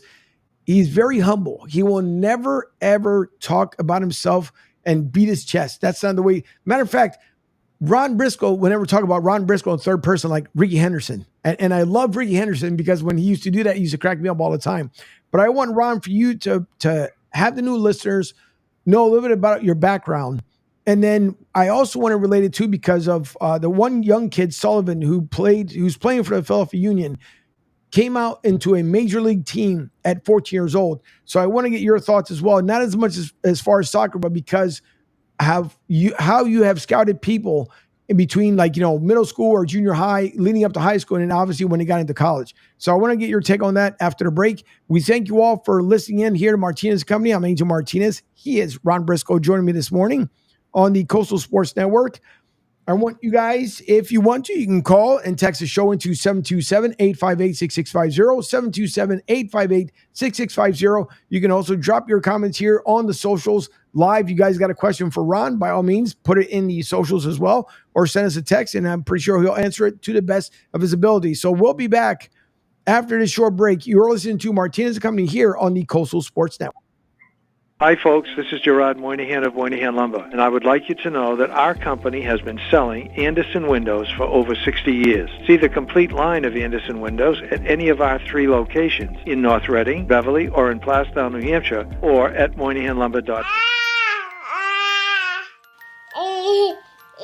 To some people, the sound of a baby babbling doesn't mean much. But that's not necessarily true. By 6 months, they're combining vowels and consonants. By 9 months, they're trying out different kinds of sounds. And by 12 months, their babbling is beginning to take on some meaning. Especially if there's no babbling at all.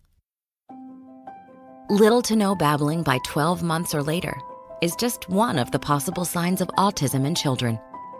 Early screening and intervention can make a lifetime of difference and unlock a world of possibilities.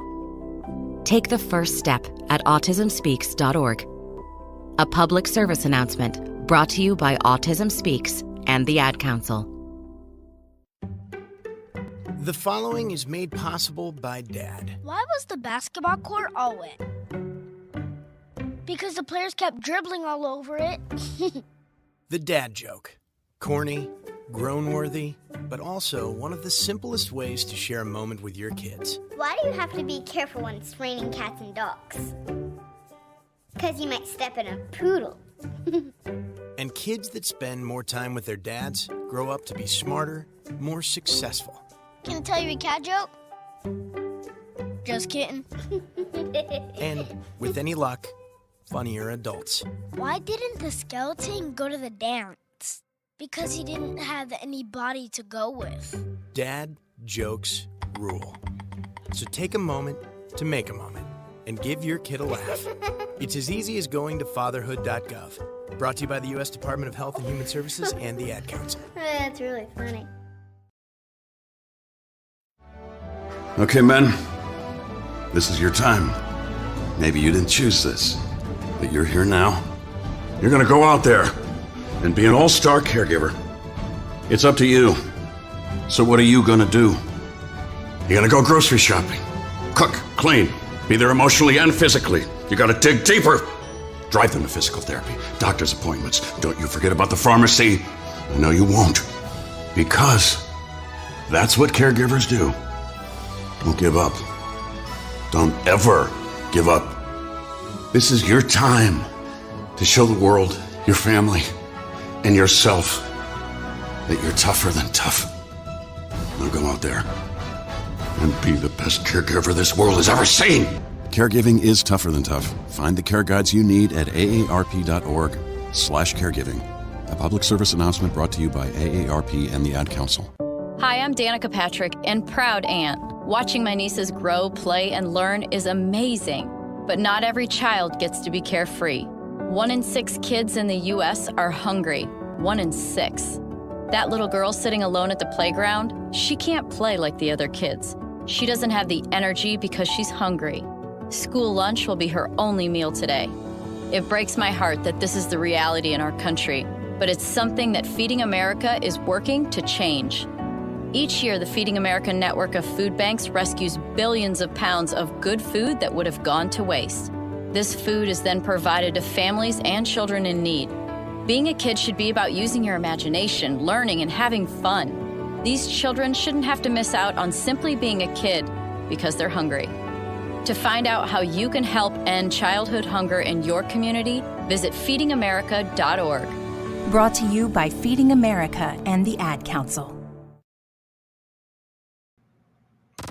Don't just follow us on the socials. Call or text the show 727-858-6650 and let us know what's on your mind. Now back to Martinez and Company.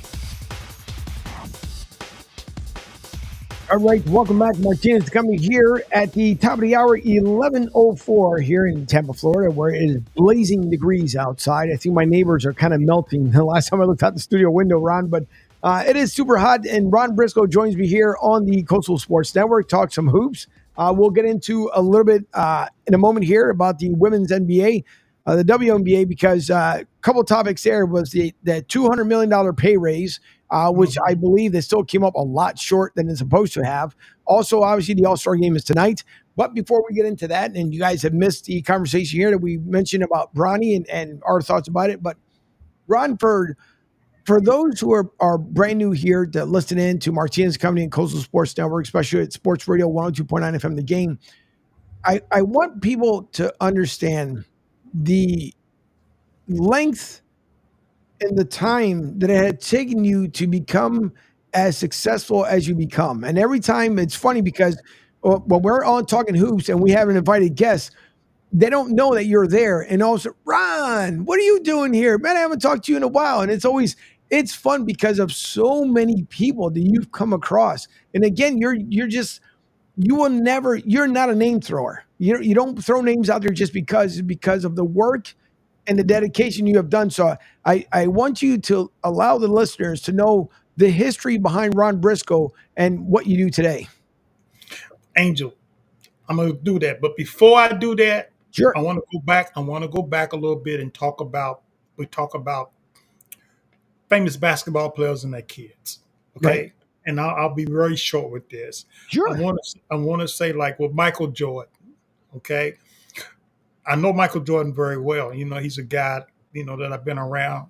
But I know his kids really good too. And Michael was the guy that says, well, when I worked with Nike and in the EYB department, he said, George, I want Ron to handle my kids after he got to know me. Okay. And Michael and we would go to games and watch Jeffrey and Marcus play. And Michael always told me this. He said, Ron, because he knew I was on the McDonald's All-American Selection Committee and the USA, all of this stuff. And he said, I don't want Marcus or Jeffrey to be given anything. If they don't earn it, don't put them on that team. I don't want them to be on the McDonald's team. I don't want them to be on the Nike All-American team. I don't want them to be on nothing unless they are really good enough to earn it. And guess what? Neither one of them was a McDonald's All-American because they really wasn't good enough to be on McDonald's All-American. And, of course, he wanted them to play in his classic. So, of course, they played in the Jordan Classic. But other than that, Marcus and Jeffrey was told by me, and he let everybody else know, and I told everybody else on staff, Michael said, don't pick those kids just because of him. And I think it really helped those guys out because they both didn't enter the NBA draft and they both didn't get drafted. And they're not worried about it because they know who they are. And Michael's just like, he's not even talking about it. He knew that his kids weren't going to be NBA players because to live up to what the expectation of Michael Jordan, he didn't want to put that burden on that back, and he didn't want all this what's happening now with Bronny James to occur. So I just wanted to add that to kind of give you a perspective of what some parents, like a Michael Jordan, would say to a person, and what some other parents would not say, and say, hey, I'm gonna put it in their position. But they still, Jeffrey and Marcus are still in a great position to be successful. That's interesting, though, Ron, because I never heard about that, and that's huge from Michael Jordan too, because he's right though. You earn your keep. We've heard that from our parents. What you put in is what you put out. Kevin Hart also had talked about it as well. Is that if you're going to make something succeed, you're going to work hard at it. The same way here at Broad Street South. I've been putting in the grind for 4 years, and just because it may have taken a while to finally put everything on the map, so be it. And I'll continue to work hard to eventually, am I ever going to be as big as an ESPN NFL Network? I have no clue. I can't predict the future, but I'm going to try my damnedest, at least to try to make a household name out of it. But, and I thank everybody and appreciate everyone who tunes in. But no, that's good because again, with Michael Jordan, and you think if anybody, truthfully, if anybody, they can, yeah, if you're MJ's son, and you're getting ready to play on my freaking team. Oh yeah, no. Yeah, when he's 3 years away from playing, nope, sign him now. So that takes a lot from Michael Jordan to make sure that he made sure his sons earn their keep. That's a great story. Yeah, and let me not mention their mom, Jeffrey's and Marcus's mom, Juanita. She was great when I was out there with him. She was always there, and she always was very graceful. And I tell you what, 2 of the most well-respected kids that I have ever been around. Yes, sir. No, sir. Yes, ma'am. No, ma'am. Thank you. You're welcome. Michael Jordan's kid. You wouldn't believe it. They was just that way, straight, no problems. And their mom and the uncles were always there to make sure that they got where they needed to be and watch them play. Because Michael wasn't there all the time. Michael was there sometimes. But, yeah. But let me continue on with the question that you asked me, man. I just wanted to add that because I wanted to, make sure that the listeners understood, there are some parents that, that they don't want to put those kids in that position.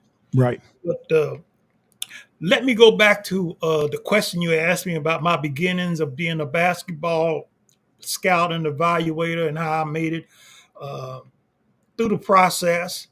And it all started for me. I was born and raised in Lexington, Kentucky. And everybody knows that the University of Kentucky is in Lexington, and the Bluegrass State, king of horses and thoroughbreds, and also Kentucky basketball. Well, my dad, who was the first African-American superintendent at the University of Kentucky, was over Memorial Coliseum. And back then, Memorial Coliseum was like 10 or 12,000 seat arena on the campus of the University of Kentucky. And Adolph Rupp was coaching during that time. And, he had Pat Riley and all those guys on his team. And I just went through the thing. But anyway, I grew up in Memorial Coliseum, so to say, watching practice, were up in them and got to know all the really top players. And it kind of helped me because I had a chance to see mainly All-Americans play in practice every day. When my dad would bring us over to Memorial Coliseum, and we couldn't say anything because Rupp would throw us out. But anyway, I got a chance to see that, and Kentucky basketball grows on everybody. It's in our blood. And I worked hard, and I grew up with some really talented athletes around me. There were 10 guys that I remember that I'm writing a book on called Those Were the Days with My Friends.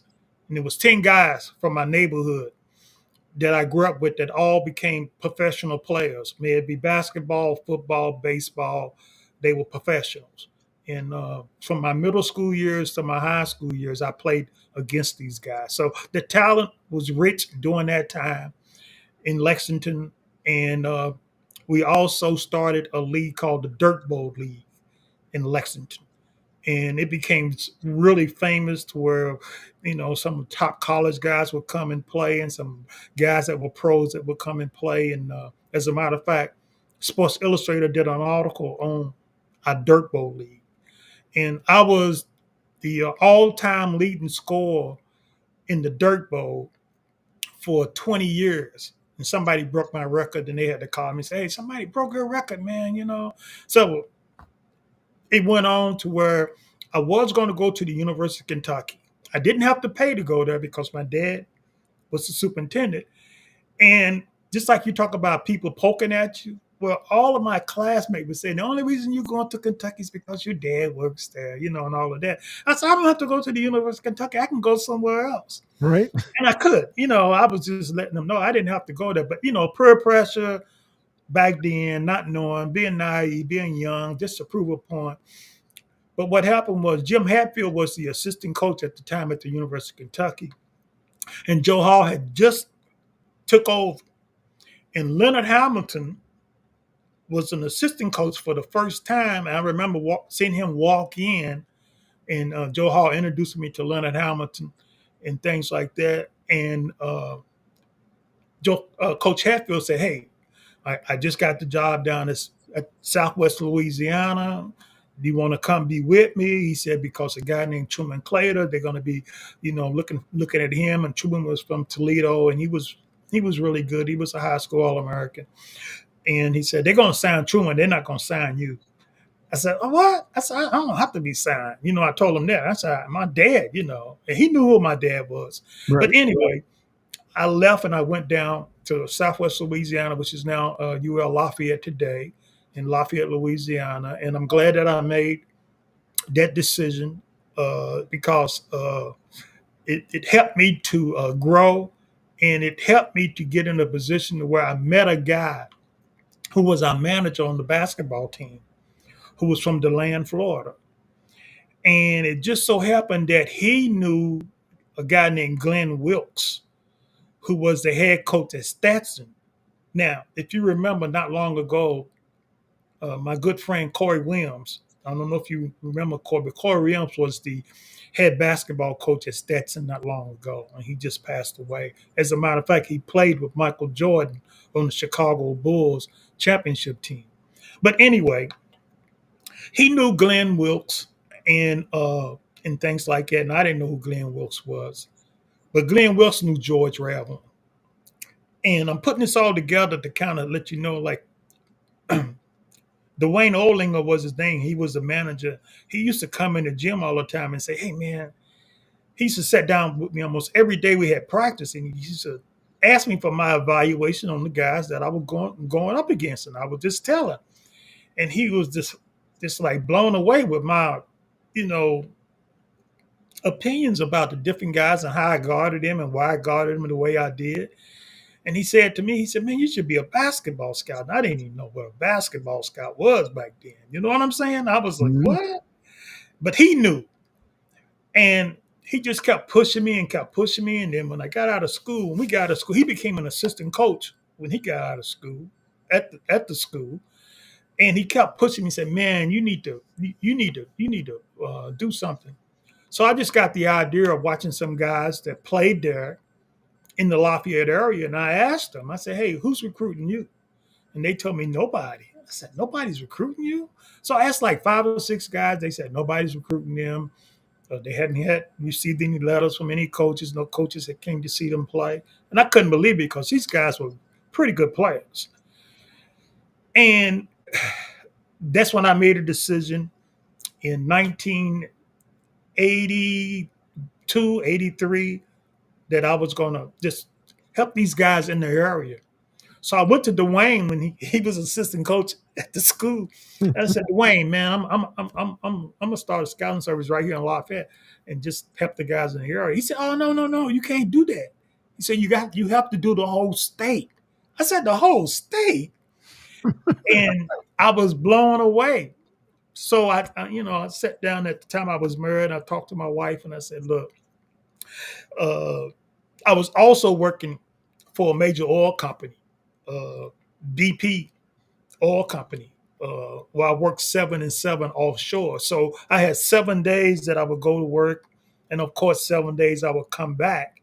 And the 7 days I came back, I would say, I got enough time to go and evaluate some players. And that's what I did, making that my full-time job. So I did it. Rice University was the first school that signed with me because I talked to a guy named Willis Wilson, who not long ago retired from Corpus Christi, where Darius is, Corpus Christi University down there, Texas A&M Corpus Christi. And he was from Washington, D.C. And he was like, okay, Ron, man, he just wanted to pick my mind about what I knew about players and stuff like that. And he got really impressed. So he invited me over to Rice University, and he didn't know I could play ball. So we went down on the court and he saw me play. He was like, oh man, this guy can play too. So that took off. And I did it for like 5 years, the state of Louisiana. And he called me up and said, can you do 5 more? I said, do 5 more. So I started doing 5 more. And after I started doing 5 more, my name got out there because there was a lot of schools calling me from the southern region because the name of my basketball service was Ron Briscoe's Southeast Regional Basketball. And it was mainly meant for the Southeastern Conference because my logo showed a logo of the Southeastern Conference on it. But as I grew with my evaluation talent and people started to say like, yeah, he knows what he's talking about, I put out a basketball publication called the Southeast Regional Basketball Scouting Service Report. Then I also had another publication, which was a fans publication that I was a publisher and editor and chief scout of, named The Almighty Gossip Line. So the Almighty Gossip Line really gave the basketball fanatics the rumors on what basketball player was getting looked at by what school. And I would always have a headline of Kentucky, North Carolina, Duke, Florida State, Michigan, Indiana, schools like that fans that were fanatics really liked and wanted to read about. Okay. So I put that out and I had over 3,000 subscribers for that. So that was something that I had put together, and my publication for the Almighty Gossip Line led for, I ended it after 30 years. And some people still want it, but I'm like, I'm not doing it. But anyway, moving on. So I started getting calls from different people. For instance, the KOMX tournament was started by a guy named Keith Pritchard in St. Louis. And he called me up one day and he said, hey, Ron, I'm trying to get some schools from the South. You know about all the good players.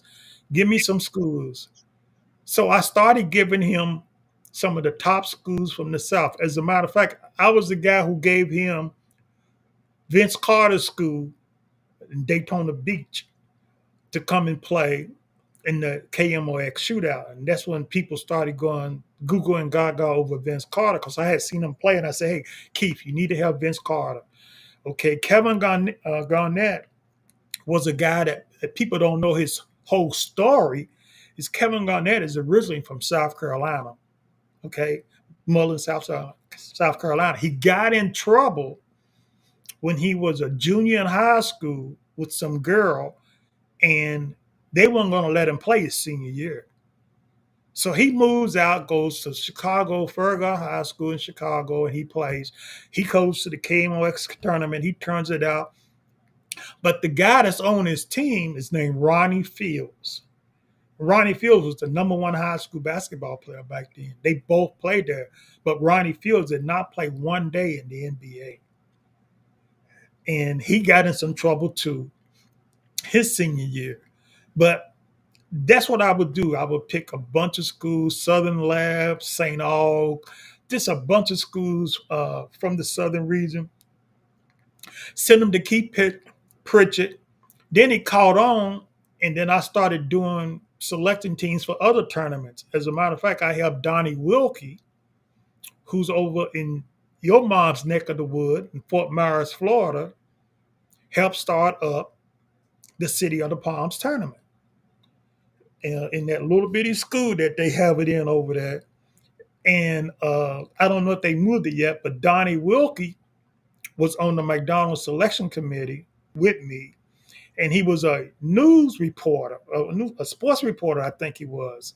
He used to write in the paper over there. But anyway, I used to help him get started with teams and stuff like that. And I just started, that was my claim to fame at one time, is just helping put top Southern region teams in these big tournaments. At one time out in Vegas, I used to always send a bunch of teams out to Vegas during the Christmas time. And we would do that. And we never did really have anything in the middle of the state. So we just started slowly producing things. Then McDonald's came calling on me after these other guys were saying, like Wilkie, Don Shearwater, who was a high school coach in Iowa. And he is the USA youth coach. And now he's the director of the USA youth coach, where I remember when we first started with Don, there was no USA basketball youth. We started that program, the USA basketball 15 and under, 17 and under. We started it during the time that I was working with Nike. Nike is the only team that's going to sponsor USA basketball because they're the only American brand during that time. That's why USA basketball is endorsed by Nike. But anyway, Don Shearwater and all of them, we all got together, and Don was on the selection committee for McDonald's. And we just all pull it together, pull it apart. And then Nike came knocking at my door. So here I am doing radio shows like every night with the big 50-watt station, WHAS, Chicago station, Cincinnati station, WHAS out of Louisville, WWL out of New Orleans, to where it goes all the way out to California. And people just started just listening to me talk about these players, talking about the teams. And I would sometimes have some inside information on the players. USA Today used to always call me up and ask for my quotes on players. And my name was in USA Today a lot, with quotes in other newspapers, all over the nation. Here in Lafayette, I did a radio show with guys all the time because, people knew who I was here and they wanted to have a part of me. And then, like I said, Nike came knocking up on my door. George Revlin, who was the director of Nike basketball in the grassroots department, he came in after he got injured in a car accident when he was on a recruiting trip, and he was the head coach at USC. So I had met George, and I had went to the Nike All-American camp and got to know George pretty good. And George said, "Hey man, how would you like to be on our selection committee and start selecting guys?" Because he knew that I knew about all the guys from the Southern region. They didn't have anybody that really knew about a lot of the guys from the Southern region. So I did that. So I was on the advisory board for selecting guys for the McDonald's, Nike All-American team. And then it got to where I was getting interviewed on the court at the McDonald's game. I know Mike DeCourcy, who everybody knows about, he interviewed me. I know Seth Davis, who at one time worked at Sports Illustrator. He interviewed me about Richard Jefferson, asking me who was the best guy here, and I said Richard Jefferson is the best guy here. And then the story goes on because Richard Jefferson was a nobody that people knew about, but George did know about him. And Stacy Pates. I don't know if you know who Stacy Pates is, but Stacy Pates is a wonderful young lady who's been in sports. She went to Ball State, and she started off at Celestic Sports America, where she was doing all the high school stuff. And she would always come get me and interview me at the Nike All-American camp for like 3 or 4 years. But anyway, that went on for quite a while. And then when I got with Nike, I was the first guy hired with Nike in the EYB department. And it wasn't called EYB back in the day. It was just called Nike Grassroots. And of course, with George, you couldn't play around. You had to bring in the best players. And we was going in a different direction with Nike. We was the first guys with a shoe company that had a department, a youth department like this, where we started adding guys to it. And there was a couple of guys that used to follow me around from place to place, like Ron. How do we get started in a business like you got? You know, they wanted to be scouts, and everywhere I went, they were there, and they were dedicated. And I told George to say, well, who else can we hire? Because he asked me. I said, let's hire these two guys right here. So we hired those two guys. Then Boo Williams, who's a big Nike guy, got involved, and we hired one of his guys. And then we hired a couple of guys about maybe 3 or 4 years later. We hired a couple of guys from the California area because we didn't have anybody in California. We had the East Coast covered, we had the Midwest covered, and I was covering the whole Southern region. But we didn't have any people in California. So we hired a couple of guys out of California, and they became very beneficial to us. And that's when I went national, because I had to know everybody. And that's when the NBA Players Association came in, and I was on their selection committee. I was on everybody's selection committee you can name. And we started the Peace Jam program back then, which is going to be starting up next week. The Peace Jam down in North Augusta, South Carolina, right across the border from Augusta, Georgia. Great event that's been going on for 30 years, and probably one of the top summer events to where every college coach in the nation will come through there. And that's when it really got pretty good with me with college coaches at the Peace Jam on first name basis, because they was, hey Ron, come here. They want to put you in the corner with them, and they want a hit list real quick. They put me in the corner and say, okay, look, I'm out of these guys, who would you pick?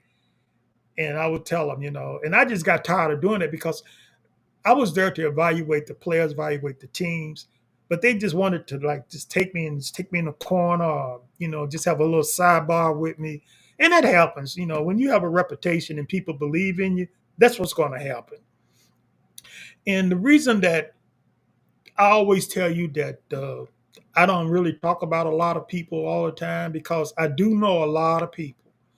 And like you said, a lot of people that have came on the show know who I am, and they really surprised. And I'm just very fortunate that they have some good things to say about me when they're on the show. That's what really makes me feel good. It makes me feel good that I was a type of person that my word means a lot. What I'm going to do and what I'm going to say is what I'm going to do. And that for me was taught by my dad. And I'm going to start and finish what I do. That was also started by my dad. And I want to be a guy that shows character, dignity, loyalty.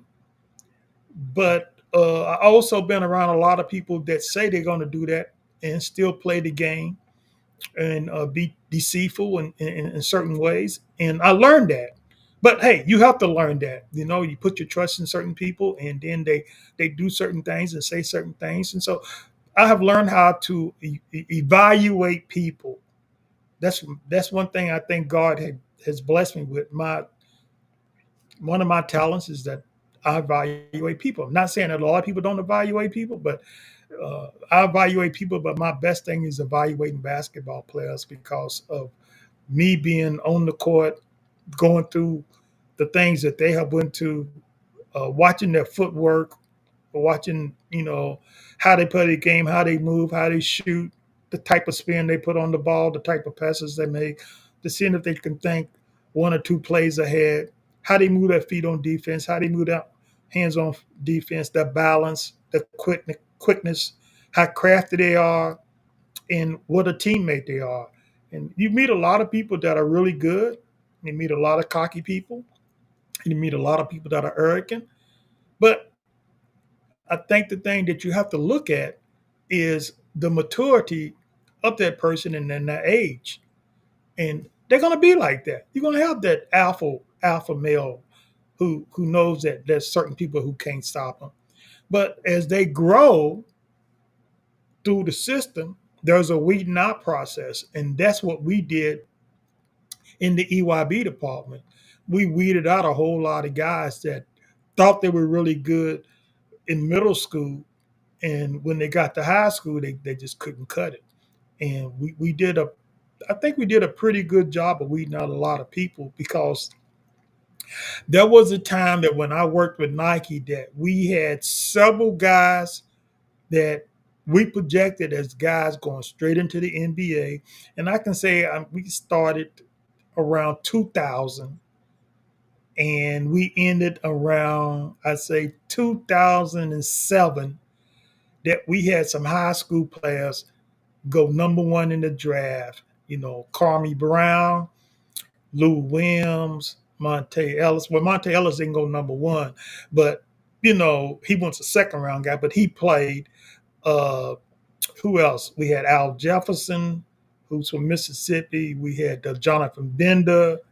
We had Travis Outlaw. Mississippi has a lot of really good players.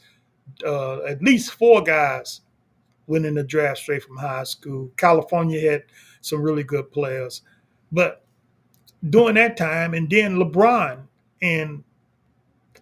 was a guy who I saw when he was a junior in high school. And you knew it was LeBron because you heard his mom. Her voice was the loudest voice in the gym. And back then, NBA scouts could come watch the high school players play. And a lot of people don't remember that. But there was always me rubbing elbows with NBA scouts and general managers. That's how I got to know a lot of NBA scouts and general managers, because they could come and watch high school players play. Now, and a lot of them, like they say, retired. A lot of them have passed away. But still, there's a lot of them that I know, I met, and I still have friendship with. But there's just so many people, man. And I could go on and on for days and tell my story about, how I became a guy that a lot of people know. But what a lot of people don't also Angel, know about me is that I ran a developmental school at a health club in Lafayette for 16 years, to where I took guys that were in middle school and high school and college, and I developed them. I was a skills guy. I used to train guys. A lot of people didn't know that. And the health club had like 12,000 members. It's one of the biggest health clubs in the South. It's called Red Laurels. And it's a phenomenal facility ran by my good buddy Reds, who was I think he was Mr. America back in the day, and his health club is amazing. But anyway, I did that for 16 years. I developed a lot of players. for the middle school teams, for the high school teams. And another thing that I started was my basketball summer speaking tour, where I would go into basketball camps, maybe high school, maybe college, and talk to the players, because during that time I was a hot commodity, and I would go in and tell them, hey, this is what college coaches are looking for. And I would just spend 35, maybe 45 minutes telling them and giving them a rundown on what college coaches were looking for. And also I would just pad my database with information on the kids, and get information and get to know their parents and things like that, because that's one thing that I always wanted to do, was to meet the kids' parents.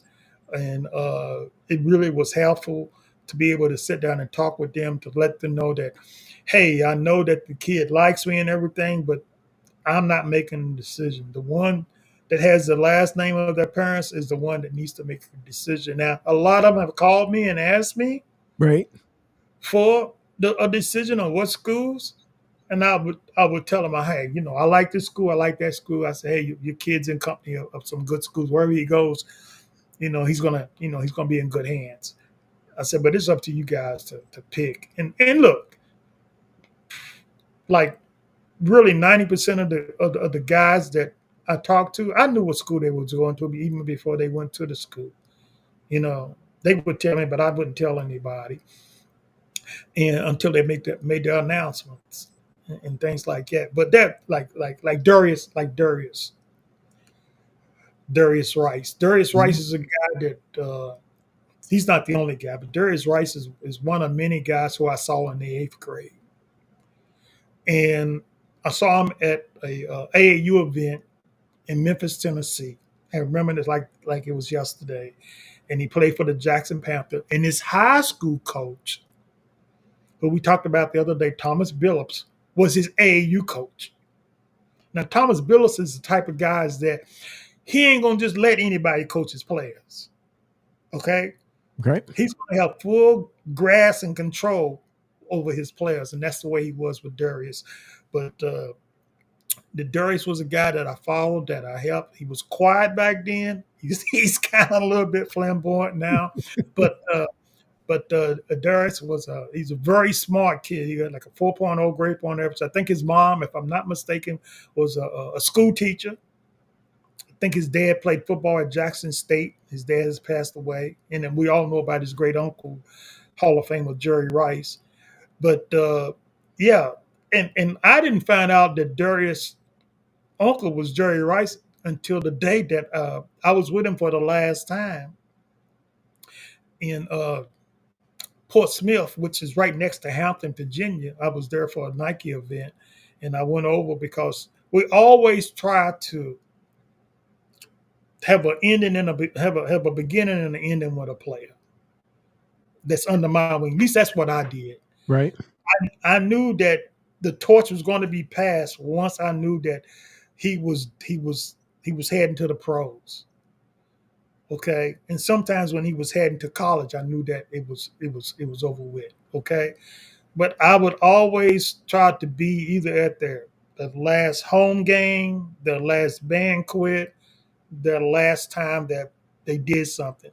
And I would just happen to be there at the PTI where Marty Blake put on that scouting thing, which was a combo back then. And I was there, and Darius's dad was there. And he was the one who told me about Jerry being Darius' uncle. And I was like, what? So it was like one of those things, because it was great. And you move on, you take these guys, you keep them up under your wing, you watch them, you call them. I have a thing about sending guys birthday cards, wishing them a happy birthday. Right. And I did that for 20, 25 years, just sending guys. I write their birthdays down. I also their mom and dad birthdays. If they wanted me to write their sister, I send their sister birthday card. Back then, we mailed everything. Then as the internet slowly came into view, we can kind of test a card or test a saying and something and send it to them, which is a lot better. I saved a lot of stamp, but it just became a thing to where they were part of my life, and I was part of their life, and I never forget them. And like I said, there's a lot of people that I know, a lot of coaches. Michael Jordan's roommate in college, Buzz Peterson, we're really close. And he was the head coach at Tennessee for a while. And I know I talked about Franks, who's the general manager now with the Clippers. Well, he worked under Buzz Peterson at Tennessee, and that's how I got to know Franks. And Franks originally was a manager at Indiana before he came over. And he was another one of those guys who would always ask me, hey, Ron, Ron this, So he's another guy. Now, the Michigan coach, Dusty May, who was at Florida, was it Florida Atlantic? I think it was Florida Atlantic. Anyway, he's the new head coach at Michigan. He and Franks were managers at Indiana. So like I say, I can just go back. There's so much history, so much stuff I could talk about. I know we don't have enough to talk about it, but there's so many different events that I was a part of, that I helped a lot of people get started. And it really helped me. I can go back to the time and talk about when I first met Josh Pastner, when he was 15 years old and his daddy ran the Houston Hoops. And there was a guy named Steven Jackson who was on his Houston Hoops team. And I was in Oklahoma City. And this little guy was walking around and said, hey, where's Ron Briscoe at? Where's Ron Briscoe? And the guy said, it's Ron Briscoe, he's over there. And Josh Pastner came on. He said, you Ron Briscoe? I said, yeah, I'm Ron. I said, what's up, man? He said, man, I coached that team down there. I said, you coached that team? Like the Houston Hoops? He said, yeah, my dad, he's the one down there now, but that's my team. He got that team for me. I said, okay. So, I was like, okay. And his dad, Hal Pastner, was a businessman, and he was well off. He's from Philly, as a matter of fact. And Hal is a guy that ran a lot of different business in Houston, but he brought this. He started this team for his son because Josh always wanted to be a coach. Right. So Josh used to say, "Hey, I heard so much about you." He said, I want to pick your brain. So Josh called me every day for like 3 months. I mean, asking me questions, and we didn't have an email back then. It was just fantastic. And back then, his Houston Hoops team was really good. As a matter of fact, I got his Houston Hoops team into an event at Purdue University that was started called the Gym Rat event, and the Gym Rat event is still going on today. The guy who started the Gym Rat event was an alum of Purdue University, and he was trying to get players to Purdue University. So, of course, he calls me and says, hey, Ron, I need some teams to play in my event. So I sent him about 5 teams to play. And the Houston Hoops was a team that went, and they won it all. And it really blew up, and Steven Jackson put on a show and just started a whole lot of stuff. And George was there, and I was there, and it was just a whole lot of things going on. And that's why I met Willie Green, who's now the head coach for the New Orleans Pelicans. That's why I met him in high school. He played on the Michigan Mustangs team, and we became friends. And he's another guy that used to always call me and ask me questions. And there's another guy that I met who played with Kobe Bryant by the name of Derek Fisher, who played on the Arkansas Wings team. Mm-hmm. And Derek Fisher always wanted to be a coach. And Derek Fisher was a guy who I met maybe a year before that at a basketball camp.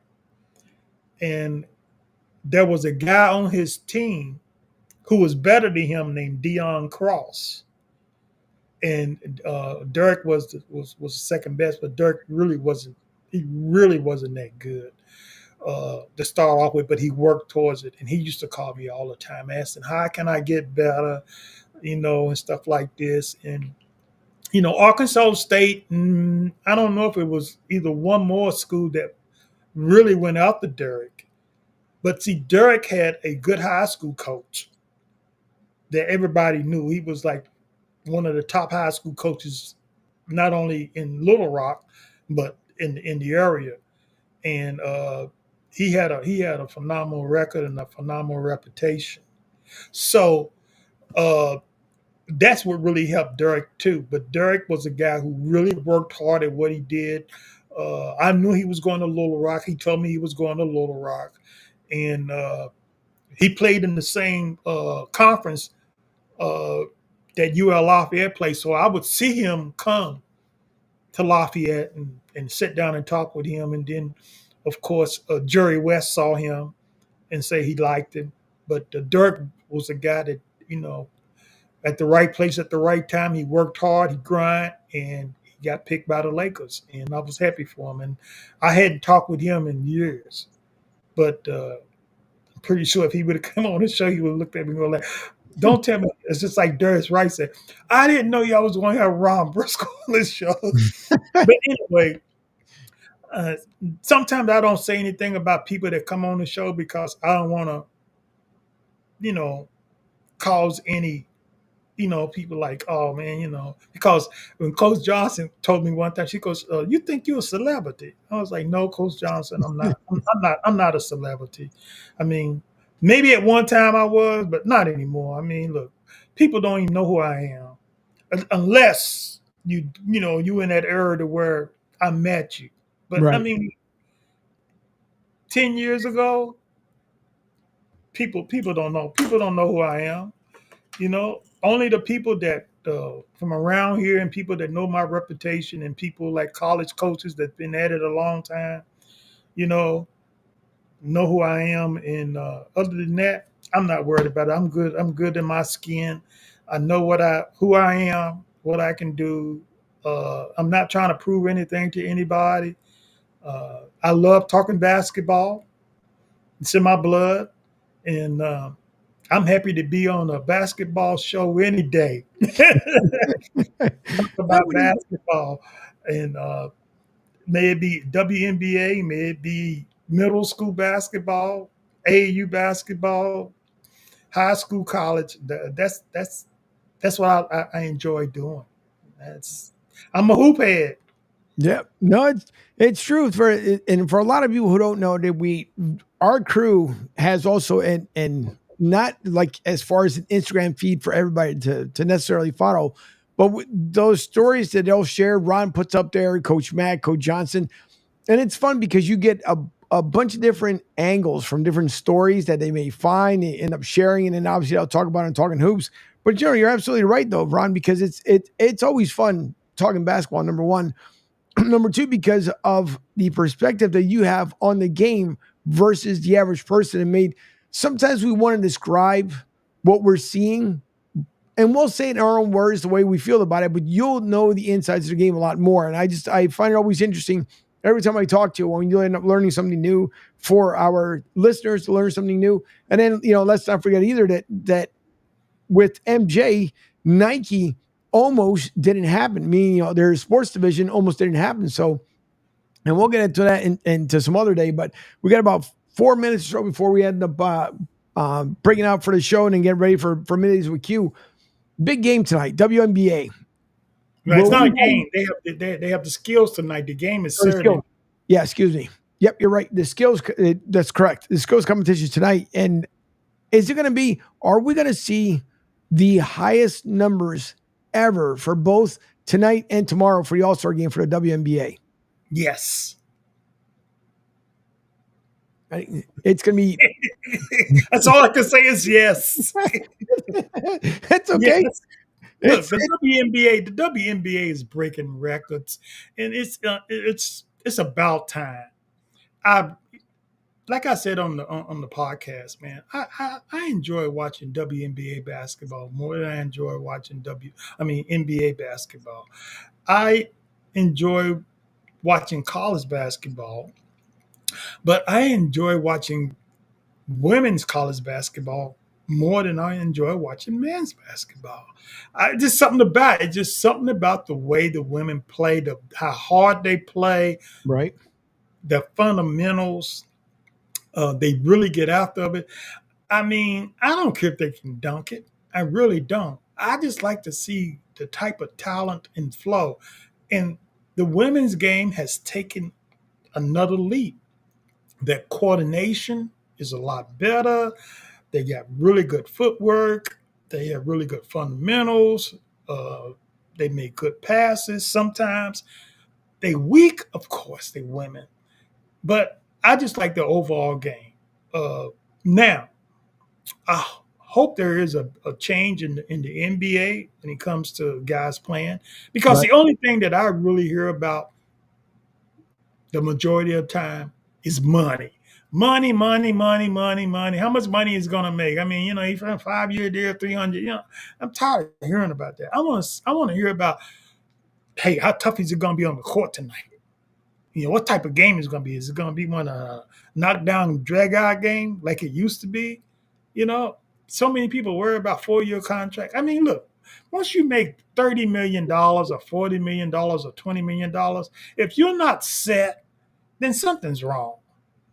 Okay? You're spending too much money. You're trying to live beyond your means. Okay?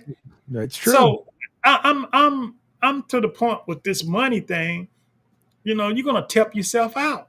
But I can understand you setting your family up. I can understand you setting yourself up. But hey, why don't you play the game like you productive enough to earn that amount of money? And the NBA, they need to reorganize and say, no, we're not going to give you guys just because you play 10 years this much money. No, you're going to have to earn. You're going to have to earn this money. And that's the thing I'm seeing. They're giving too much money away to people that have been lucky enough to be in the league 10 years. Okay? And it happens. But no, and the guy goes, well, I've been in the league 5 years. I'm guaranteed 50 million? Right. No. You hadn't played 50 million worth of dollars to me. That's just me. Look, that's just me looking at it. I understand if there's some NBA guys watching the telecast, they're going to be like, man, look, hey, that's just the way I feel. I feel that you need to go out and play, be productive, and give the fans their money's worth because the ticket prices are going up. The parking's going up. The concessions going up. Everything's going up. Yeah. Okay? And the product is not meeting it. The TV deals are going up and stuff like that. But to answer your question about the WNBA, I'm all excited for them. I'm looking forward to the skills competition tonight, and I'm really looking forward to Angel Reese and Caitlin Clark beating the U.S.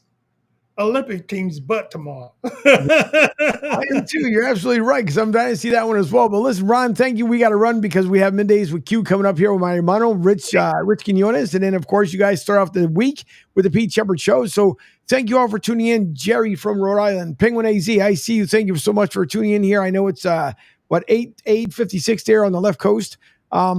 Also with Rick Marcus and everybody who's giving the updates as far as what's been going on with the airports and everything else. But thank you all for tuning in. I'm Angel Martinez. Martinez Company coming up right after me is Rich Quinones. Ron Briscoe, have yourself a great weekend, even though we're going to be in our text thread a little bit later on. And we appreciate everyone tuning in. So coming up in about less than about 3 minutes here, it'll be Middays with Q. Thank you all for listening in. We'll talk to you next week. Thanks, Ron. I appreciate it.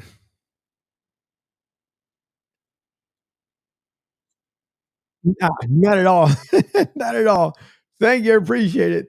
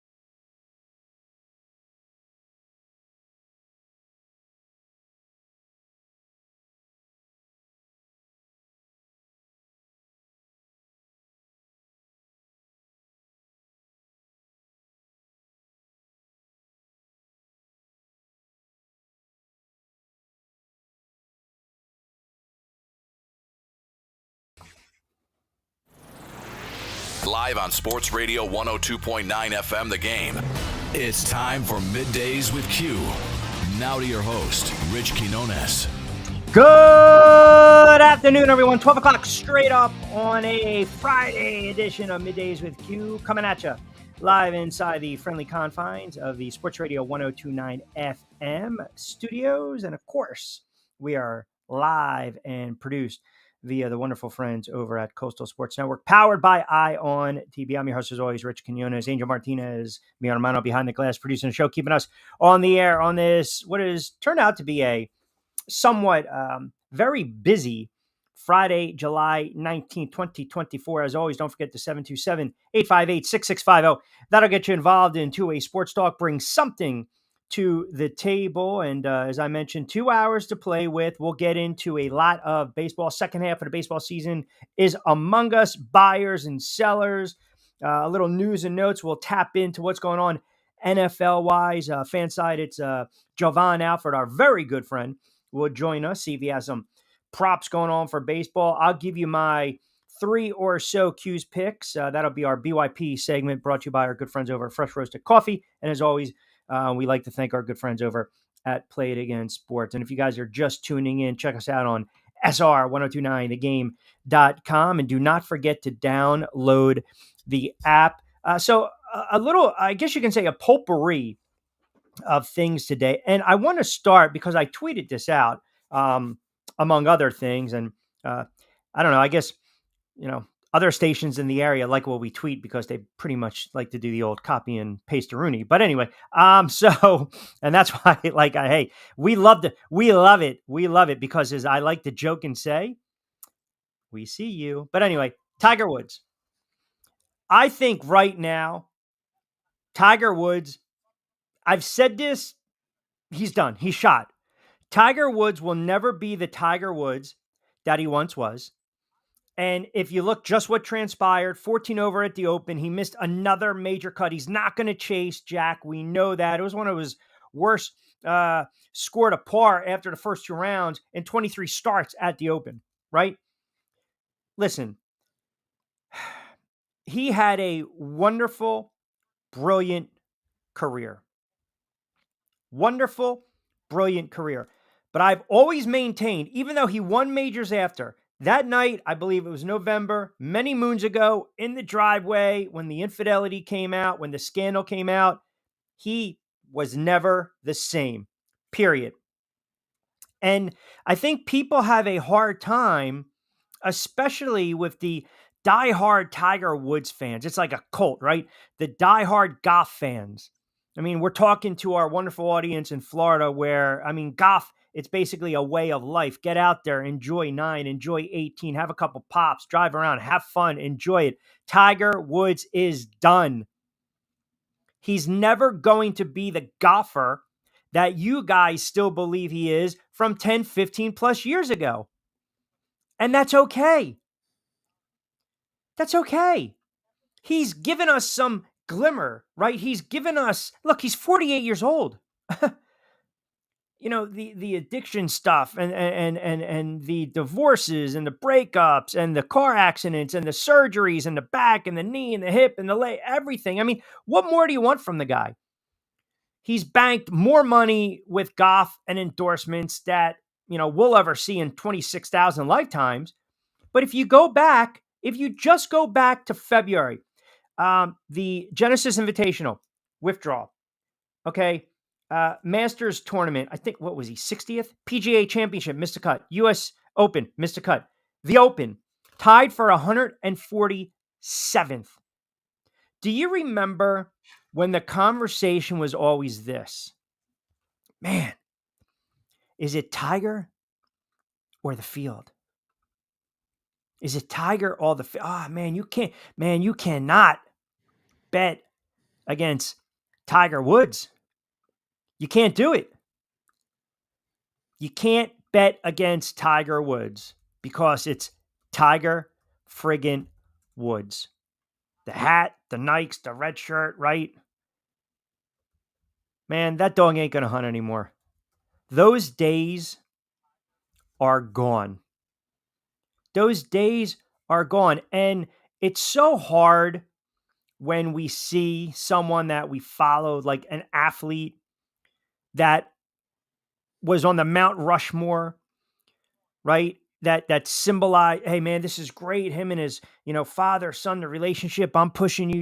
You're going to be the best that you can be. A prodigy, 6, 7, 8 years old, burst on the scene, the fist pump, everything, right? And it was great to watch. It was absolutely great to watch. It was inspirational at times. You loved it. You want. Listen, if you weren't a Goff fan, you watched Goff because of Tiger Woods. You watch Goff because of Tiger Woods. But it's just, he's not that guy anymore. He's not that guy.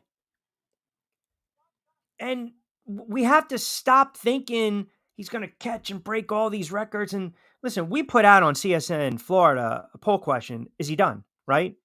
Is he done? Has been? No? Little juice left, so to speak. It's almost like hit or miss. I mean, to actually give you full transparency, the honest answers here, been done for a while. No, not yet, but it's close. I think he's been done for a while. And he might give you a moment. He might give you a moment that you hearken back and you say, man, this is the guy I remember.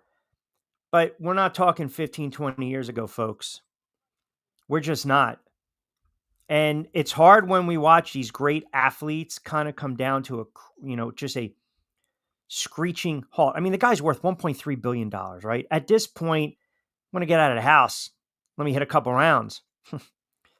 But he's not that guy. And it's so hard to watch when a guy maybe you wanted to emulate or you followed or you respected or you admired, right? They start to break down. We never want to see that. We never want to see, the quote unquote, the hero, the athletes that we followed throughout the course of their careers that we grow. We never want to see these guys breaking down. We never want to see them limping. We don't want to see, and listen, again, just go back for a second. You're talking 15 major championships, which is phenomenal. It's phenomenal. I mean, we saw what he did in the PGA Championship, the Open, the US Open, the Masters, right? The Masters Tour. We've seen this play out. It was crazy to watch, right? This guy had 5 Masters wins, 4 PGA Championships, 3 US Opens, and I believe 3 Open Championships. But now it's getting to the point where it's like, Franco Harris in a Seattle Seahawks jersey, right? Johnny Unitas trying to sling it while his teammates are having a cigarette or smoking a joint in the locker room with the Chargers. Joe Namath with the Rams. You're watching these guys and they've got nothing left to give to the sport at all. But the heart, the ego, they want to keep going, right? The mind wants to keep going. The body says, yo, man, you got to freaking cool it. I got nothing left in the tank. And I think we just always want to, we want to just fight, right? And just try to squeeze a little more out of these guys. I mean, a fight game's the perfect analogy of boxing, right? Every fighter thinks, I got one more round. I got one more fight. And then you watch some of these guys and you realize they have absolutely nothing left. And it's sad to watch. Guys limping around. Bum ankle, bum knee, bum back. I mean, it's even worse. It's absolutely worse when you talk about it from this standpoint, the sport I love and that I cover and I call the fights for boxing. It's worse. I don't need to see a broken down Sugar Ray Leonard lose to Terry Norris or a Roy Jones Jr. get knocked out by Danny Green. Or Muhammad Ali just, almost like, let's have pity on him. Let's not swing. You're talking about the greatest of all time. But they all have a shelf life. I don't care what the sport is, man. You wake up one day, my father used to tell me this all the time. You know who's undefeated? Father Time. Father Time's undefeated. You can't cheat him. You can't go around the back door. You can't beat it. You don't stand a chance. You don't stand a chance. And we're seeing, and we are seeing it. We saw it. We saw it with Peyton Manning, right? Marino limping around, Aikman through the concussions. Like I said, you're talking about Muhammad Ali, 39 years of age in 1981, and he loses to Trevor Burbank, and it's almost like Trevor Burbank wanted to stop throwing. Didn't go off the stool in the 10th against Larry Holmes. It's not fun to watch. Nobody wants to see that stuff. But sometimes the body cannot do what the mind, the heart, and the soul want you to do. And I think it's run its course with Tiger, as I mentioned. I think the next time I pulled it up, the next time we'll see him is potentially in December. But again, sometimes you just gotta chalk it up. So we'll get your thoughts on that. I believe he's done. We put out the Twitter poll question. Let me know what you guys think. 727-858-6650. 10 past 12 o'clock hour. Just cranking it up on a Friday edition of Middays with Q right here on Sports Radio 102.9 FM. The Game. Great stuff from Pete Shepard earlier this morning from 7 to 10. Angel Martinez with Coach Ron Briscoe. That's awesome. Hoops talk at its finest. Angel does a great job Monday to Friday, 10 to 12, and then myself, 12 to 2. And as we alluded to, with football coming up, we've got some things in the pipeline. We encourage you guys to download the app, keep us locked in. We're trying to give you a little bit of an alternative. Think about it, right?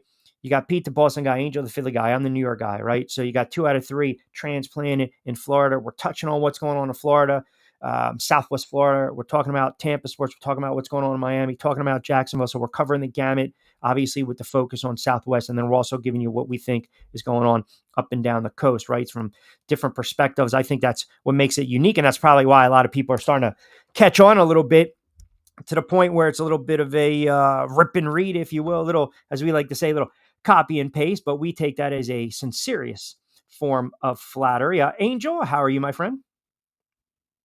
Hang on, I'm good. No, you're exactly right, because listen, other than the ICUs, copy, paste. Just hit the keyboard. Well, what I was going to ask you is, what do you think Tiger Woods is done? No, I don't think so. I seriously don't think he's done. I think if he really wanted to be done, I don't think he would have made the trip, make the trip, because what's in it for him? I think Tiger Woods, maybe within a year, if his body starts to the point of talking to him and saying, listen, we tried, right? We did everything. We tried to hang in with your son. It's just, bro, you're starting to kind of feel it. But I think maybe within the next year, but I just don't think he's going to walk away this year. Well, I mean, listen, it's golf, right? You can pick up the clubs anytime you want. Yeah. That's the thing, right? You can pick them up anytime you want. And it's funny because I mentioned Tiger Woods, right? I open with Tiger Woods, and then obviously, we'll probably talk about his son from years. I mentioned this on Pete's show earlier this morning on that 9:30 spot. I was done prepping because I have a remote broadcast tonight, fights in Sioux City. Then we got pretty much a triple header. I got Danny Garcia's fights in the 2300 tomorrow, Swift Promotions, then Team Combat League on Sunday. So I'm talking 70 something odd fights. If you really put them all together, 24, 48, probably 10 tonight, 58, probably about 60 plus fights that I'm prepping for, right? Right. So I was up pretty late. I flipped on Summer League and Bronny James. And I'm like, oh my God, I didn't want to text anyone too late, right? But I'm like, Jesus God, is every friggin' ESPN announcer, every other player they call by their last name. Every other player they call by their last name, except Bronny James. It's not James. It's not Bronny James. It's Bronny. Can we stop? I know I'm nitpicking right now. It's annoying. It really is. It's Bronny this, Bronny that, Bronny this, Bronny that. It's like, oh my God, geez, let's just move on, right? Let's just move on. I read, I guess he's got really strong odds right now in the NBA for rookie of the year odds, right? And I'm thinking to myself, that might be a popular pick, but I mean, I don't see it. I don't know what are we looking at here. I mean, I probably would go with the kid out of Purdue. That's what Memphis, Edie. I always butcher his name, but Bronny right now, if you look at the market, BetMGM reportedly took $1,000 rookie of the year bet on James at 250 to 1. So popular, but odds wise, I'm just not seeing it. I mean, you want to throw $10, right? For 251, have at it. But it's like, oh my God. It's like, it's just call him Bronny James or James. You know, I don't recall anyone saying Michael. It was always Jordan, right? You know, Curry, James, Joker, you know, I mean, once in a while, Luka, but point being, it's like all it was last night was Bronny. Bronny took a sip of water. Oh, Bronny can really take a sip of water on that bench, tying his shoe. Oh my goodness. He's a 5-star player. Look at the way he friggin' ties his shoes. Got to get him back in the game. Oh, Bronny smiles. Oh, put him on the cover of a mag. Just stop. And it's not even about the kid. I told you, I hope the kid does well. It has nothing to do with the kid. It's just cram. And thank God I didn't have to deal with it today because they had the friggin' the blackout up and down the East Coast. I don't think ESPN aired anything today, right? Probably not. I haven't. I was checking on Awful Announcing, and I think they mentioned they had to do everything simulcast on the radio. Jeez. So I didn't have to see talking heads talk about either the Yankees, LeBron, Bronny, or the Dallas Cowboys or Tiger. Oh, that was a plus. I mean, Anyway, 16 past 12 o'clock hour, just cranking it up on a Friday edition of Middays with Q. Keep it locked in right here on Sports Radio 102.9 FM. The Game. You can follow us on X. I still like to say Twitter, but whatever, at CSN Florida. I do too. I don't know. It feels like if you're talking to your stepchild, like, little one, come here. No, it's always going to be Twitter. I can't just put it back. Just put it back. I don't know. Put Twitter, was X, now Twitter, whatever. Right. Yeah. You know, I just, it just reminds me of, like I said, that scene in The Social Network. And by the way, drop just Facebook. Like, just leave it alone. Like, leave it alone. X, Twitter, whatever. If that's the case, we are on those platforms, of course, at CSN Florida. You can also hashtag CSN Florida, CSNFL. You can hashtag Middays with Q, MWQ. I mean, do the math, people, right? Let's do the math. And also, as we say, don't forget to follow the guys. Follow Pete Shepard on X at PeteShep326. And then, of course, Angel, SR1029, the Game. Pete's handle, it just reminds me of like either a gaming handle or like one of the, and I know Pete's probably tuned in, like one of those, you know, and I know he's happily married, right? So, but the Pete Shep 326, it just almost reminds me of like a handle that you would go like this.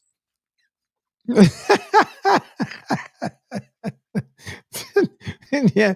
Nope. No, not at all. It's like that's a good fishing handle. It is. Yeah, that's a good one. That's a really good fishing handle. Yeah. You know, there's actually a gentleman in this area, real good guy, at the station I used to be at. 2 over.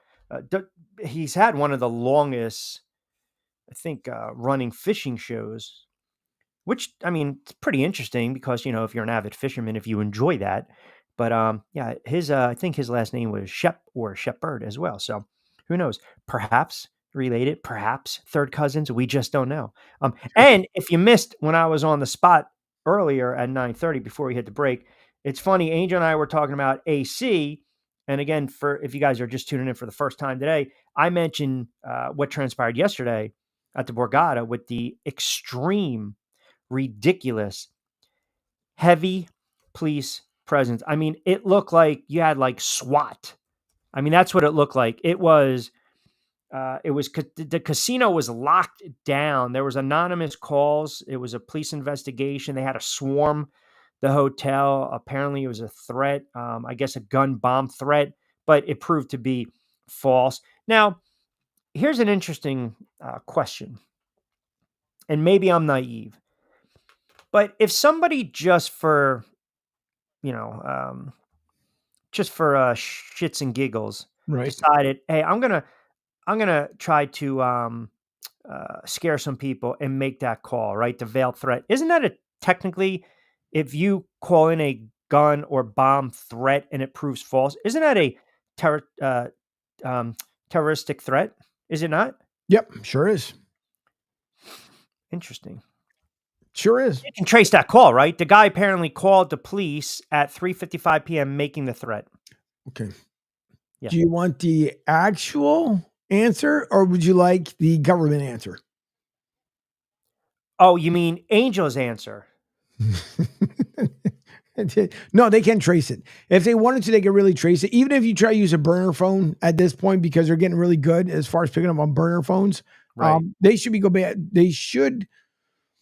When you're tracing back a call, the only difference is depending on where it came in. So if it came off towers, you have to see how it bounces off each tower and eventually make it down to a small containment area, and eventually then they end up pinpointing it. But yeah, I mean, it would be considered a terroristic threat call, and they should be treated as such, which would mean that you can get anywhere between 20 to 25 plus years in jail for doing so. And that's first time offense. Well, I mean, I think you'd be hard pressed or really just foolish to do it the second time, right? I mean, Yippers. But again, it's the world we live in. I just thought it was ironic because we were literally, I was sprouting high and mighty. It's not really Atlantic City. Stone's throw away. You're fine. No problem. No worries. Boom, boom, boom, boom, boom. And then all of a sudden, driving back after our call yesterday, heavy police presence. And once that bridge gets clogged up, it's no bueno, man. It's really bad. I mean, because you either split the uprights and go into the barrier island, or you stay to your left, and that's where you get into the surface lot for parking. Or, well, you have an opportunity to stay to your right, valet. No, yeah, your right, surface lot to your left, garage into the middle. $100 for valet, where they're going to scratch your car anyway. So, $100 for valet? No, I'm just making that up. Oh, okay. I was going to, Jesus, when did they upgrade? My thought is this: if you drive a nice enough car, right, then valet.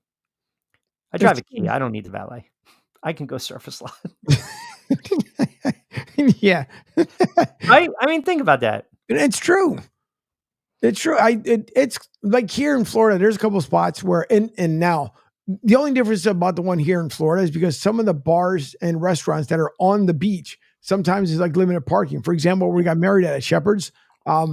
You can't pull into like their parking garage. So what they'll do is they'll ask you, and the valet's there, are you coming for like lunch, casual, or are you staying? And then they'll park your car accordingly. Gotcha. And that's the way they end up doing it because it's a tight area as is. Yep. But yeah, I'm the same way too. If I can avoid valet, no offense, I'm avoiding valet. You have to.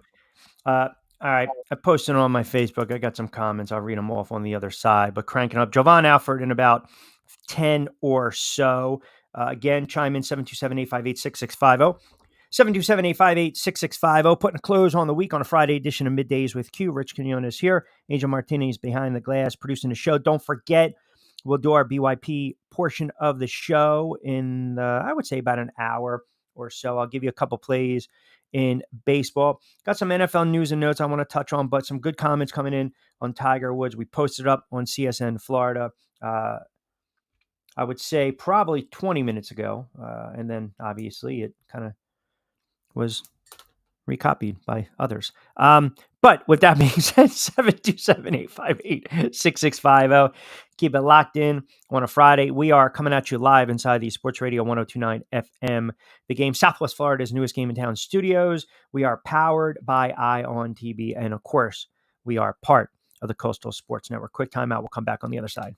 Hi, folks. This is Gerard Moynihan of Moynihan Lumber, and I would like you to know that our company has been selling Anderson windows for over 60 years. See the complete line of Anderson windows at any of our 3 locations in North Reading, Beverly, or in Plastown, New Hampshire, or at MoynihanLumber.com. Ion Tampa Bay is the latest news, weather, and traffic for Pinellas, Pasco, Ellsboro, Hernando, and surrounding communities. Stay connected on X, Facebook, and their website, IonTP.com. Ion Tampa Bay keeps you informed on breaking news as it happens. Southwest Florida's newest game in town. Sports Radio 102.9, the game powered by Ion Tampa Bay. We'll be right back. Adopt US Kids presents What to Expect When You're Expecting. A teenager. Learning the lingo. Today I'm going to help parents translate teen slang. Now, when a teen says something is on fleek, it's exactly like saying, that's rad. It simply means that something is awesome or cool. Another one is totes. It's exactly like saying totally, just shorter. As in, I totes love going to the mall with Becca. Another word you might hear is jelly. Jelly is a shorter, better way to say jealous. As in, Chloe, I am like so jelly of your unicorn phone case. You don't have to speak teen to be a perfect parent. Thousands of teens in foster care will think you're, rad just the same. To learn more, visit adoptuskids.org. A public service announcement brought to you by the U.S. Department of Health and Human Services, Adopt U.S. Kids, and the Ad Council. This is the story of a very special woman. In a matter of seconds, she turned herself into a great mathematician or an entrepreneur. Her knowledge was limitless and still is. She could also make monsters disappear, especially those that lurked in the shadows under the bed. Once, this woman put back together a teenage girl's broken heart, which had been shattered in 1,000 pieces, just by giving her a bear hug. She masqueraded as a regular person at work, but as a superhero at home. Everyone knows her as Gabriella. I still call her Mom. Your hero needs you now, and AARP is here to help. Find the care guides you need to help, complete with tips and resources at aarp.org/caregiving. A public service announcement brought to you by AARP and the Ad Council. Call or text the show at 727-858-6650. Now, back to Q. All right, welcome back, everyone. 26 past the 12 o'clock hour. Javon Alfred in about 10. Rich Quinones here. Angel Martinez behind the glass. 727-858-6650. Let me get to some of these goofball Facebook comments. I posted this on my page. AB chimes in. Tiger Q waved goodbye to his God game a long time ago. Dude needs to hang it up.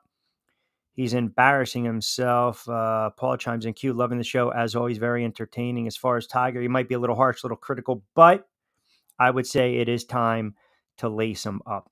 Do they lace him up? Lace him up would actually mean basketball. Get out there, correct? Right. Do you lace him down? How would that work? Velcro at this point. Well, I mean, how about hang him up? I think maybe Paul was going for hang him up. Yes, correct. Is that, better? Yes, Yeah, I mean, listen, I'm not going to throw him up on a telephone wire. Excuse me? Throw him up on a telephone wire. Oh, yeah. They do that still in Atlantic City in some place. They still actually flip pigeons too. Let you know when the cops are coming. I kid you not. How's your Espanol? Más o menos. Get that shit down. Use it. Take it and breathe the air. I just like you want to go walking your baby nuts across the street. Go right ahead. What? What? You don't want me to do that? No. Got nothing on me. No, because it's been so long. They do that. They flip the bird. They do. There is a complex when you go on 30. When you go on 30 down here, and you're bypassing the Atlantic City Expressway, right? Delilah Road. That's where the old Delilah's Den. Unfortunately, it was a gentleman's club. When I say unfortunately, fortunately, it closed down because there was an issue where a kid was dragged, an immigrant was dragged back there and murdered. and kind of left in the weeds and whatnot. So they had to close that down. Across the street is Marina Del Rey. And it literally says, like, Oh boy. it actually should have a sign like stay the F away. Like, no trespassing, no wandering, no walking, no soliciting, no driving through. It like, what are those, like the little cul-de-sac? Right? Yeah. So if you're like, oh, I need to take a U-turn and get back and head towards Atlantic City again, no, they advise you to not do it. But I kid you not. I think it's because you liked when I said they flipped the pigeons. They go, Yes. And that's pretty much it. Because you got to remember, I've been down here now since 2018. Yeah. And it's funny because when you leave from the city, a lot of stuff, you don't see it down here. So it's not, it's non-relevant, I guess, down this way because you don't see it. And that's why I find it funny because it just reminds you from stuff being back home. well, yeah. By the way, Jerry chimes in, Q, stop hating on Tiger Woods. Let the man continue to do his thing. Do what? What is he doing? Finishing 76? He's worth billions of dollars. I don't care if Tiger Woods golfs anymore. All I'm saying is that I think he's done. I think he's shot. Put it this way. See, here's the problem we also have as fans. You do it, I do it, we all do it. We look at, you cannot take away somebody's body of work, period. Right.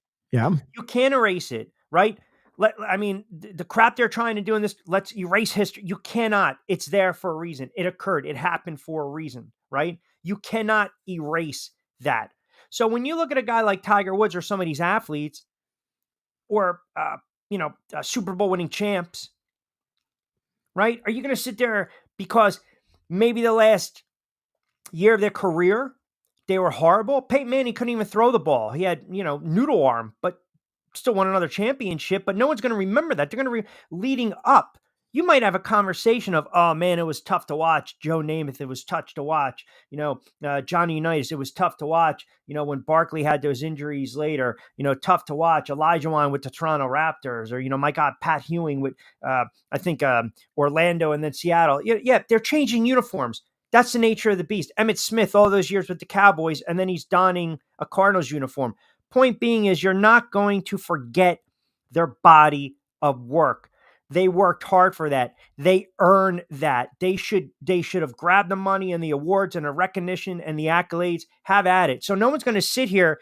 I don't think in 10 years somebody's going to say, oh, do you remember when Tiger Woods finished whatever? No.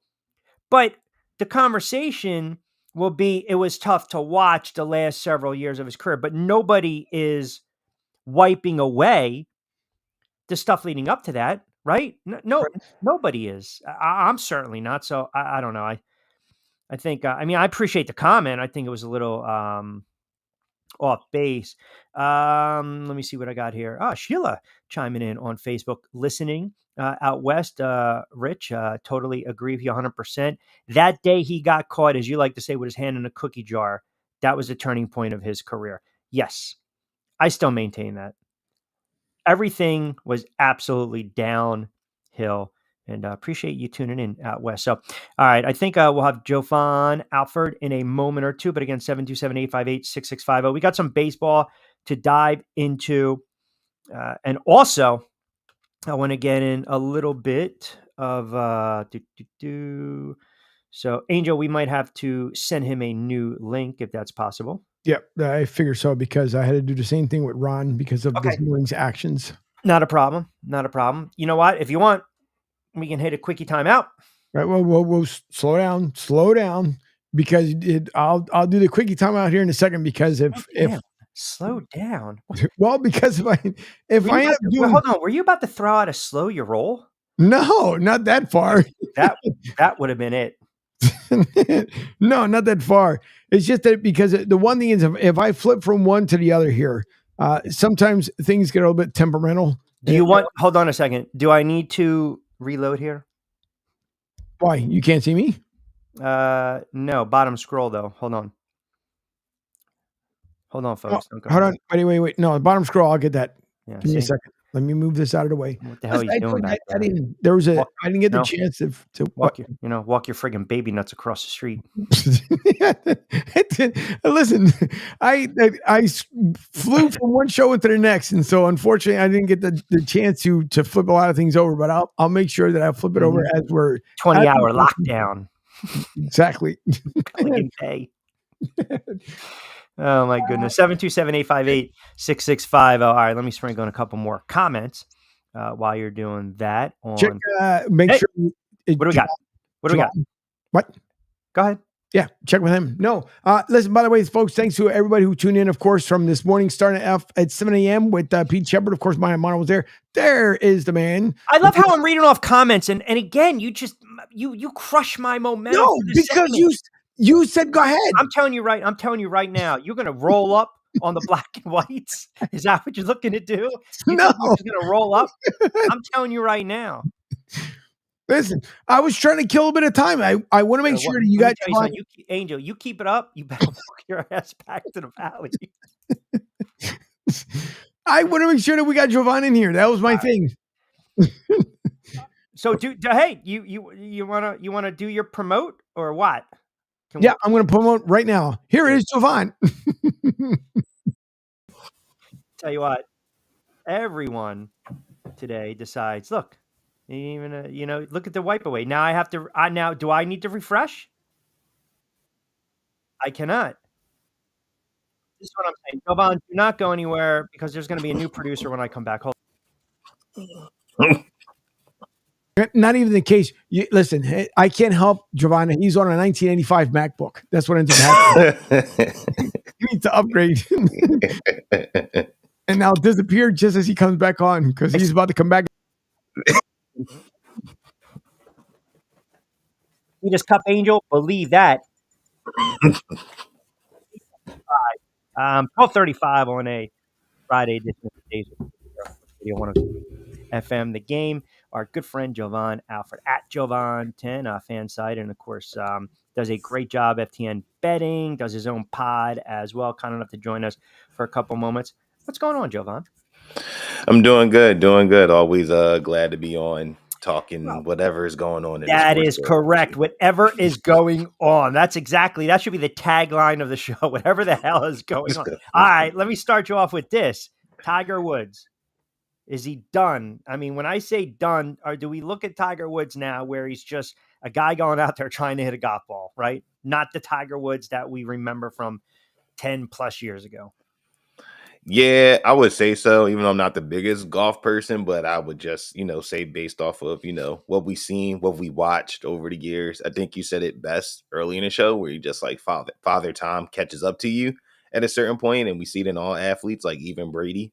To a certain point, it caught up to him. And Woods, I think, is kind of the same thing. I think for him now, I think he's just going out playing golf just for the vibes, sure, and that's okay.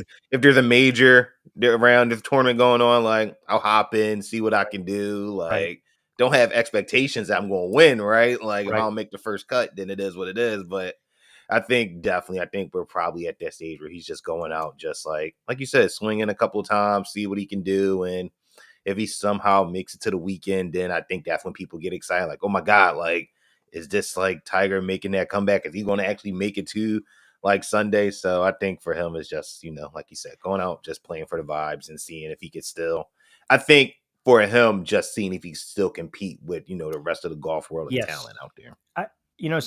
Some of the listeners were chiming in. They're like, it's kind of apples and oranges, Q, because you're saying in one breath, he's done, he's shot. And then we're trying to equate it to some of the athletes I brought up, I guess, wearing different uniforms, but they were at certain stages of their career where they just didn't have it anymore. So maybe right church, wrong pew, the way I was trying to convey it. But that being said, you're right. I mean, it's just Father Time is undefeated. I want to talk a little bit hoops with you. We'll get into some baseball and NFL, but USA basketball. I mean, now the sentiment is Anthony Davis is earning burn, right, over Joel Embiid, and it's kind of been, I guess you can say, hit or miss when it comes with Embiid out on the floor. I said this, I think Davis is making a case, but odds aside, I mean, if the U.S.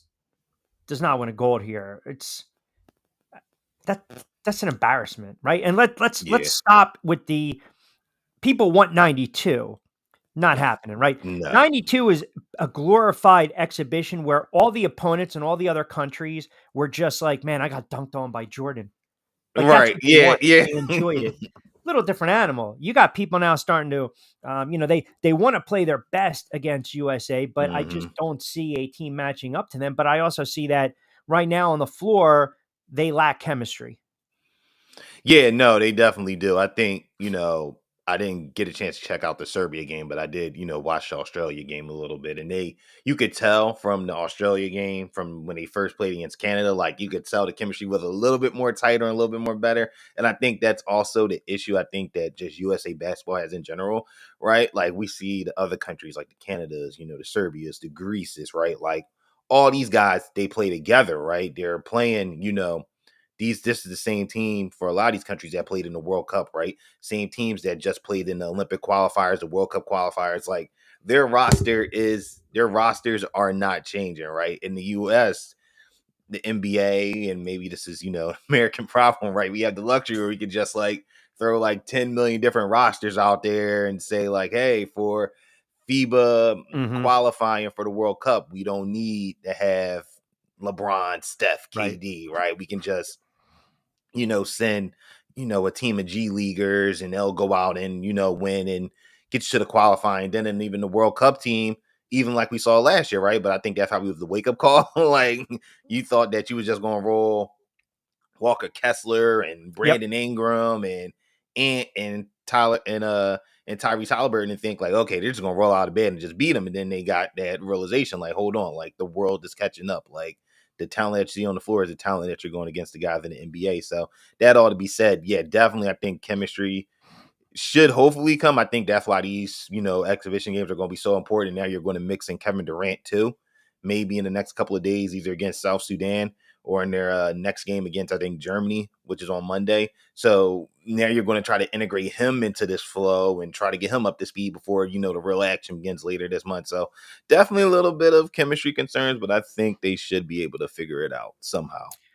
What do you make of this story that's circulating where New Jersey officials are pushing the 76ers to leave the city, and then build a stadium in Camden? I mean, I look at that, the first thing, the fact that it would be built in Camden. And again, if there's the Kroc Center, because I've called games in there, but Camden is not a good area, period. Like I don't care how people try to sugarcoat it. It's not, whether you go through the waterfront, whether you go through Federal Street. It's not. I think that would be a major L, to be honest, for the city. You've got a legitimate, I guess you can say you have a team, you can make the argument that has a legitimate chance to get to the Eastern Conference, or again, go to the Eastern Conference Finals. It's the team belongs in the city, but I also understand when you start to talk about new arenas being built, the almighty dollar, you can sway, but first, I guess, reaction when you hear that report, rumor, what have you. Yeah, when I first started, I thought it was like a fake Twitter ad or something. Like I couldn't believe it because I was like, that doesn't make no sense, right? Like, granted, they have, they obviously have the practice facility, of course, over in Camden, which I've been through a few times. Gorgeous facility, by the way. Oh yeah, it's an amazing facility, and if you take, the Patco line over there, you get to there pretty quickly, but it's almost like at the edge of getting in to Camden, almost like where Campbell's Field is like sitting like right there. Correct. Like it's almost on the edge. It's not deep in the city. So now that wonders for me, like where, like you said, where would it even be built at, to even be put at? And now you're going to create a whole traffic problem with people coming across the bridge to come in.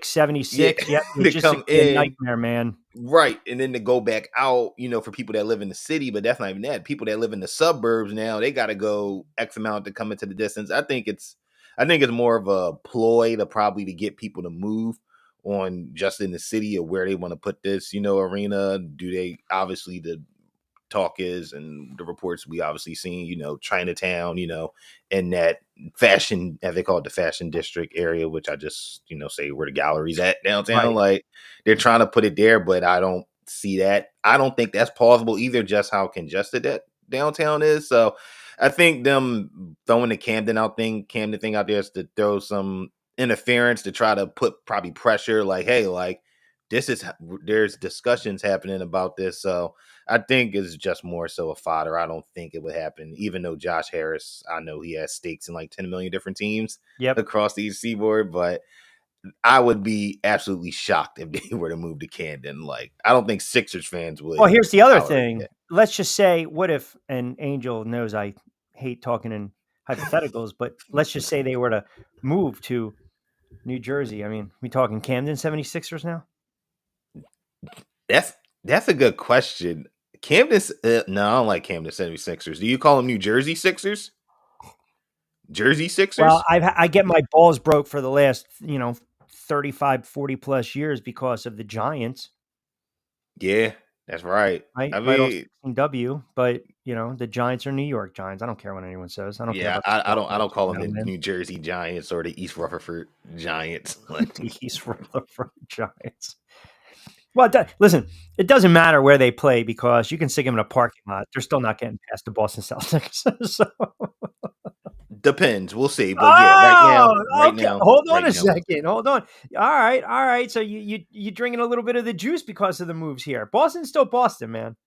I'm not so much drinking the juice per se. I think first the start, I think they have a good coach in Nick Nurse, and I think what he was able to do last year with kind of not the set pieces that he needed to do. I think he may do it what he had last year, right? Which was ship James Harden out, get a bunch of rotation pieces, and kind of see, where you move from there. I think what they did so far in the offseason, getting some nice pieces around them in addition to Paul George, and I think you got some contributors in the rookies in McCain and Bona. Like, I think they will help. Will it get them past the Celtics?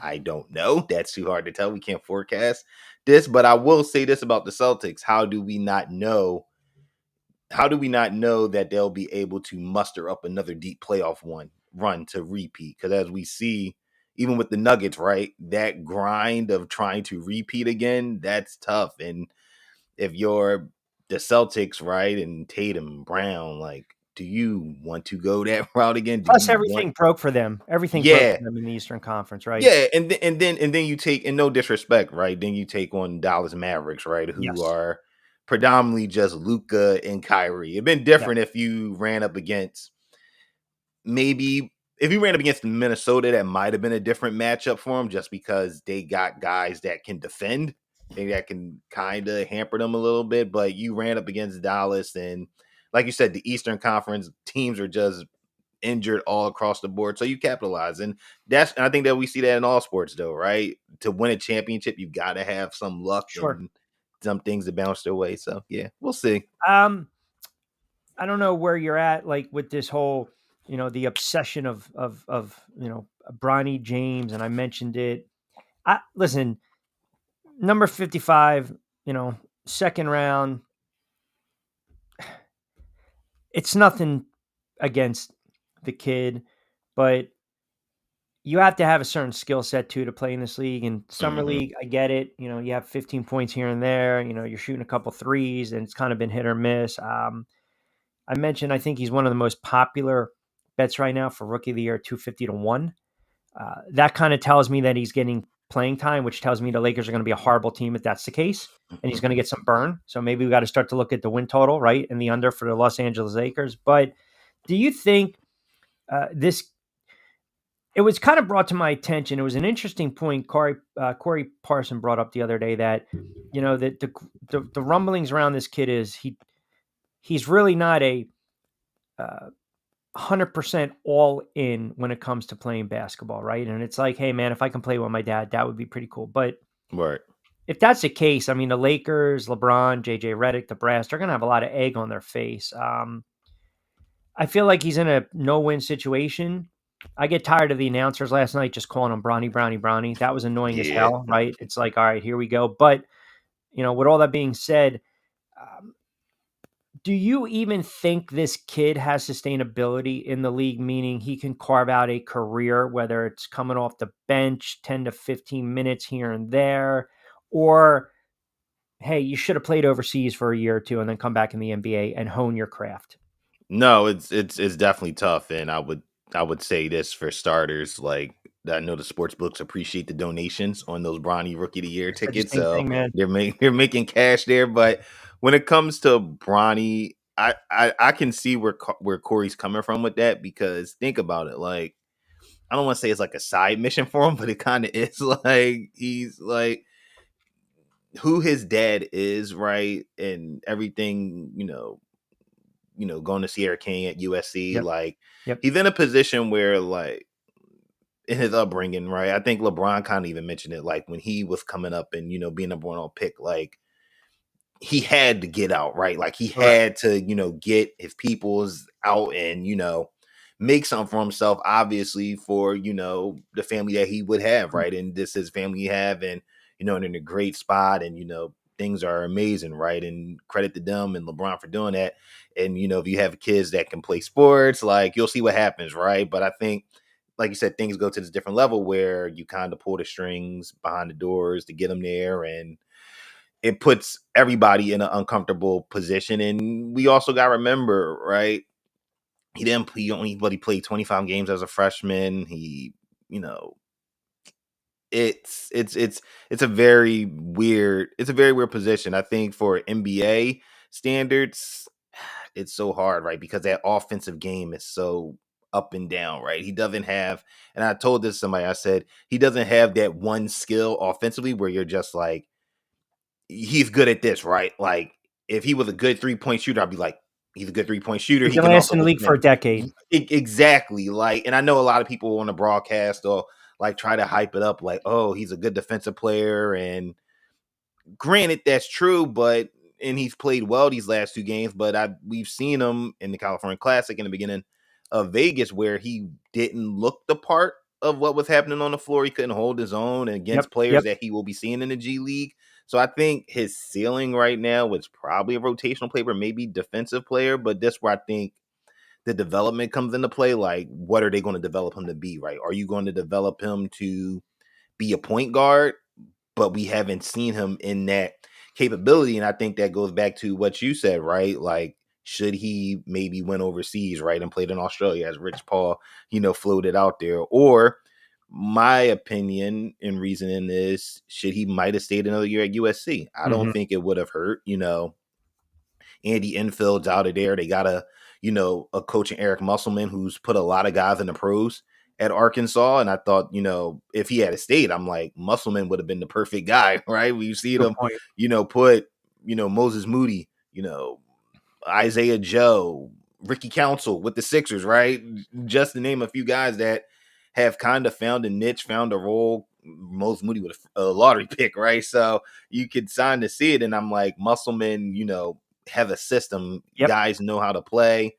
And maybe that could have been a role for him. But obviously, whoever's decision obviously probably was Bronny's decision too. Like, probably felt like he was ready and he wanted to try it and, get to train, with his dad and, play with his dad and work out with the best players in the world. But that also comes with high expectations. And I don't see it right now for him.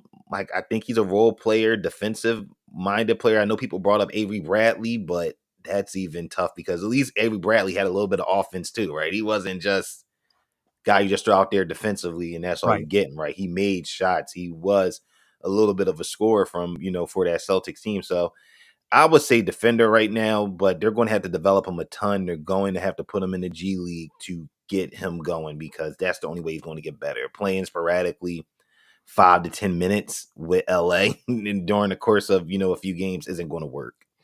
Well, that's the rub, right? Because you almost now start to look at him where it's like, oh, he made a 3. Like, but yeah, if you're that's your job. Right. Or the video clip of him. Right. Or the video clip of him, knocking the ball all the way on a deflection. Like, oh, look, Bronny got up there for the deflection. Everybody gets up there for it.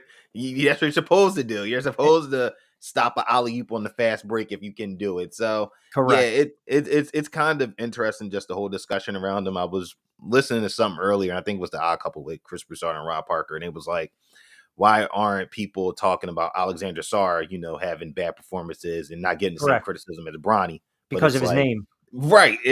He's Bronny. He's LeBron James I mean, Jr. He plays for the Lakers. Yeah. Like, Right. Like, come on, 2 guys. and I mean, 2. have a little more common sense. It's the Yeah. name on the back of the friggin' jersey. It's the fact that Exactly. you guys, the media, whether it was the mothership or FS1 or Fox, everyone's throwing and cramming down our friggin' face. Oh, this is a great thing. Forget about it. I got to listen to friggin' Windhorse. Shut up about the nepotism. It's clearly nepotism, and the agent pulling the strings, and all these teams are puppets because they were afraid to spit in the wind and hit Rich Paul because they knew Rich Paul would never do business with them. Like, I mean, it's almost like watching these political networks. Like, do you believe what you're saying right now? Like, seriously, like, do you believe what you're? Are we that? Like, do you take us for those, that dumb, right? Foolish, if you will. I mean, some people do. Who knows? Fast approach 1:00, a Friday edition of Middays with Q right here on Sports Radio 102.9 FM. The Game. Rich Quinones here. Angel Martinez behind the glass, host of Martinez and Company, Monday to Friday, 10 to 12. And of course, he follows Pete Shepard from 7 to 10 a.m. Jovan Alford, kind enough to join us. All right, buyers and sellers, second half of the baseball season. I got a couple teams, and I think it's pretty obvious. White Sox, the A's, the Marlins, right? They had that 0-9 start. White Sox are going to lose another 100 games. They're horrible. The Angels, you look at the double-digit deficit division wild card. I mean, another no postseason for Trout. Colorado is just a bad team. Yeah. We know they're going to sell off. Oakland's got a couple parts here and there, right? A couple pieces. But the buyers are what interests me. I think the Yankees, think about this. The Yankees, my Yankees, haven't won a World Series since 2009, right? If they don't get to the ALCS, if they don't get to the World Series or represent the AL in the World Series in October, I can see Boone, Cashman. I don't care what contracts say. Enough is enough. 2009, that's like unacceptable, right? I mean, right. I hate to be that arrogant, Yankee fan, but it's like enough is enough, man. Like, get to an ALCS, get to a World Series. I think Baltimore needs a little more pitching depth, but I'll ask you on the Philadelphia Phillies. I think we've mentioned this a little bit. I still clearly think when it's all said and done, it should be the Dodgers and the Phillies in the NLCS. And you look at what their pitching staff is doing, the Philadelphia Phillies, you've got 3 potential starters where you can blend in for the Cy Young, obviously. Sanchez has pitched well, Suarez, Wheeler, obviously Aaron Nola. I believe Nola pitches tonight. Correct me if I'm wrong. Yeah. But yeah. So, and I do like actually the Phillies over Pittsburgh in one of my plays at a buck minus 165. But biggest need right now for the Phillies, is it another bat? Is it, a little more outfield depth? What do you foresee? I think most people believe that they need another outfield bat because Castellanos is kind of up and down. Like, when he's on, but when he's off, he's swinging at everything out of the zone. And center field, you're getting great defense from Rojas, and he actually hit the ball pretty well coming back from AAA. But I think people are still worried and concerned, like, where else are you going to get offense from? And then you release Whit Merrifield, before the All-Star break, because he wasn't contributing. So I definitely think that they're going to probably look for an outfield bat. I know people, fans have thrown out the name, Jazz Chisholm. I know a lot of Phillies fans wanted Luis Robert, but that kind of quieted down. So now everybody's pigeoned their way to the Brent Rooker fan club, which I'm happy, because I've been saying that for almost a month and some change. So I think that's where Phillies fans probably want to see a guy that might not be the strongest defensively, but can bring some pop, can, hit from the right side because they're so left-handed in a lot of portions of the lineup. So having another right-handed bat that can play in the outfield, bring some pop to that lineup, I think that's where the Phillies probably would go. And I think they should also look at maybe getting another piece in the bullpen, getting another weapon back there. Obviously, I think they have a really solid, group of guys, back there. But I think having another guy to go with Strahm, Hoffman, Alvarado, and Dominguez and Kirkland will give them another option, because we know in the playoffs, even making that run towards the playoffs, you can never have too many good bullpen pieces. I know you. I feel as though you might be on the payroll for the WNBA by your tweets. You are a big time, and you comment, you tune in, and we love you for it. We appreciate it. You are a WNBA guy. You're probably putting a little bank in the pocket with some of these player props. But with that being said, I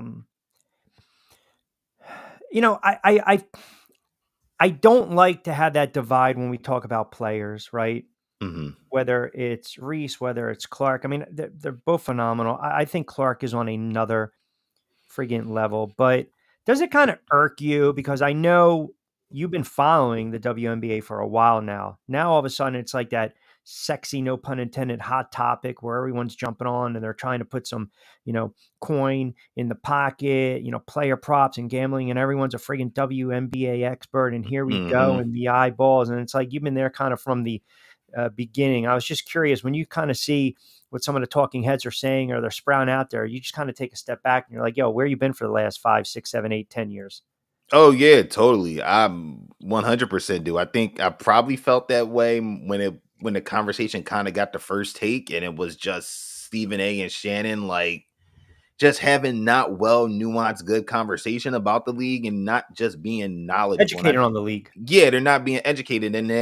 And because they have such of a big platform, then that kind of educates the masses, right? Because there's a lot of people that don't understand that, even before Caitlin Clark, there was, tons of great players, right? The Candace Parkers of the world, Elena Delle Donne, Skylar before she ended up, with the Storm, Tina Thompson, Swoops, Cynthia Cooper, Maya Moore, Simone Augustus, like so many great players. And I get, the notion that Caitlin Clark, what she's done for the league and, bringing new eyeballs to the league. It also causes a little bit of friction too, more so on social media, because you'll have like the people that are like trolls, right? There's one he's not famous, but a person that's in the gambling expert field, goes by name of Will Hill. He's Caitlin Clark stan. He's always in my mentions every time Caitlin Clark does something, and I'm just like, I haven't talked about her and I haven't mentioned her. Is that the real Will Hill? Yes, I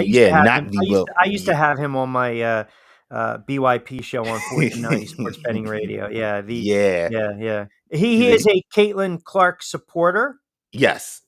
So he wants to cram it down everyone's throat. Yes. And I think what people have to understand too, and I think this what happens when something becomes so big and mainstream, I think some people feel as if like the people that have been there for like 5, 7, 10 years watching the game, right? I think they probably feel like their voice might be getting drowned out. Like, hold on, like y'all just started watching women's college basketball, a couple of years ago when Iowa was making that run, and people are having these fictitious debates. I've had friends, debate me saying Caitlin Clark is better than Paige Beckers, and there's nothing. I'm just like, come on, man. Like, we can't, everything doesn't have to be a debate, right? And well nuanced conversation, right? So I think with the WNBA, like, it's good that the game is growing, it's expanding, right? I think they just have the partnership with DraftKings, this week. So I think it's great that the league is, the league is expanding, obviously getting expansion teams. We're seeing, people taking interest in the league that Brianna Stewart and Nafisa Collier are doing, the Unrivaled, the 3-on-3 league that they're going to have in the offseason. So the game is in a good spot. It just sucks when certain conversations happen, because it then devolves into a racial divide, which I do understand and get, especially someone being, Black and seeing how like one player could be getting propped up, and then people that are, Black women, that are fans of the league feeling like, well, hey, like, why aren't we talking about, and I think this is the big thing with A'ja Wilson, right? Like, why aren't we talking, like, why did it take now, right, to talk about A'ja Wilson and the things that she's done on the court, and, she likely will go down as one of the greatest players, to play in this league. Like, why is that discussion just happening now? Like, and I think Monica McNutt said it too, like, y'all could have been talking about this, like talking about ESPN like 3 years ago, right? And I don't think people understand that, right? Like how much control, like big platforms, they can control the conversation, right? They push the narrative. Yeah, and if you start talking about 3 years ago, we're not having this discussion, right? But then you jump on the bandwagon, and then everybody's, got a platform, got hot takes, and they're going to throw their hat into the ring. But You're right. There's a difference with it. between, but now again, everything is, listen, we all have opinions. That's what we do. But you could have a conversation. It could get heated, but ultimately, I shouldn't cram down my thought or my opinion, push it upon you. And, I always tell people what makes good radio, right? Good dialogue is when you do push back a little bit and you have, it's boring when you all friggin' agree. Agree. Like sometimes, not you per se, but over the years, I've had people on, I've guessed, and I appreciate all of them. And some of them, I'll let them know afterwards. I was like, push back, man. Right. It's okay. Like as long as you're doing it respectfully and have like something to back up with it. Like you don't gotta say like, I mean, I'm like, I agree, oh Rich. my That's God. cool. I was like, you some of you guys are getting so friggin' soft. I can turn around without even going in your back pocket and getting your social and your bank information, right? I mean, easily manipulated. Push back a little bit. Give me a little juice. Push back. Will you push back? But but I hear you. When you have those platforms and you have that, that microphone in front of you, again, I hate to bring it up, but look what's going on in, the political landscape of this country, right? You turn on one channel, you turn on the other channel, and then maybe you turn on the third channel. Maybe it's like that a little bit, but that's sports world's the same thing. They just want to cram it. I mean, hell, when football starts, it's still going to be Bronny. It's going to be the Dallas Cowboys. It's going to be the Yankees. It's going to be the same friggin' nonsense ad nauseum. But hey, we give everyone an alternative. So, all right. My good friend does a great job, Jovan Alford at Jovan10 on X, fan site. And of course, check him out with all his betting props and plays, FTN betting. What about the pod? You got the pod? You sprouting out the pod? What's going on with that? P-pod? What's going on with that? We haven't done one. We haven't done one recently, obviously, because of vacations and just being summertime. But hopefully we'll link back up and do one soon. Since obviously Phillies are coming back, Eagles are coming back, so we'll probably definitely get one. Hopefully done sooner rather than later. And how's the pup? Oh, he's actually doing fine. He's actually sleeping right next to me right now. That's why I have to be quiet because. Yeah, no, I heard the barking yesterday when it was like right at 2:00. It was like 1:58 and the barking was like, all right, let's go. Time to go outside. I'm like Angel. I'm like, don't even go to break. Just wrap it up. Throw that closing billboard in there. So, all right, brother. I always appreciate you, man. And we're going to do a lot of stuff during the football season as well. So I always appreciate you making time for the show. Hey, no problem. Appreciate y'all. Always having me. It's always a good time. All right. You got it, my man. All right. See y'all. There you have it. My guy, Jovan Alford, does a great job. Give him a follow. He's actually, he kind of keeps, when he's with me, he keeps me kind of like grounded with the thoughts, so to speak, if that makes sense, because he's very well spoken, doesn't get too high, doesn't get too low, where me, I'm just all over the place, do what I need to do. But no, he's really, I like Jovan. He does a really, really nice job. He puts out some really good information as well. He does. Here's a new term that, because we've heard about the pimp hand, right? Yeah. So Jovan keeps his sports pimp hand strong because they're well balanced. There you go. Yeah. I kind of like I have to come up with something like, because I was thinking as I was saying it with the training day where what was the scene when he put the pen in Snoop Dogg's mouth and he goes, Jimmy crack corn. 1, 2, 3, 4. Craps. What was that movie? It was a great movie. So, all right. 1:00 straight up on the East Coast, 60 in the book, 60 to certainly play with. We will take you up to 2:00 straight up as we typically do. And as I said, we got some more program coming on board. Who knows what updates we will give you prior to the football season, NFL and college alike. But as always, check out sr1029thegame.com. Now we got the video up there, which is just fantastic. Sometimes I'll just take screenshots of myself. Hey, whatever floats your boat. I just like that. It just, the way it's laid out looks really good. Download the app, download the friggin' app, tell your friends, share, download the app. As I mentioned, we got some great programming. Not just myself, Pete and Angel. We got Talking Hoops. We got Lloyd Vance's Insider Football, Jonathan Marshall Time. We got the new shows coming on board as well.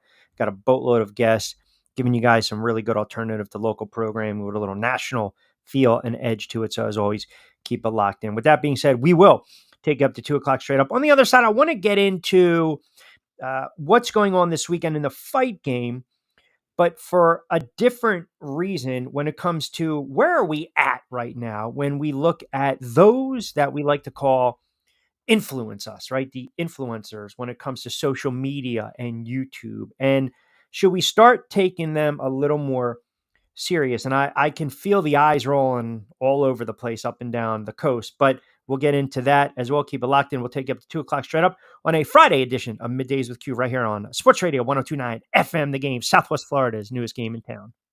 Hi, folks. This is Gerard Moynihan of Moynihan Lumber, and I would like you to know that our company has been selling Anderson windows for over 60 years. See the complete line of Anderson windows at any of our 3 locations in North Reading, Beverly, or in Plastown, New Hampshire, or at MoynihanLumber.com. Ion Tampa Bay is the latest news, weather, and traffic for Pinellas, Pasco, Ellsboro, Hernando, and surrounding communities. Stay connected on X, Facebook, and their website, IonTP.com. Ion Tampa Bay keeps you informed on breaking news as it happens. Southwest Florida's newest game in town. Sports Radio 102.9, The Game, powered by Ion Tampa Bay. We'll be right back.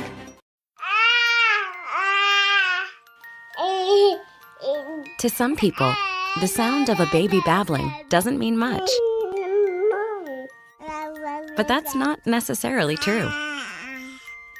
By 6 months, they're combining vowels and consonants. By 9 months, they're trying out different kinds of sounds. And by 12 months, their babbling is beginning to take on some meaning. Especially if there's no babbling at all.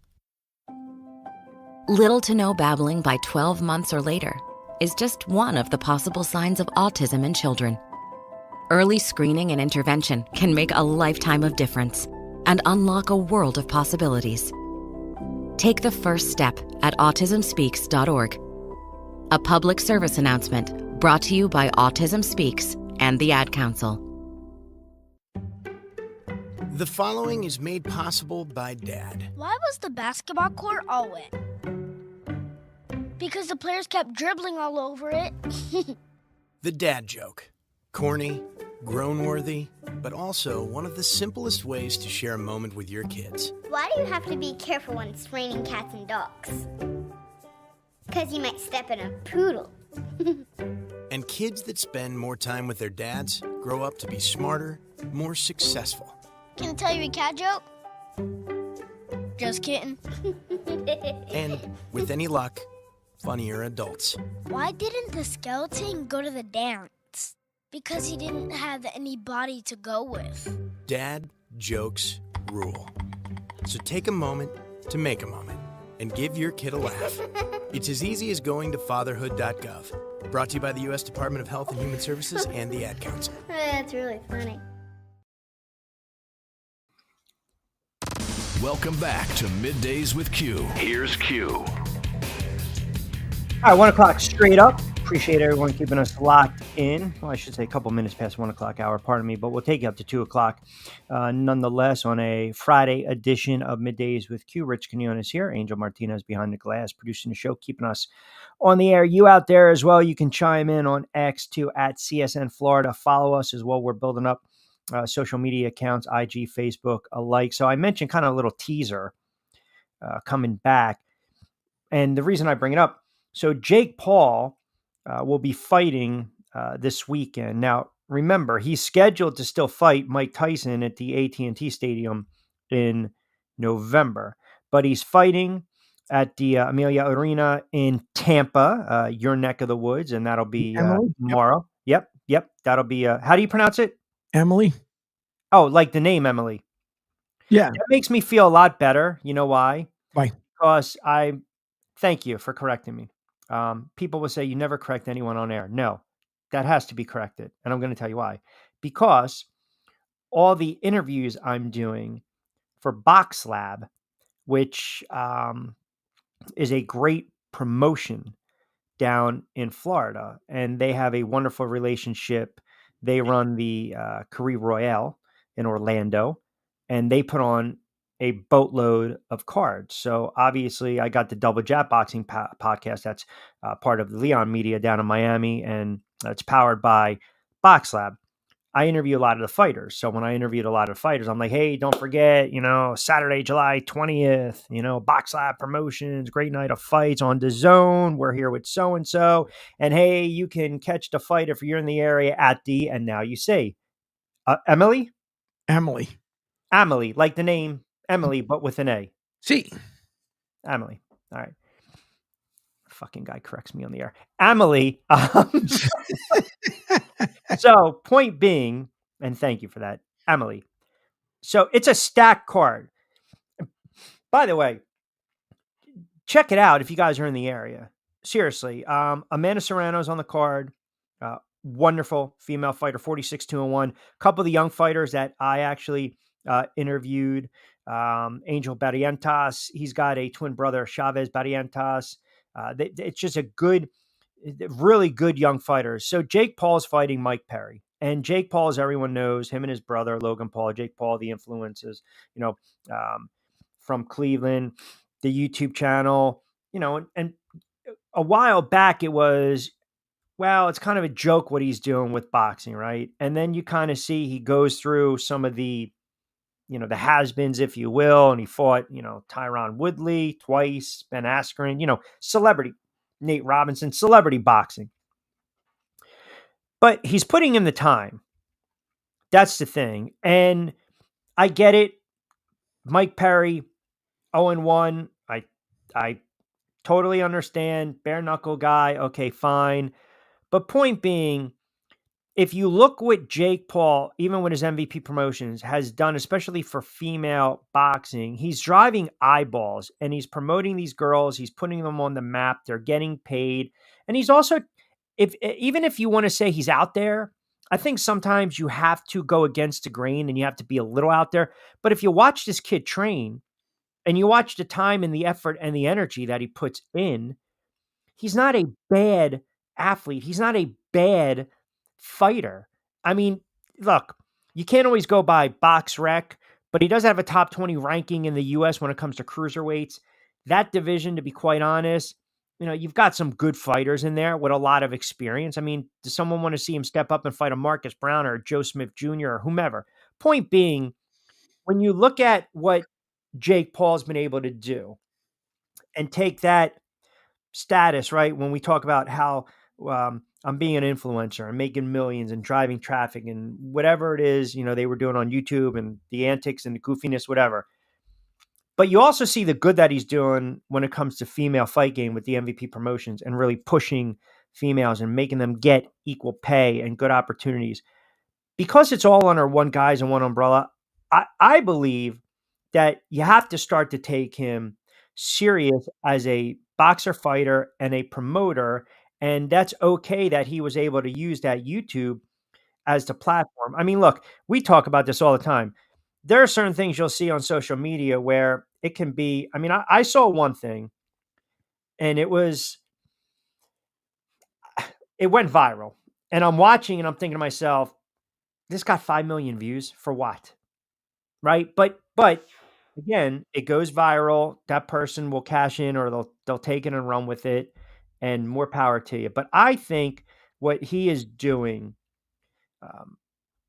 especially when it comes to the female fight game, and even if he's outlandish and outspoken, you have to be in this sport and in this game and in this industry.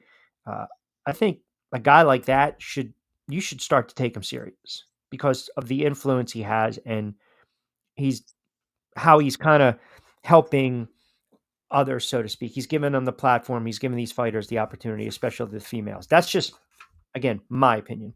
Okay. I got a quick question. This is where you get to correct me here on air. Because there's some boxing things, obviously I'm ignorant to, but you said a cruiserweight? Yeah. So you have like different divisions in boxing, right? Right. You know, light, heavy, heavyweight, middleweight, welterweight, buck 40, buck 44, buck 47, lightweight, 135, cruiserweight.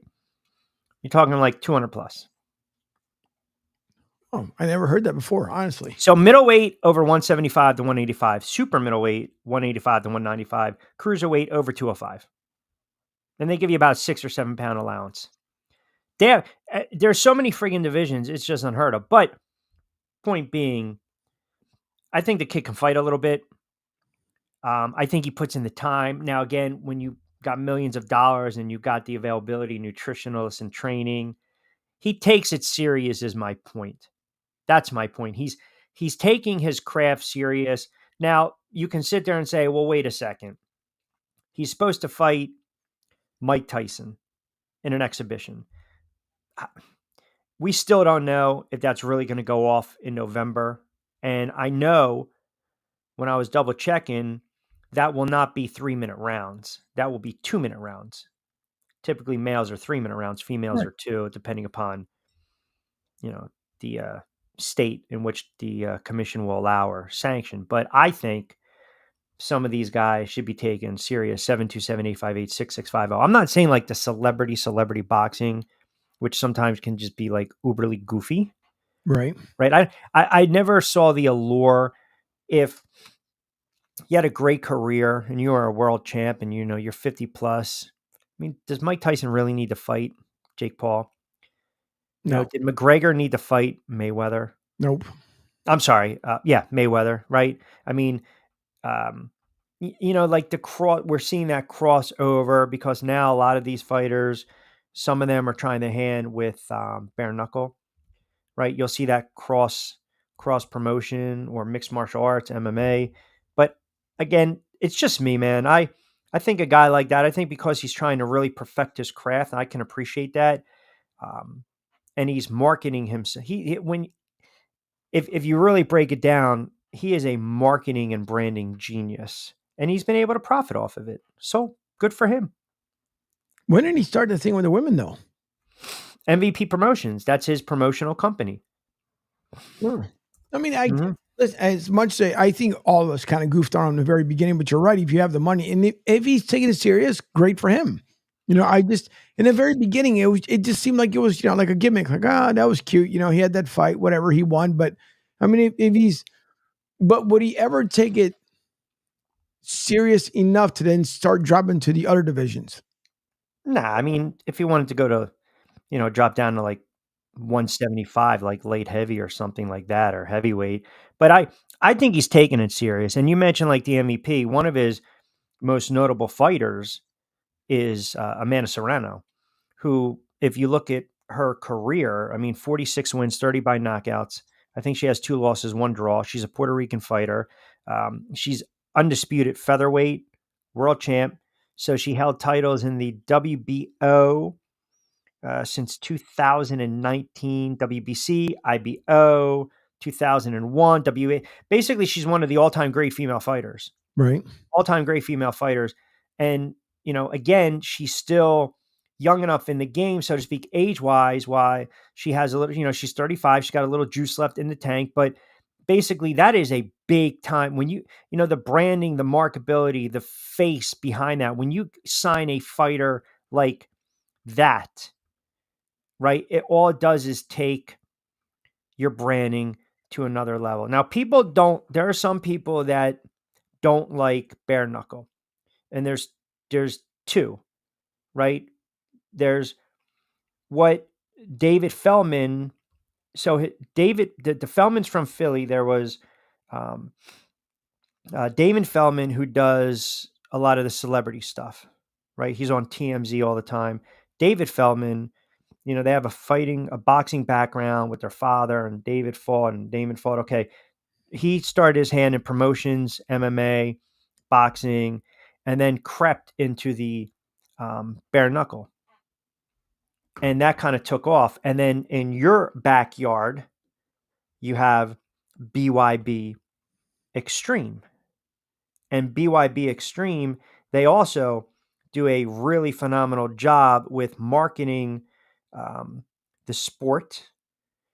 It's called BYB Extreme Bare Knuckle Fighting Series, and they called the ring, the arena, if you will, Trigon, right? So there's not a lot of room to operate. So people look at that sport and think it's extremely brutal. When you think about it, you're in close quarters, maybe not as much damage is being inflicted, but because you're in close quarters, there's going to be a substantial amount of action. So their base, they do a lot of stuff in Tampa. They do a lot of stuff in Miami as well. But point being that they carved out that niche. And what you're seeing now is you'll get some MMA fighters, you'll get kickboxing, you'll get boxers. They want to make that transition. Sometimes you'll see an MMA fighter want to make a transition to boxing, or you'll see a kickboxer want to make a transition to MMA and or boxing. They've all studied those disciplines, right, in one way, shape, or form, but they found a way. It is a niche. And I think what Jake Paul is doing with his promotional company and the fact that he was on YouTube and he blew up on YouTube and now he's taking the sport, which is a niche sport, boxing. I mean, think about it. I still believe it is a niche sport. You got fans, but you don't have diehard fans. Well, you have diehard fans. You don't have fans that kind of, if you were to just have a conversation, say, hey, do you know who Boots Ennis is? Terrence Crawford, Earl Spence, Shakur Stevenson, Tank Davis. They might have to Google, like, oh, I think I heard of him. They might not know right off the bat the divisions or the belts that they held. So it's a very cliquey, niche kind of fan base, fanatical fan base. And I think what they did is they wanted to push back when McGregor wanted to fight Mayweather. I thought it was a joke. I mean, to be quite honest, I actually had I had high-ranking people from respective Hall of Fames used to call on my radio station because some of them were probably on the payroll for that, right? Just to push it. I thought it was a joke to fight. I really did. No disrespect to Conor McGregor, who basically just partnered up with Feldman and Bare Knuckle for branding and marketing. I just thought he had no business in there with Mayweather, and I just thought it was a joke. Maybe I'm too much of a purist. Maybe if you want to say, hey, lump me in that category of kind of like boxing snob, whatever, I can appreciate MMA because I call it MMA fights too. But now, like you said in the beginning, I thought what Jake was doing was kind of like, this is goofy, man. Come on, stop. Leave this sport alone. But as the years pass and I see the effort and the time and the energy that he's putting in, and also with the promotional company, that to me is impressive. And he's branded it and he's marketed the right way. And now I start to take it serious. And I'm like, okay, let me see what he has going forward. Do I want him to fight Mike Tyson? No. But, Mike Perry 0-1. I like to see him really start to step up in class and maybe get an 8 or 10 rounder with a real viable opponent if he's ready. But I appreciate what he's doing. And again, he started it because he went viral on YouTube. Let me see. It's different because you're saying like how a lot of people right now, they're not loyal and it's kind of niche. But when we were growing up, it was different because you had Sugar Ray, you had Muhammad. I mean, we had well-known fighters, Leon Spinks. I mean, we were fans because we knew that, there was another match coming and there was another match. And you had a new boxer coming in, Sugar Ray Leonard. So it was a constant, the Golden Boy. Is it because of how it's changed that people are just not into it as much anymore? You're asking the wrong person because I'm so biased.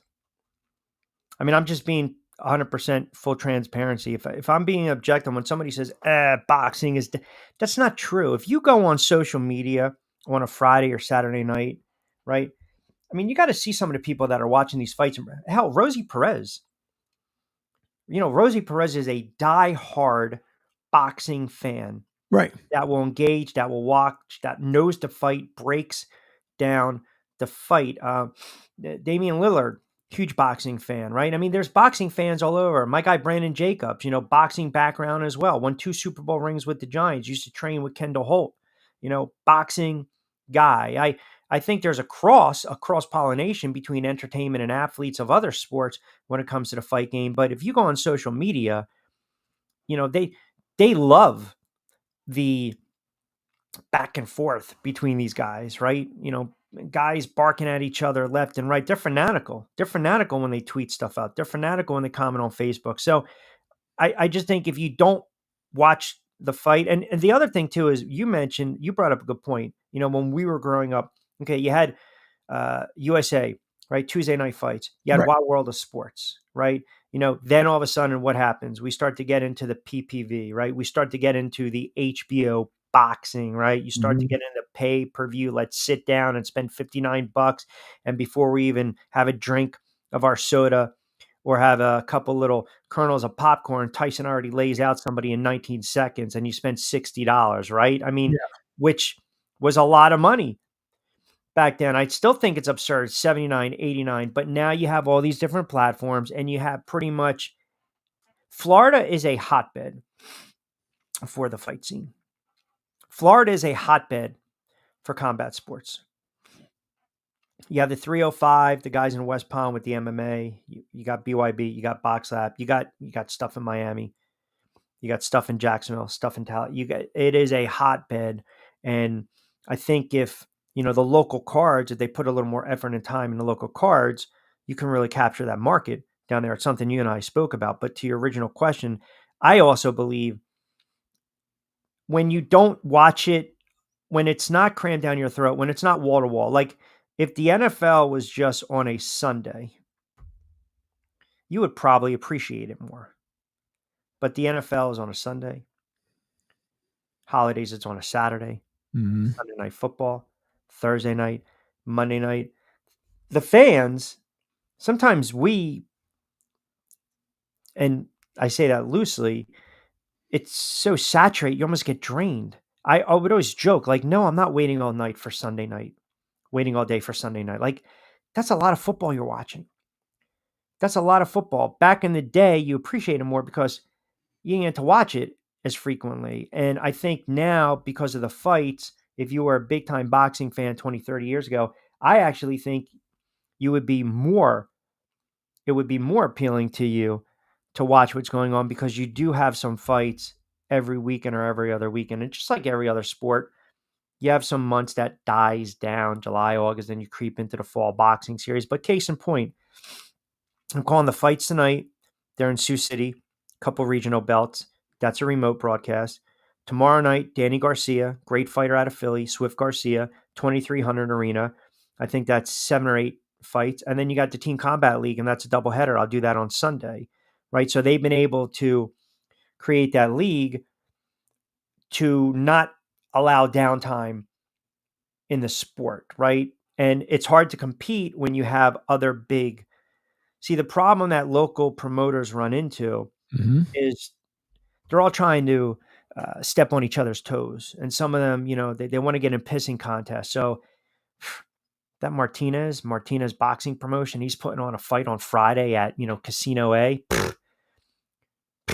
Shit, screw him. I'm putting on Casino B on a Friday night. Why do you want to go head to head? It makes no sense. Why do you want to do that? Like, there's enough room. Put the fights on because it is about the fighters. This is about the young fighters coming up. That's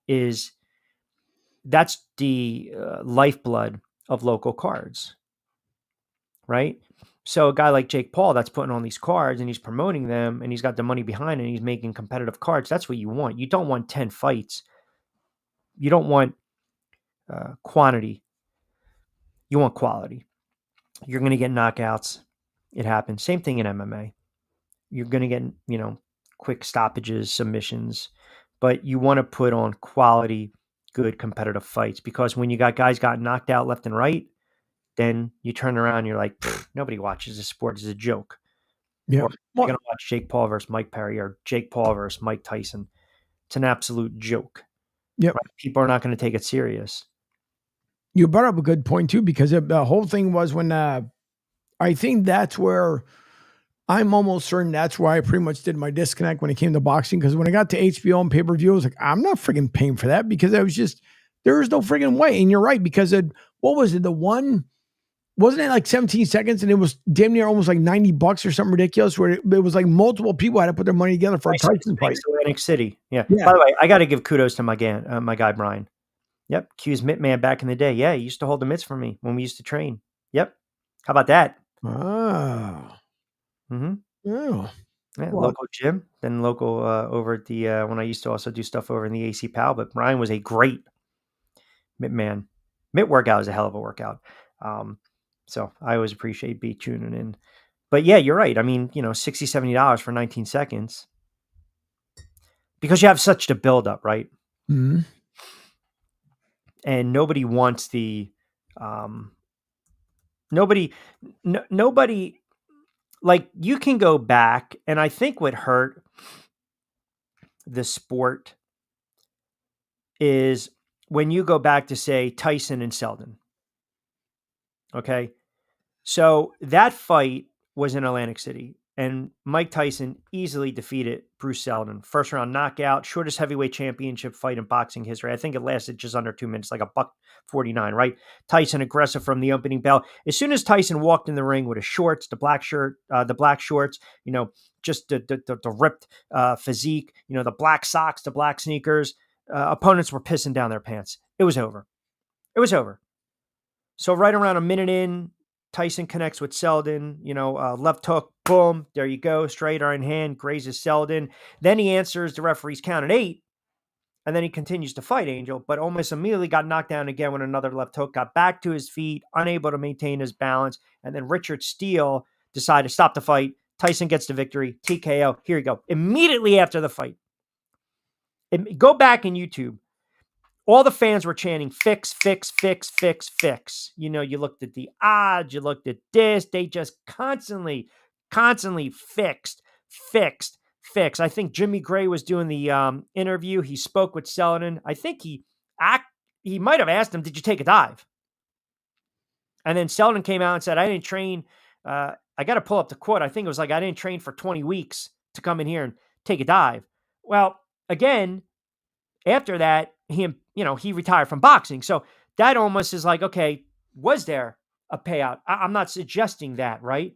I'm not, because he was a very good fighter in the Atlantic City area backyard. His son, 2 of his sons fight. One of his son is a heavyweight that fights as well. I just called his pro debut, but people equate the sport of boxing with corruption and it being fixed. And we already know the sport is corrupt. We know fights have been fixed since the dawn of time. So they look at that, and sometimes they have this preconceived notion of what's going to happen. Right. So it's, why am I going to watch? I know, but it sucks though, because it was like back in the day, it was so damn good. Like you remember too, when it came down to it, like when Mike Tyson, right? When before his peak, and it started becoming kind of a semi joke where people were saying like, who would step in the ring with Mike, for how much amount of money. I would have, if they were giving $1 million, I would have stepped in there. But as soon as he would take a step to me, I would have fallen out, because my thing was, even if he punched you once so hard, it's probably going to cost you about $700,000 to get your jaw fixed the way he was going to punch you out back in the day. But it was, and we know there has been fights. We've known this, and depending how the odds maker were back in the day, that they were thrown. Basketball games have been thrown. That's nothing freaking new. So it's a shame that the popularity went away. I think maybe the amateur side now has kind of a little by little kind of crept it back a little bit, but locally, like you were saying, like down here in Florida, where it's, you'll have people go out to these fights. But will we ever get back to the days of Marvin Hagler? Never. No. And your point with Tyson, and I used to get killed for saying this, and I love what he's been able to do the second arc of his life and career. Mike Tyson, I don't look at Tyson and say an all-time great heavyweight. Mike Tyson was overhyped. Mike Tyson was, I think, to some extent, a little overrated. And I get killed for saying that, because in the fight game in boxing, you got to beat the man to be the man, right? Right. So when you look at some of the fights that Tyson lost, look, Tyson's life changed February 11th, 1990, when he lost to Buster Douglas. Yep. Period. And I remember tape delay watching that, because right around that time, the NBA slam dunk contest was on. And my guy, Kenny Skywalker from the Knicks, won it, I think like a week or two after his father passed. I remember that fight against Buster Douglas. I'll go back and I'll watch it. Point being, when you lose to Evander Holyfield twice, when you lose to Lennox Lewis, right? When you really didn't beat,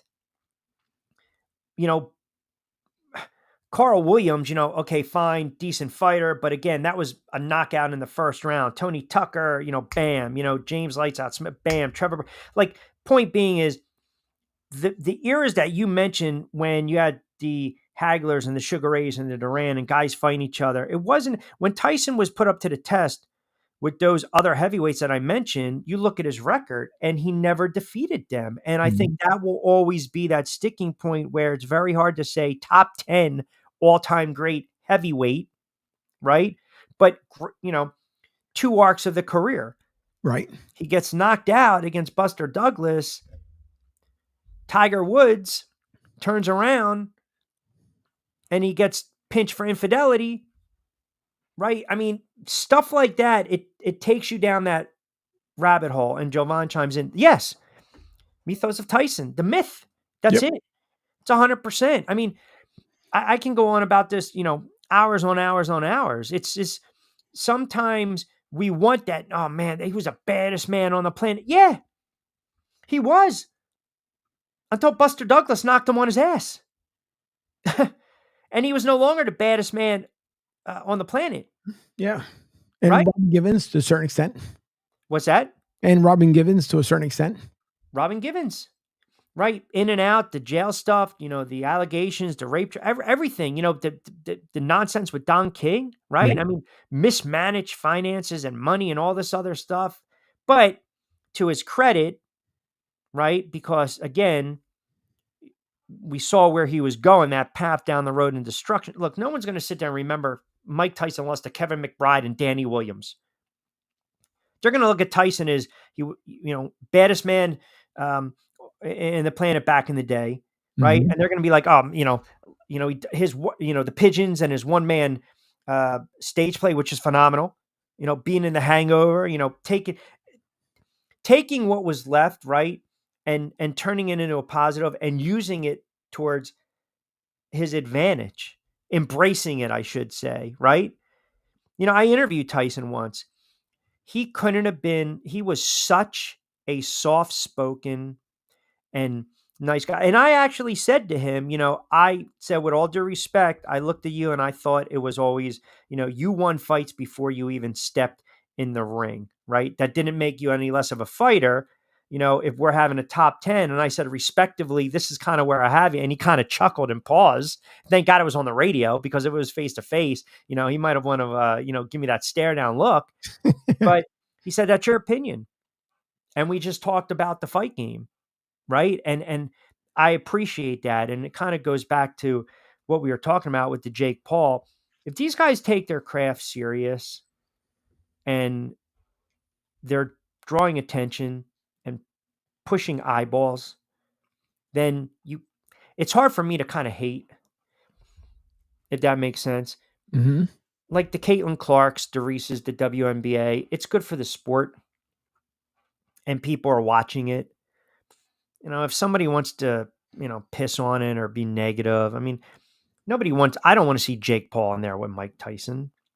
I don't want to see, the Bernard Hopkins, the Roy Jones Jr.'s, great champs. I don't want to see these guys fighting in their 50s, in their 60s. You can get seriously friggin' hurt. Period. You can get seriously hurt, man. There can be some serious damage done. And that's the one horrible thing about the fight game, where, hey man, somewhere there's a state and a boxing commission in that state that will sanction it, that will allow it. And you can't really blame the fighter, right? You got to talk about his team. And at this stage of the game, these guys make their own decision. Yep. Bad enough to see Jake Paul beating up on UFC guys. Well, yeah, I mean, like I said, stick him in the ring with, legit fighters and let me see what he can do. So, but, all right. 142, take a quick time out. We'll reset the table. Don't forget, some good comments coming in. I'll read them off as well. At CSN Florida. I'm starting to get a little concerned, by the way, before we take the break, because yes, you got to look. Oh no. has been just lights out.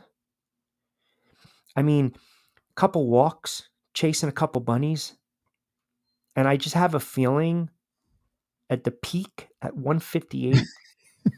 Yep. You know what you need? You need the VR goggles or something, a little sound. You know the phrase "let sleeping dogs lie"?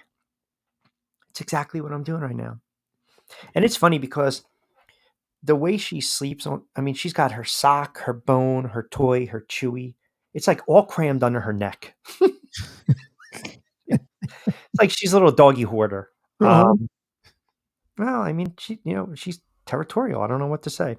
All right. 144, some baseball talk to close it out with some picks as well. We'll take you up to 2:00.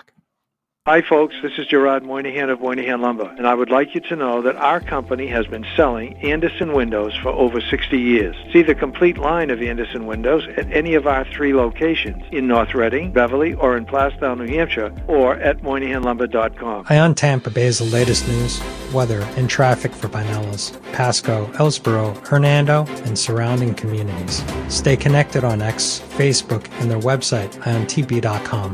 Ion Tampa Bay keeps you informed on breaking news as it happens. Southwest Florida's newest game in town. Sports Radio 102.9, the game powered by Ion Tampa Bay.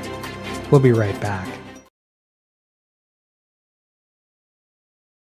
Not completing high school is more of a social thing than it was an academic thing. Even though all these years have passed, I still had that longing to have my diploma. At age 30, Carissa finished her high school diploma. If you're even considering getting your high school diploma, you can do it. No one gets a diploma alone. If you're thinking of finishing your high school diploma, you have help. Find free adult education classes near you at finishyourdiploma.org. That's finishyourdiploma.org. Brought to you by the Dollar General Literacy Foundation and the Download the Sports Radio 102.9 FM The Game app and tell your friends that Florida has a new leader in digital sports radio. Uh-oh. I don't see the incredible shrinking Hermano. I You're just cool. refreshed. Am I going to have to refresh again? I don't know. You should see Oh, me. there it is. Hold on, people. Hold on. This is what happens. I refreshed once. We will refresh twice, which means Right. Angel will carry us through the next 30 seconds. That's right. I will be back. As I always do. It's okay. It happens towards the end of the show. It's okay. We'll be back. Thank you all once again for tuning in from 7 o'clock this morning with the Pete Shepard Show. Myself, Martinez Company, and my hermano has these popping back in middays with Q here from 12 to 2 p.m. Hello. It becomes a perfect timing. I refreshed during the break, Yeah. I know. but, circle didn't get the square. Oh, did you see Bob Newhart passed away? Yeah, that sucked. 94. I mean, I very know. good. Yeah. Yeah, very but he made. I like when he made his final appearances on the Big Bang Theory. Oh, he was Sheldon's teacher, right? Professor? Yep. Yeah. And then he came back when because remember in the series, so he was in the series he was alive. Then supposedly he was dead. So then he came back and like in Sheldon's dreams, and he would talk to him, and he would dress up like crap. Who's from Star Wars? Not I Yoda? think it was like Obi-Wan Kenobi. He would dress Obi-Wan? up like him. And it was pretty good, but yeah, it friggin' it sucked. Did you watch the Bob Newhart show? Oh yeah. Or Newhart? Was it, do you consider that one of the greatest endings for a TV series? Yep. Like hey, it was all a dream, blah, blah, blah. Yep. I liked it. I liked it. And no one has been able to do that type of ending, but I thought it was really, really good the way they did it. And that was probably way before its time. Yeah, it was extremely clever. It's sometimes you get disappointed by, like Seinfeld, the ending. I mean, I was a big Cheers fan. I still watch Cheers. Go ahead. The worst ending. Television show. Sopranos. I knew you were going to say that. Why? Because it was a cliffhanger. It wasn't even a cliffhanger. It was like, how do you, one of the bigger, figure you had Breaking Bad, right? So way before Breaking Bad, one of the better series of all time. And People you had- consider The Sopranos one of the greatest TV shows of all time. Correct. And so here you are, like, right. Everybody loved it. He couldn't wait. You hear the theme song, the whole 9 yards, and that's the way you So- did it. I'm going to get hammered for this. Can I tell you? Little peel the curtain. Okay. I wasn't a fanatical Sopranos fan. I watched, but I wasn't, You weren't hooked. No. Then a lot of people weren't either. Because remember, you had the cult followers, but then you had people who started watching like afterwards when they started hearing, hearsay, Correct. you hear from people and stuff. So it really, in its heyday, it had its prime. And ton of folks. So, you could obviously make appearances, Jersey, New York, different places. Sure, no Even doubt. down here to Miami. So, but it's just the way it ended. That was worse than Fonzie jumping the shark. Well, you know where that came from because the ratings were low. Correct. That's the TV term. Jump the shark. Correct. Right. Because I butchered that Amelie, Yes. right? Arena. Yeah. It's funny. Don't feel bad. I got corrected when I was in the stadium. What Well, you say? Funny Sopranos story. And I forget the character. I think he played Vito, Joe Ganascoli. Right. He was, I guess, in The Sopranos. How do I say this? I guess there was a scene with a pool stick regarding him. Oh yeah. Yeah. Well, the guy starts hawking pool sticks on the side. So they called up the station I was working for, 1290 The Ticket in Delaware, right? It was a Fox Sports affiliate. I was on the air doing drive time. They said, hey, you want to interview this guy from The Sopranos? And I was like, all right. Well, the first thing I was like, is it James Gandolfini? They're like, no. I'm like, ah. I was like, all right. I was like, is it Ralphie? No. Okay. There's like, yeah, it's just this guy Vito and Joe Ganascoli or something like that. And I said, well, what's he pushing? Right. You're not jumping on In the Zone with Q on, 1290 The Ticket.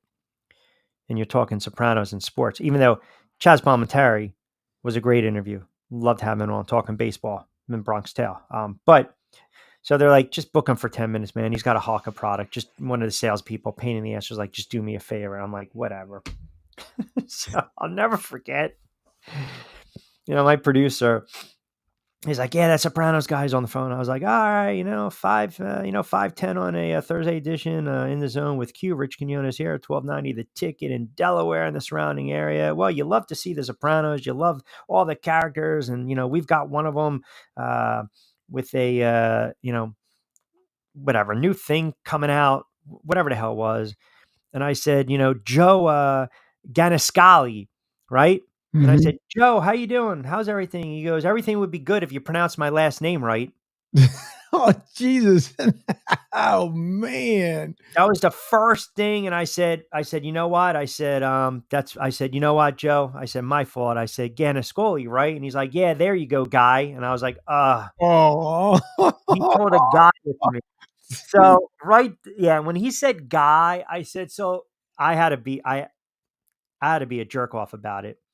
My reply to him, well, I appreciate a couple moments. So I'm sure we'll talk about the show, but you got to be hawking some product, right? Oh, Jesus. Wow. Back to back to back. Yeah.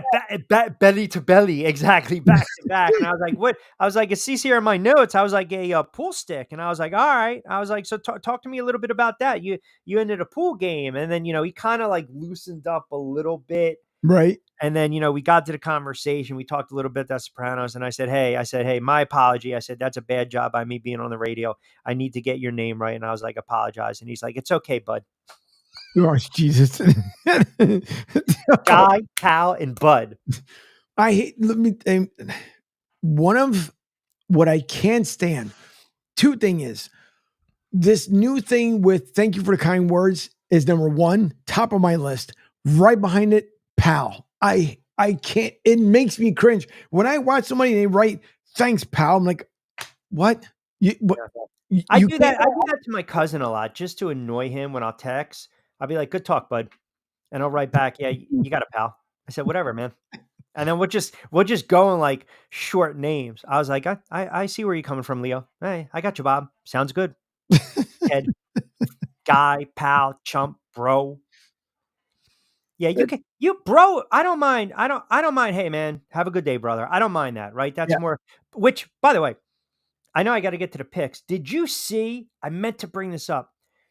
There is it's a revolving door. Oh my God, I can't believe I didn't bring this up early. There is I think it's a cafe somewhere. Forgive my typing. Where to enter, you have to smile. At the door? At the door. Yep. Hold on. Smiling cafe.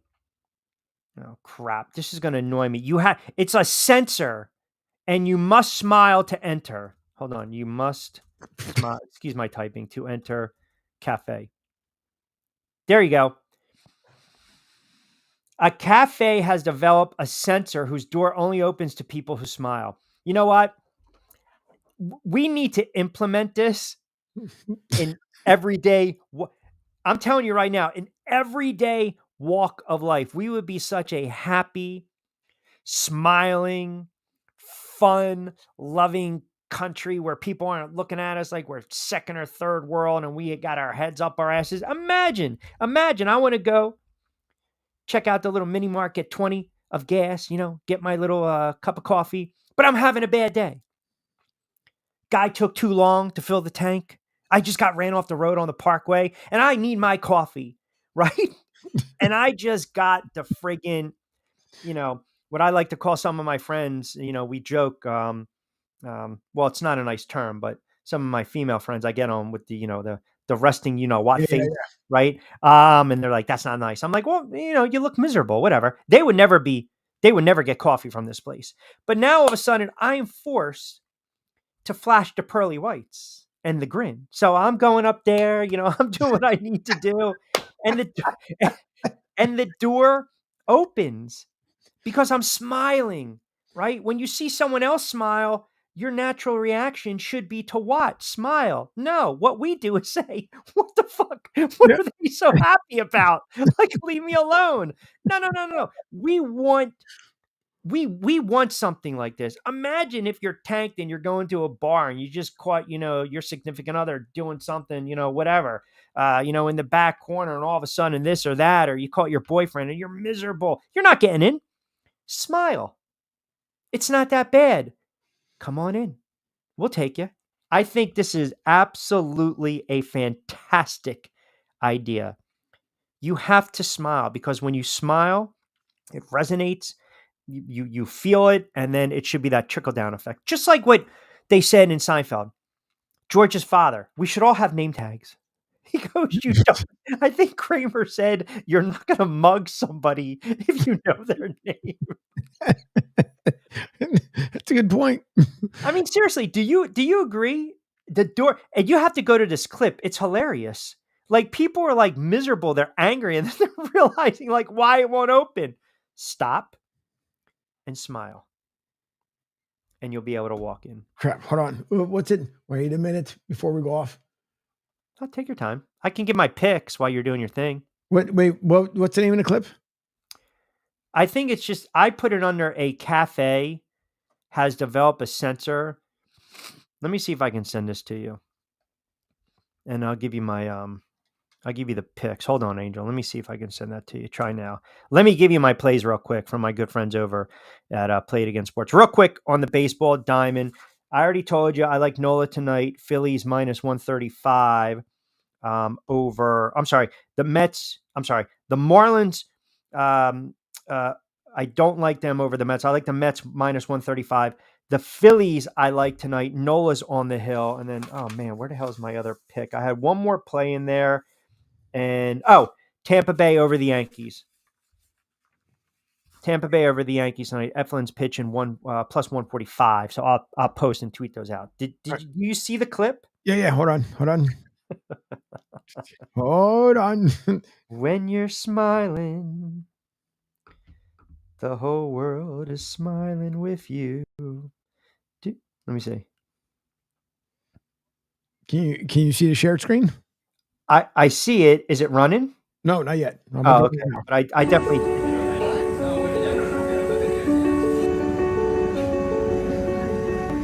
Smile, you asshole.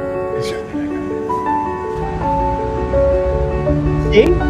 What is this? Does it say smile, you asshole? See that? That's what you want. Here's another thing. Imagine this for a moment. You're getting ready to rob one of these stores. You're not smiling. You're not coming in. What? I'm serious. What? I'm not making a joke about it. What's so funny? I'm being honest. Because who the hell's going to smile before they rip something off? That's my whole point. Exactly. If you smile, maybe all of a sudden that alert goes off in your brain and you say to yourself, I shouldn't do this. Now, if you're showing the gun when you walk into the mask, that's one thing. But if you're smiling, you're not prone to violence. That's all I'm saying. It's a happier life, like this girl. And the sign should say smile, you asshole. All right.